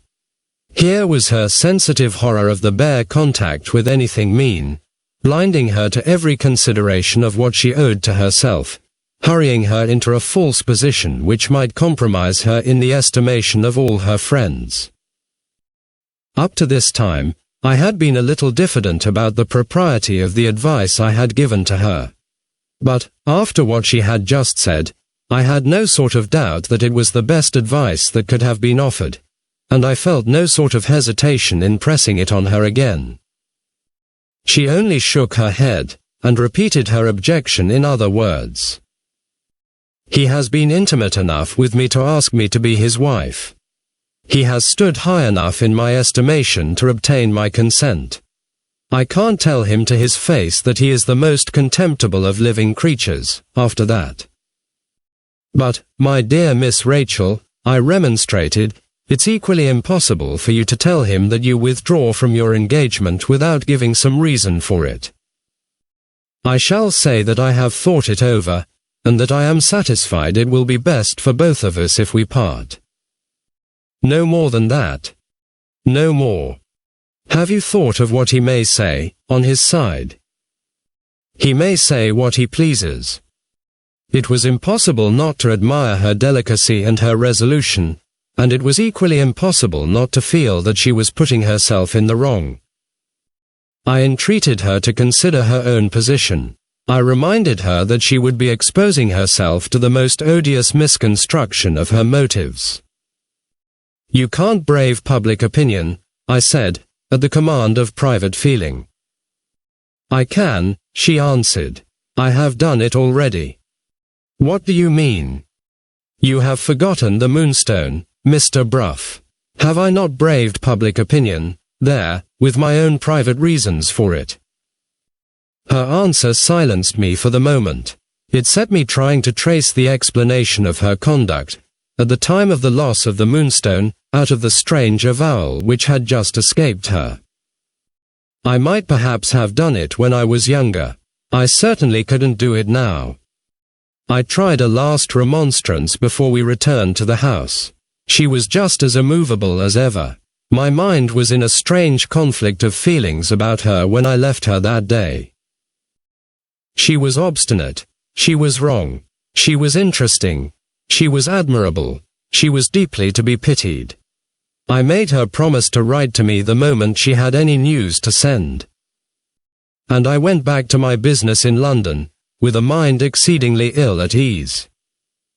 On the evening of my return, before it was possible for me to receive my promised letter, I was surprised by a visit from Mr. Ablewhite the elder, and was informed that Mr. Godfrey had got his dismissal, and had accepted it, that very day. With the view I already took of the case, the bare fact stated in the words that I have underlined, revealed Mr. Godfrey Ablewhite's motive for submission as plainly as if he had acknowledged it himself. He needed a large sum of money, and he needed it by a given time. Rachel's income, which would have helped him to anything else, would not help him here, and Rachel had accordingly released herself, without encountering a moment's serious opposition on his part. If I am told that this is a mere speculation, I ask, in my turn, what other theory will account for his giving up a marriage which would have maintained him in splendor for the rest of his life? Any exultation I might otherwise have felt at the lucky turn which things had now taken, was effectually checked by what passed at my interview with old Mr. Ablewhite. He came, of course, to know whether I could give him any explanation of Miss Verinder's extraordinary conduct. It is needless to say that I was quite unable to afford him the information he wanted. The annoyance which I thus inflicted, following on the irritation produced by a recent interview with his son, threw Mr. Ablewhite off his guard. Both his looks and his language convinced me that Miss Verinder would find him a merciless man to deal with, when he joined the ladies at Brighton the next day. I had a restless night, considering what I ought to do next. How my reflections ended, and how thoroughly well-founded my distrust of Mr. Ablewhite proved to be, are items of information which, as I am told, have already been put tidily in their proper places, by that exemplary person, Miss Clack.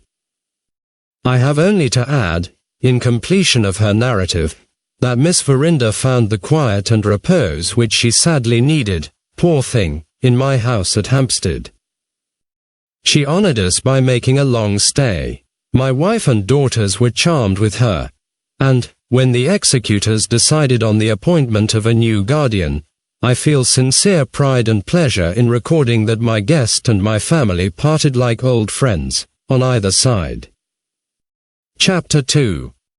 The next thing I have to do is to present such additional information as I possess on the subject of the Moonstone, or, to speak more correctly, on the subject of the Indian plot to steal the diamond. The little that I have to tell is, as I think I have already said, of some importance, nevertheless, in respect of its bearing very remarkably on events which are still to come. About a week or 10 days after Miss Verinder had left us, one of my clerks entered the private room at my office, with a card in his hand, and informed me that a gentleman was below, who wanted to speak to me. I looked at the card.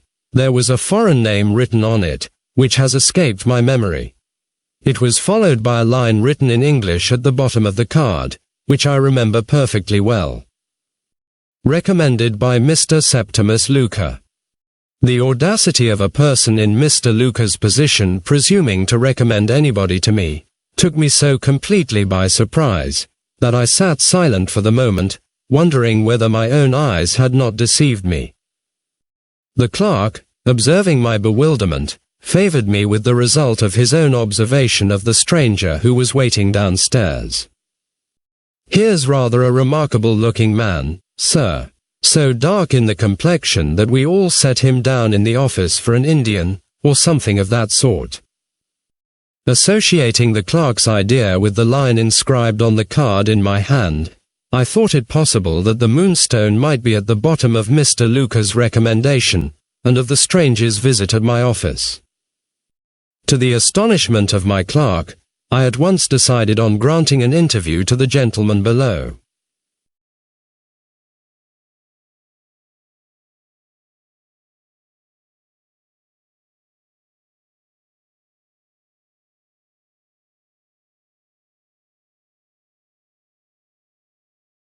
In justification of the highly unprofessional sacrifice to mere curiosity, which I thus made, permit me to remind anybody who may read these lines, that no living person, in England, at any rate, can claim to have had such an intimate connection with the romance of the Indian diamond as mine has been. I was trusted with the secret of Colonel Herncastle's plan for escaping assassination. I received the Colonel's letters, periodically reporting himself a living man.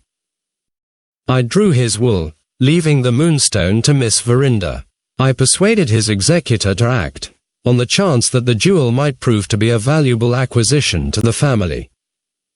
And, lastly, I combated Mr. Franklin Blake's scruples, and induced him to be the means of transporting the diamond to Lady Verinder's house.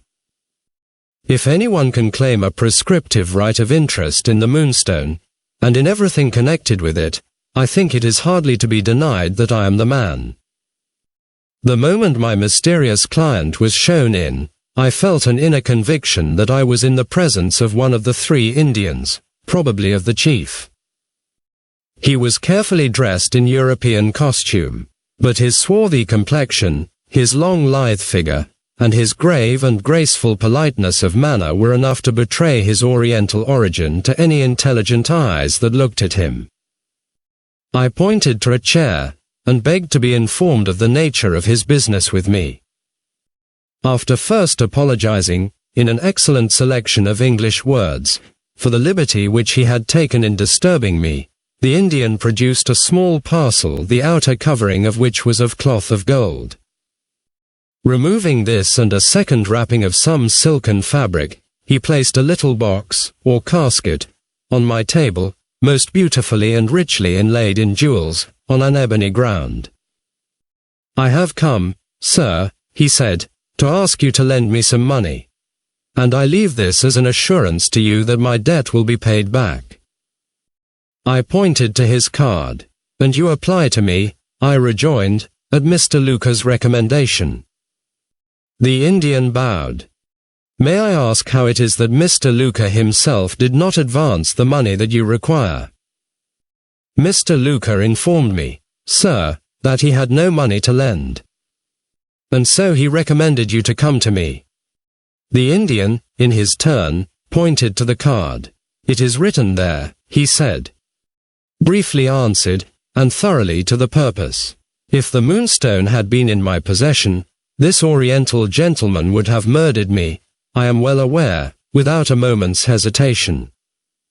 At the same time, and barring that slight drawback, I am bound to testify that he was the perfect model of a client.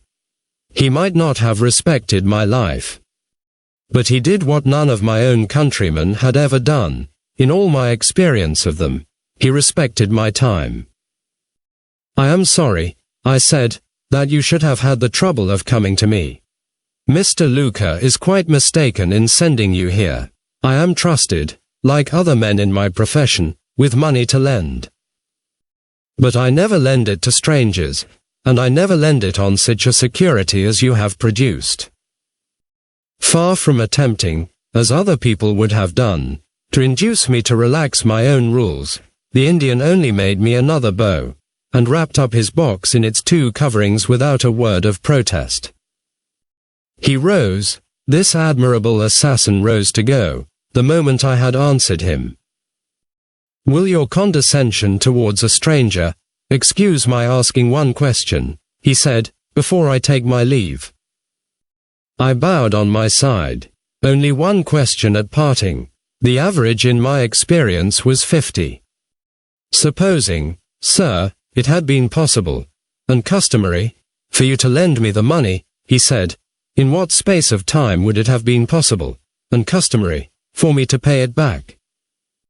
According to the usual course pursued in this country, I answered, you would have been entitled to pay the money back, if you liked, in 1 year's time from the date at which it was first advanced to you.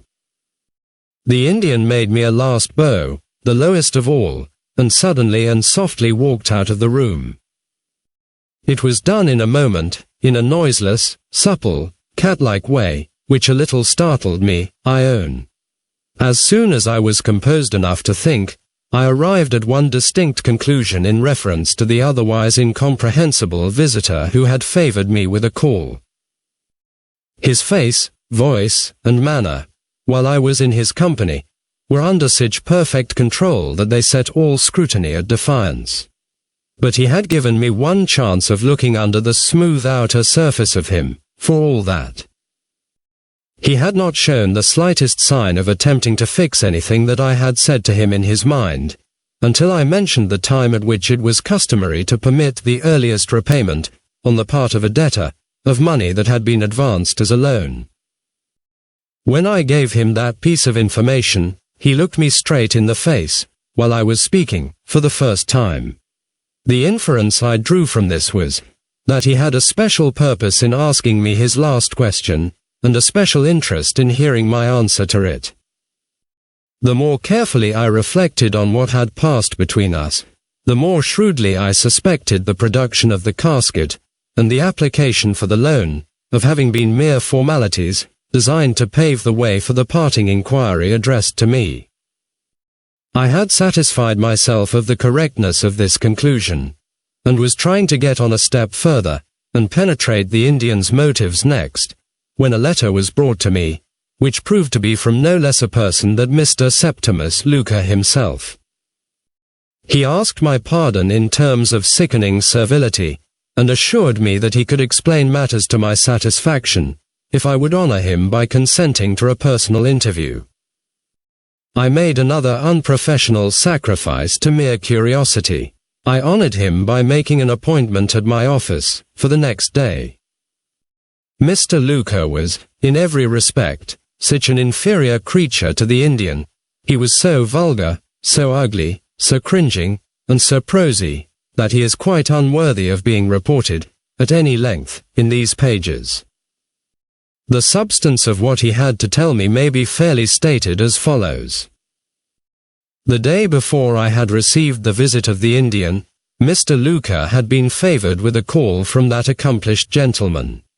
In spite of his European disguise, Mr. Luca had instantly identified his visitor with the chief of the 3 Indians, who had formerly annoyed him by loitering about his house, and who had left him no alternative but to consult a magistrate. From this startling discovery he had rushed to the conclusion, naturally enough I own, that he must certainly be in the company of one of the 3 men, who had blindfolded him, gagged him, and robbed him of his banker's receipt. The result was that he became quite paralyzed with terror, and that he firmly believed his last hour had come. On his side, the Indian preserved the character of a perfect stranger. He produced the little casket, and made exactly the same application which he had afterwards made to me. As the speediest way of getting rid of him, Mr. Luca had at once declared that he had no money. The Indian had thereupon asked to be informed of the best and safest person to apply to for the loan he wanted. Mr. Luca had answered that the best and safest person, in such cases, was usually a respectable solicitor. Asked to name some individual of that character and profession, Mr. Luca had mentioned me, for the one simple reason that, in the extremity of his terror, mine was the first name which occurred to him. The perspiration was pouring off me like rain, sir, the wretched creature concluded. I didn't know what I was talking about, and I hope you'll look over it, Mr. Bruff, sir, in consideration of my having been really and truly frightened out of my wits. I excused the fellow graciously enough. It was the readiest way of releasing myself from the sight of him. Before he left me, I detained him to make one inquiry. Had the Indian said anything noticeable at the moment of quitting Mr. Luca's house?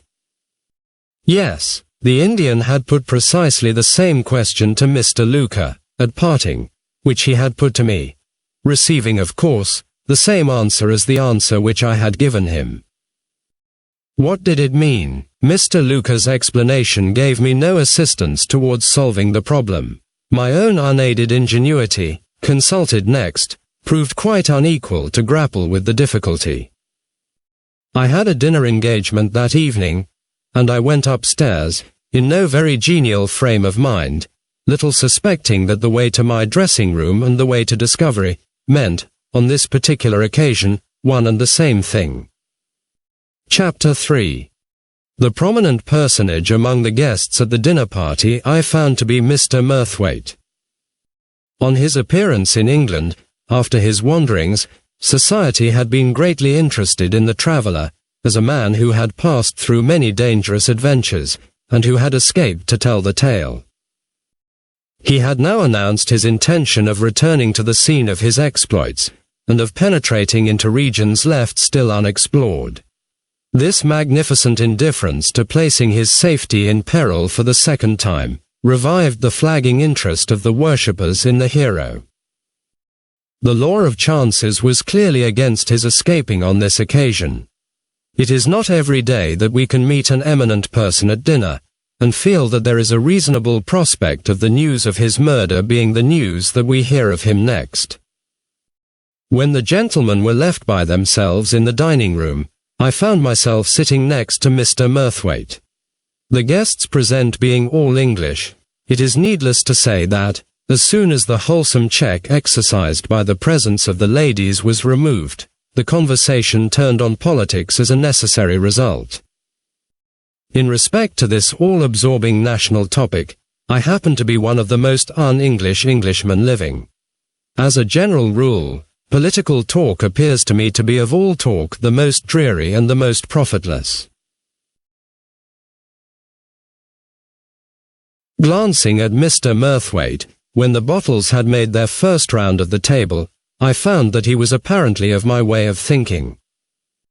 He was doing it very dexterously, with all possible consideration for the feelings of his host, but it is not the less certain that he was composing himself for a nap.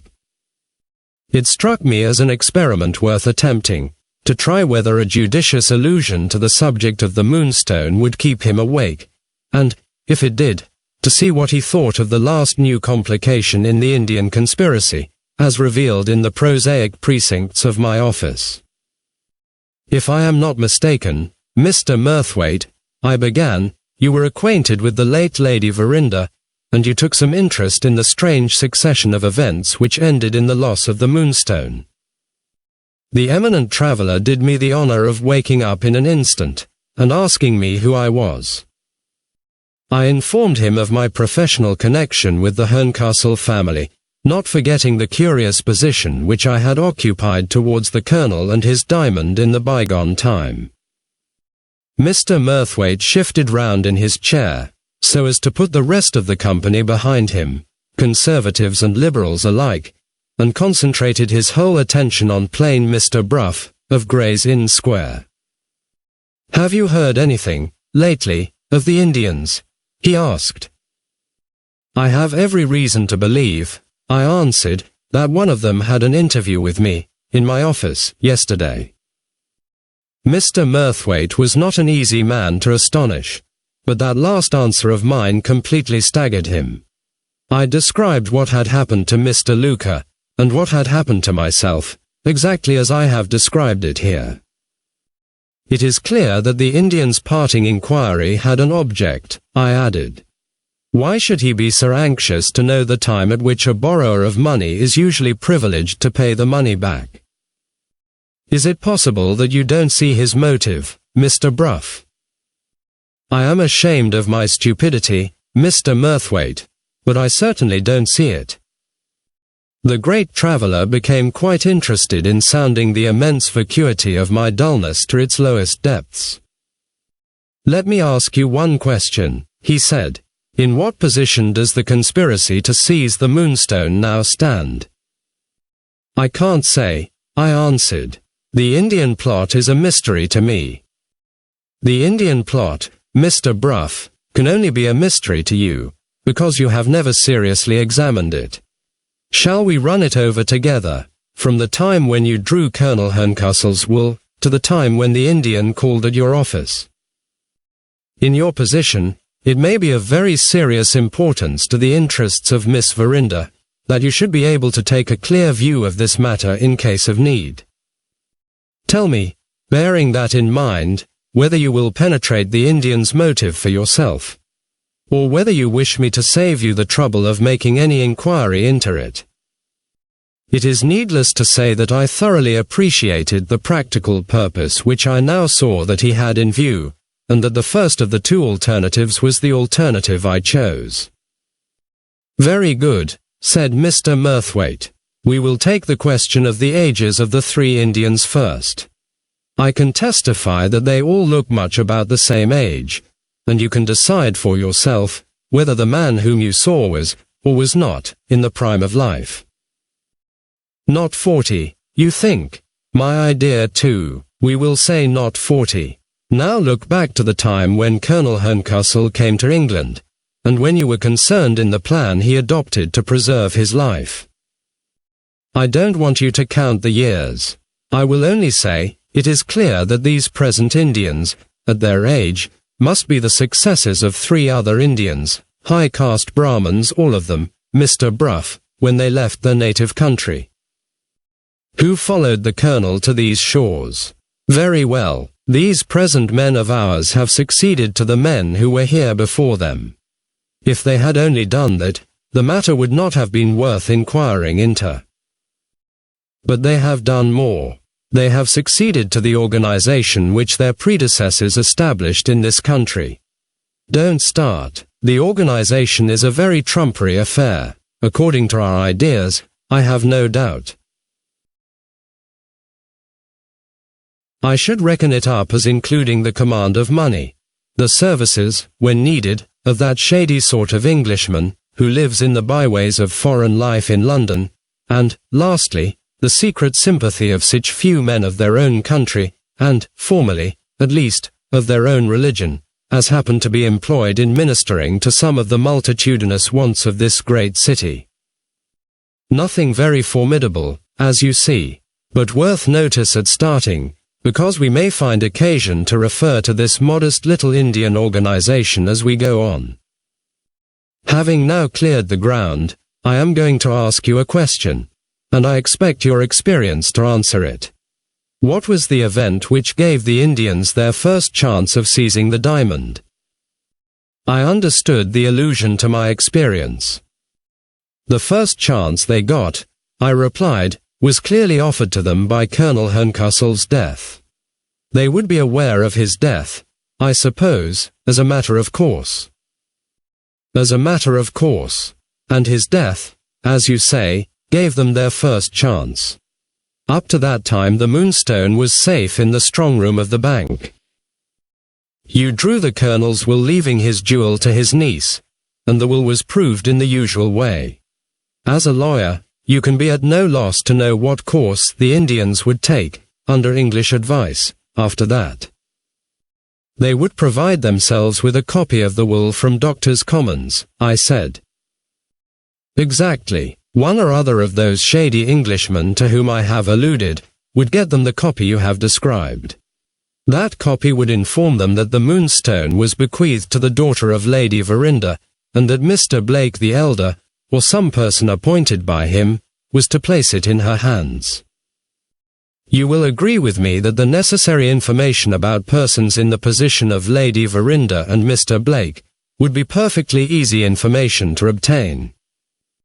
The one difficulty for the Indians would be to decide whether they should make their attempt on the diamond when it was in course of removal from the keeping of the bank, or whether they should wait until it was taken down to Yorkshire to Lady Verinder's house.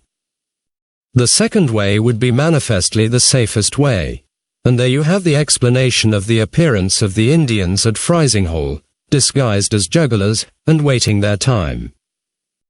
In London, it is needless to say, they had their organization at their disposal to keep them informed of events. 2 men would do it, one to follow anybody who went from Mr. Blake's house to the bank, and one to treat the lower men servants with beer, and to hear the news of the house. These commonplace precautions would readily inform them that Mr. Franklin Blake had been to the bank, and that Mr. Franklin Blake was the only person in the house who was going to visit Lady Verinder. What actually followed upon that discovery, you remember, no doubt, quite as correctly as I do. I remembered that Franklin Blake had detected one of the spies, in the street, that he had, in consequence, advanced the time of his arrival in Yorkshire by some hours, and that, thanks to old Betteridge's excellent advice, he had lodged the diamond in the bank at Frizinghall, before the Indians were so much as prepared to see him in the neighborhood. All perfectly clear so far, but the Indians being ignorant of the precautions thus taken, how was it that they had made no attempt on Lady Verinder's house, in which they must have supposed the diamond to be, through the whole of the interval that elapsed before Rachel's birthday? In putting this difficulty to Mr. Murthwaite, I thought it right to add that I had heard of the little boy, and the drop of ink, and the rest of it, and that any explanation based on the theory of clairvoyance was an explanation which would carry no conviction whatever with it, to my mind. Nor to mine either, said Mr. Murthwaite. The clairvoyance in this case is simply a development of the romantic side of the Indian character.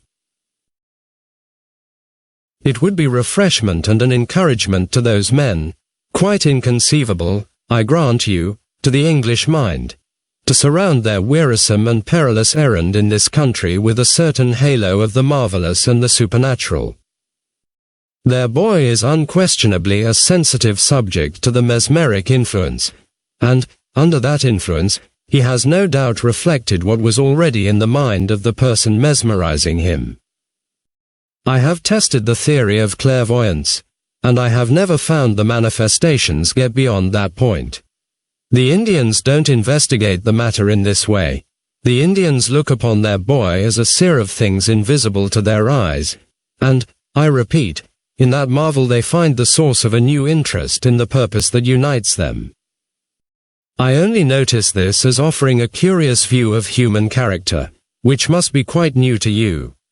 We have nothing whatever to do with clairvoyance, or with mesmerism, or with anything else that is hard of belief to a practical man, in the inquiry that we are now pursuing. My object in following the Indian plot, step by step, is to trace results back, by rational means, to natural causes. Have I succeeded to your satisfaction so far? Not a doubt of it, Mr. Murthwaite. I am waiting, however, with some anxiety, to hear the rational explanation of the difficulty which I have just had the honor of submitting to you. Mr. Murthwaite smiled. It's the easiest difficulty to deal with of all, he said. Permit me to begin by admitting your statement of the case as a perfectly correct one. The Indians were undoubtedly not aware of what Mr. Franklin Blake had done with the diamond, for we find them making their first mistake on the first night of Mr. Blake's arrival at his aunt's house. Their first mistake, I repeated. Certainly, the mistake of allowing themselves to be surprised, lurking about the terrace at night, by Gabriel Betteredge. However, they had the merit of seeing for themselves that they had taken a false step, for, as you say, again, with plenty of time at their disposal, they never came near the house for weeks afterwards. Why, Mr. Murthwaite? That's what I want to know. Why? Because no Indian, Mr. Bruff, ever runs an unnecessary risk. The clause you drew in Colonel Herncastle's will informed them, didn't it, that the Moonstone was to pass absolutely into Miss Verinder's possession on her birthday. Very well, tell me which was the safest course for men in their position. To make their attempt on the diamond while it was under the control of Mr. Franklin Blake, who had shown already that he could suspect and outwit them. Or to wait till the diamond was at the disposal of a young girl, who would innocently delight in wearing the magnificent jewel at every possible opportunity. Perhaps you want a proof that my theory is correct. Take the conduct of the Indians themselves as the proof. They appeared at the house, after waiting all those weeks, on Miss Verinder's birthday, and they were rewarded for the patient accuracy of their calculations by seeing the Moonstone in the bosom of her dress. When I heard the story of the Colonel and the diamond, later in the evening, I felt so sure about the risk Mr. Franklin Blake had run. They would have certainly attacked him, if he had not happened to ride back to Lady Verinder's in the company of other people, and I was so strongly convinced of the worse risk still, in store for Miss Verinder, that I recommended following the Colonel's plan, and destroying the identity of the gem by having it cut into separate stones.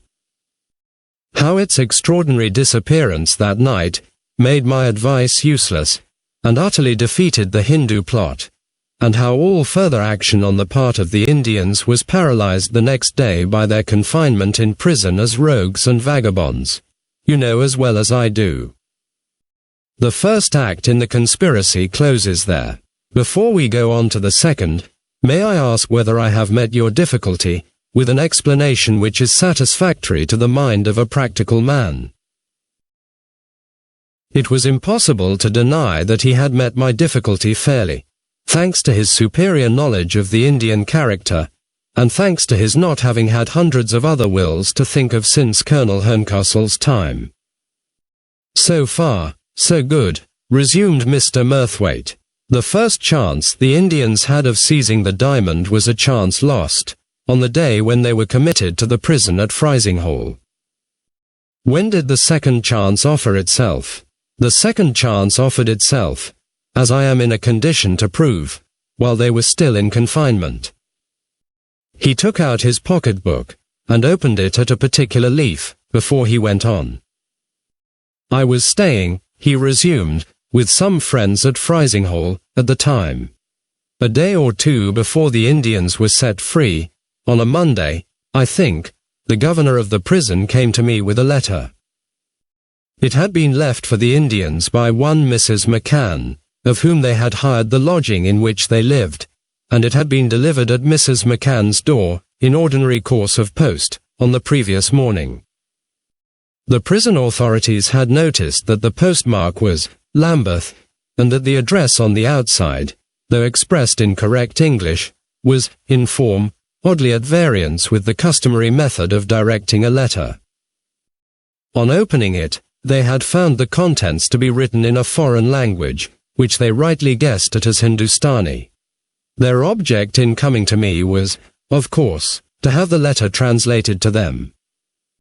I took a copy in my pocket-book of the original, and of my translation, and they're there at your service. He handed me the open pocket-book. The address on the letter was the first thing copied. It was all written in one paragraph, without any attempt at punctuation, thus, to the 3 Indian men living with the lady called McCann at Frizinghall in Yorkshire. The Hindu characters followed, and the English translation appeared at the end, expressed in these mysterious words. In the name of the Regent of the Night, whose seat is on the antelope, whose arms embrace the 4 corners of the earth. Brothers, turn your faces to the south, and come to me in the street of many noises, which leads down to the muddy river. The reason is this. My own eyes have seen it. There the letter ended, without either date or signature. I handed it back to Mr. Murthwaite, and owned that this curious specimen of Hindu correspondence rather puzzled me. I can explain the first sentence to you, he said, and the conduct of the Indians themselves will explain the rest. The god of the moon is represented, in the Hindu mythology, as a 4-armed deity, seated on an antelope, and one of his titles is the Regent of the Night. Here, then, to begin with, is something which looks suspiciously like an indirect reference to the Moonstone. Now, let us see what the Indians did, after the prison authorities had allowed them to receive their letter. On the very day when they were set free, they went at once to the railway station, and took their places in the first train that started for London. We all thought it a pity at Frizinghall that their proceedings were not privately watched. But, after Lady Verinder had dismissed the police officer, and had stopped all further inquiry into the loss of the diamond, no one else could presume to stir in the matter. The Indians were free to go to London, and to London they went. What was the next news we heard of them, Mr. Bruff? They were annoying Mr. Luca, I answered, by loitering about the house at Lambeth.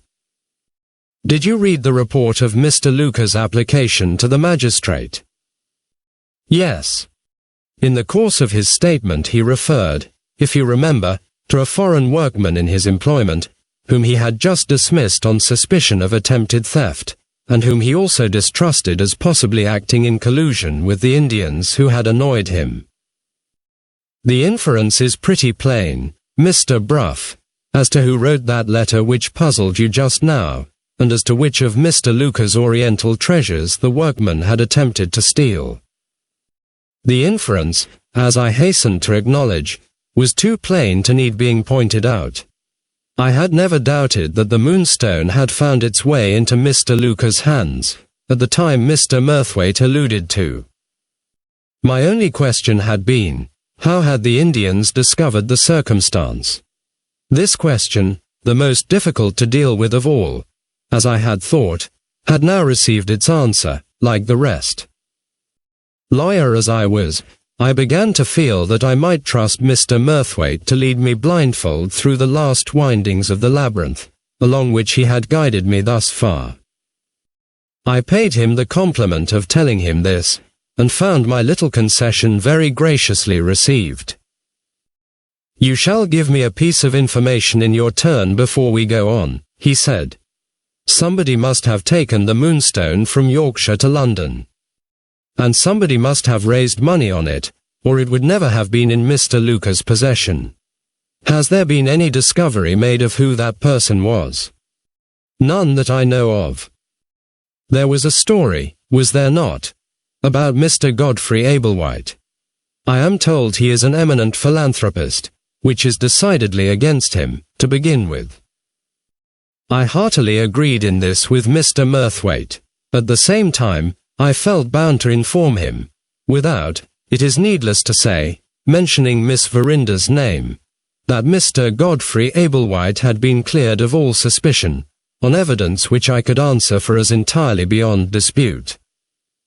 Very well, said Mr. Murthwaite, quietly, let us leave it to time to clear the matter up. In the meanwhile, Mr. Bruff, we must get back again to the Indians, on your account. Their journey to London simply ended in their becoming the victims of another defeat. The loss of their second chance of seizing the diamond is mainly attributable, as I think, to the cunning and foresight of Mr. Luca, who doesn't stand at the top of the prosperous and ancient profession of usury for nothing. By the prompt dismissal of the man in his employment, he deprived the Indians of the assistance which their confederate would have rendered them in getting into the house. By the prompt transport of the Moonstone to his bankers, he took the conspirators by surprise before they were prepared with a new plan for robbing him. How the Indians, in this latter case, suspected what he had done, and how they contrived to possess themselves of his banker's receipt, are events too recent to need dwelling on.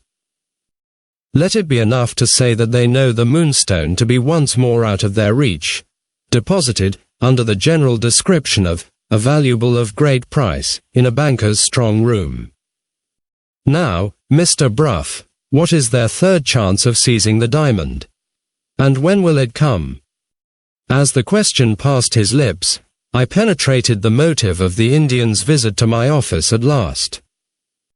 I see it, I exclaimed. The Indians take it for granted, as we do, that the Moonstone has been pledged, and they want to be certainly informed of the earliest period at which the pledge can be redeemed, because that will be the earliest period at which the diamond can be removed from the safekeeping of the bank.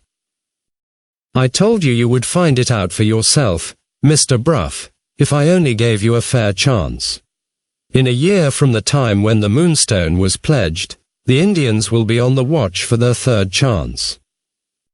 Mr. Luca's own lips have told them how long they will have to wait, and your respectable authority has satisfied him that Mr. Luca has spoken the truth. When do we suppose, at a rough guess, that the diamond found its way into the moneylender's hands? Towards the end of last June, I answered, as well as I can reckon it. And we are now in the year 48. Very good. If the unknown person who has pledged the Moonstone can redeem it in a year, the jewel will be in that person's possession again at the end of June 49. I shall be thousands of miles from England and English news at that date. But it may be worth your while to take a note of it, and to arrange to be in London at the time. You think something serious will happen? I said. I think I shall be safer, he answered, among the fiercest fanatics of Central Asia than I should be if I crossed the door of the bank with the Moonstone in my pocket. The Indians have been defeated twice running, Mr. Bruff. It's my firm belief that they won't be defeated a third time. Those were the last words he said on the subject. The coffee came in, the guests rose, and dispersed themselves about the room, and we joined the ladies of the dinner party upstairs. I made a note of the date, and it may not be amiss if I close my narrative by repeating that note here. June 49. Expect news of the Indians towards the end of the month. And that done, I hand the pen, which I have now no further claim to use, to the writer who follows me next. This concludes part 1 of The Discovery of the Truth. The story continues in the next part. You can find the link in descriptions.